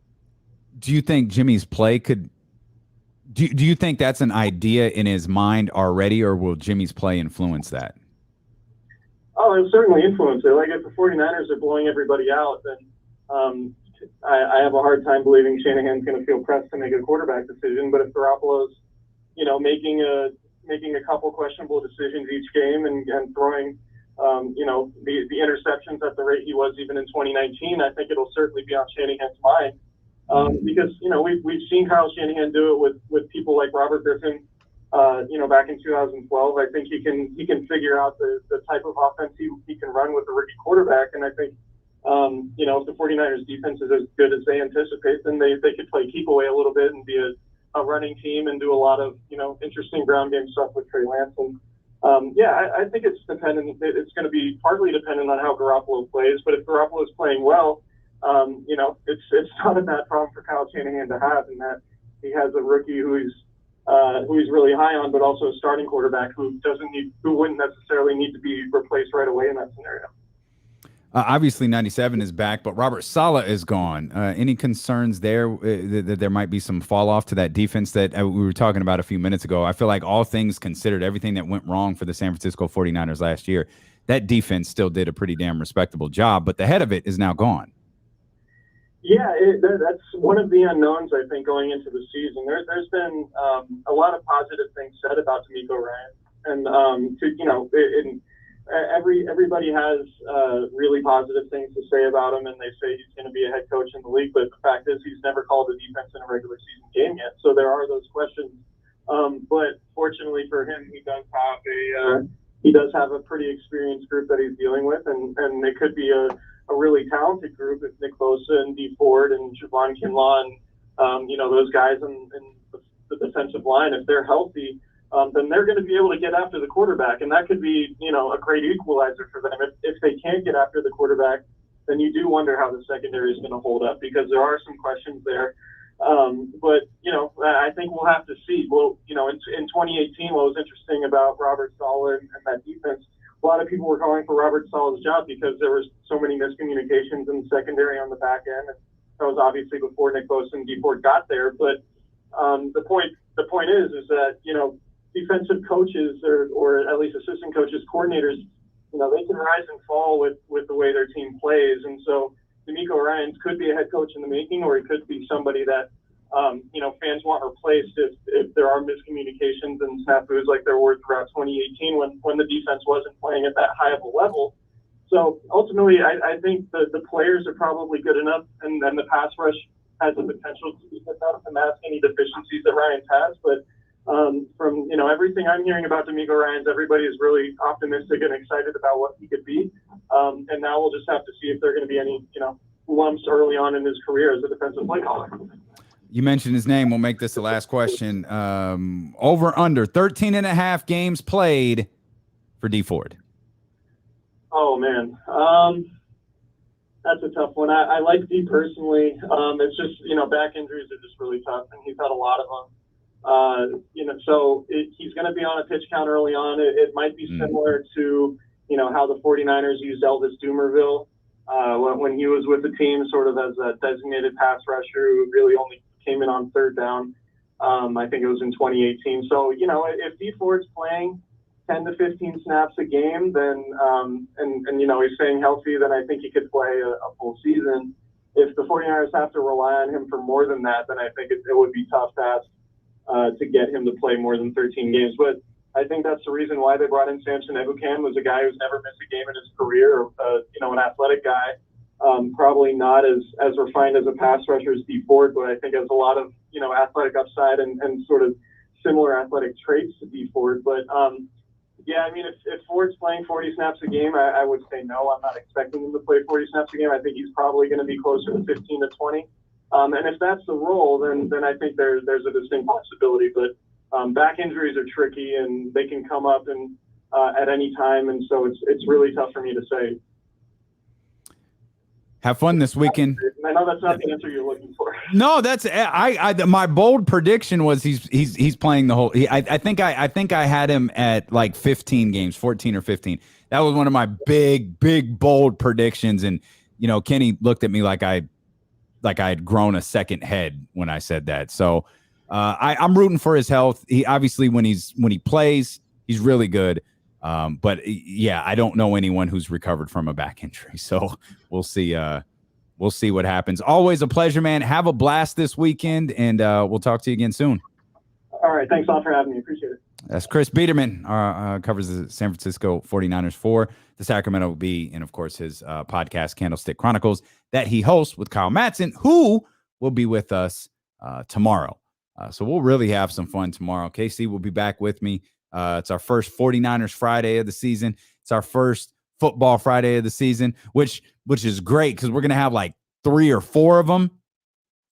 And then there's going to be a night where like the Kings play on Thursday. And it's like, oh man, woo, we got football, but we got Kings basketball, baby.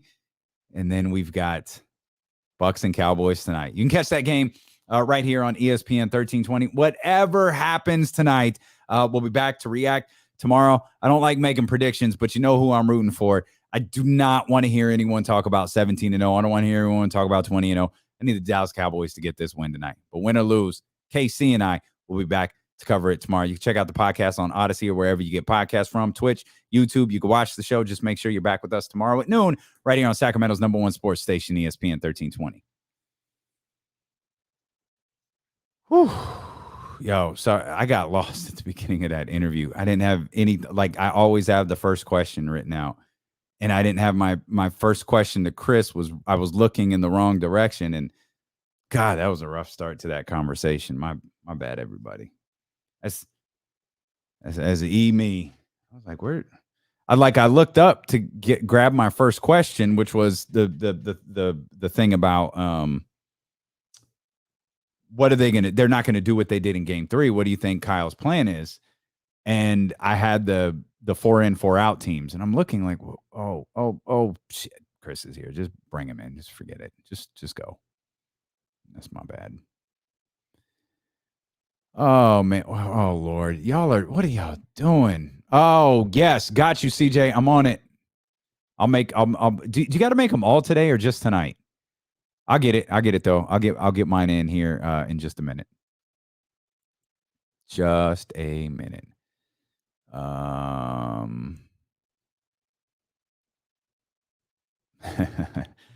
see you, Bryce. I see you. Yeah, I'm seeing some. I know John wasn't here the first time that I threw the Bears out of the playoffs. I get y'all don't want to put your prized possession back there, but man, you got to get him out there. I always try to go through the chat and then I realize it just ain't gonna work because y'all have been in like a conversation for an hour and trying to like backtrack all the way to like where it started is just, it's not gonna work. As Jesse said, this show reminds me of high school. Yeah, it was an interesting chat today. We'll say that. Everybody, make sure you get your. Oh, there we go. Okay. Magic Man, appreciate you. Good stuff there. Waiting for the Sunday football game to start after watching. Yeah, that's true. At least we got a little Friday and Saturday mixed in though, so that's good. Yep, got a little weird. No, I didn't do wrestling because y'all were fighting. And so I did have something. I'll do it tomorrow. And I saw I saw at some point, again, Twitter's a bit harder to pay attention to when my partner's not here. But did I see Raw? I thought Dave, yeah, here it is. Dynamite beats Raw in the 18-49 demo. Okay. Dynamite drew a 0.52. It's up 40.5%. Wow. That's interesting. It's interesting because I think it gets dicey crossing nights. Like, I'm all for hyping up AEW as long as you're honest to the story. I just think we get a little dicey when it comes. Oh, man. Goodness gracious. I just saw the number, boy. They tuned in for Daniel Bryan. Man, 1.3 million. That's a great number for Dynamite. Wow, that's a really good. Is that their? I don't know if that's their biggest number ever. That's their biggest number in the last. That's a 20%. It's the second highest audience in the history of the show, trailing only the series premiere in October of 2009. Yeah, they hover pretty consistently since July around that million mark. They had a couple of shows, 979, 975. By the way, all this rating stuff, speaking from experience, ratings for radio, television, it's all a very inexact science. It's kind of a barometer. This is a pretty damn good barometer for AEW. I don't know what Raw's total audience is. Dave only reported the 18. I said 18 to 30. It's 18 to 49 demo. It's good for Dynamite, man. That's great for AEW. It's great for wrestling fans. It's good stuff. Good stuff. I'm happy about it. Second highest ever. Yep, second highest ever. Only to the series premiere. Oh, Roddy.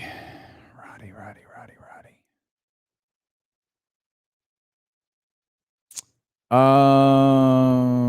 are you most least hyped for AEW's new male signings? Oh man, all of them. I don't know. I don't know how to pick. Like, I love Daniel Bryan, so I think Daniel Bryan. I'm like, give me Punk occasionally wrestling with a microphone in his hand all the time. Give me Punk building up long-term angles. Give me Daniel Bryan and Adam Cole just wrestling all the time. Give me that. I'm with that.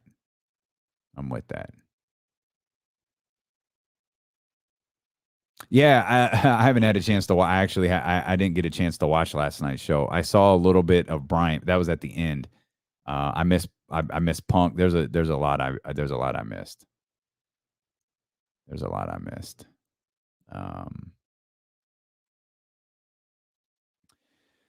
Okay, so let's all walk away. Grab us what we want to do. We want to do, is it a gin night? I don't want to open. I'm running out of champagne because drank so many this weekend. Let's do cognac. Let's do cognac tonight. Let's do cognac for football. Let's recharge. Let's regroup. Let's come back. Let's get along. Yes. Let's be better tomorrow. Okay? Let's not go at family.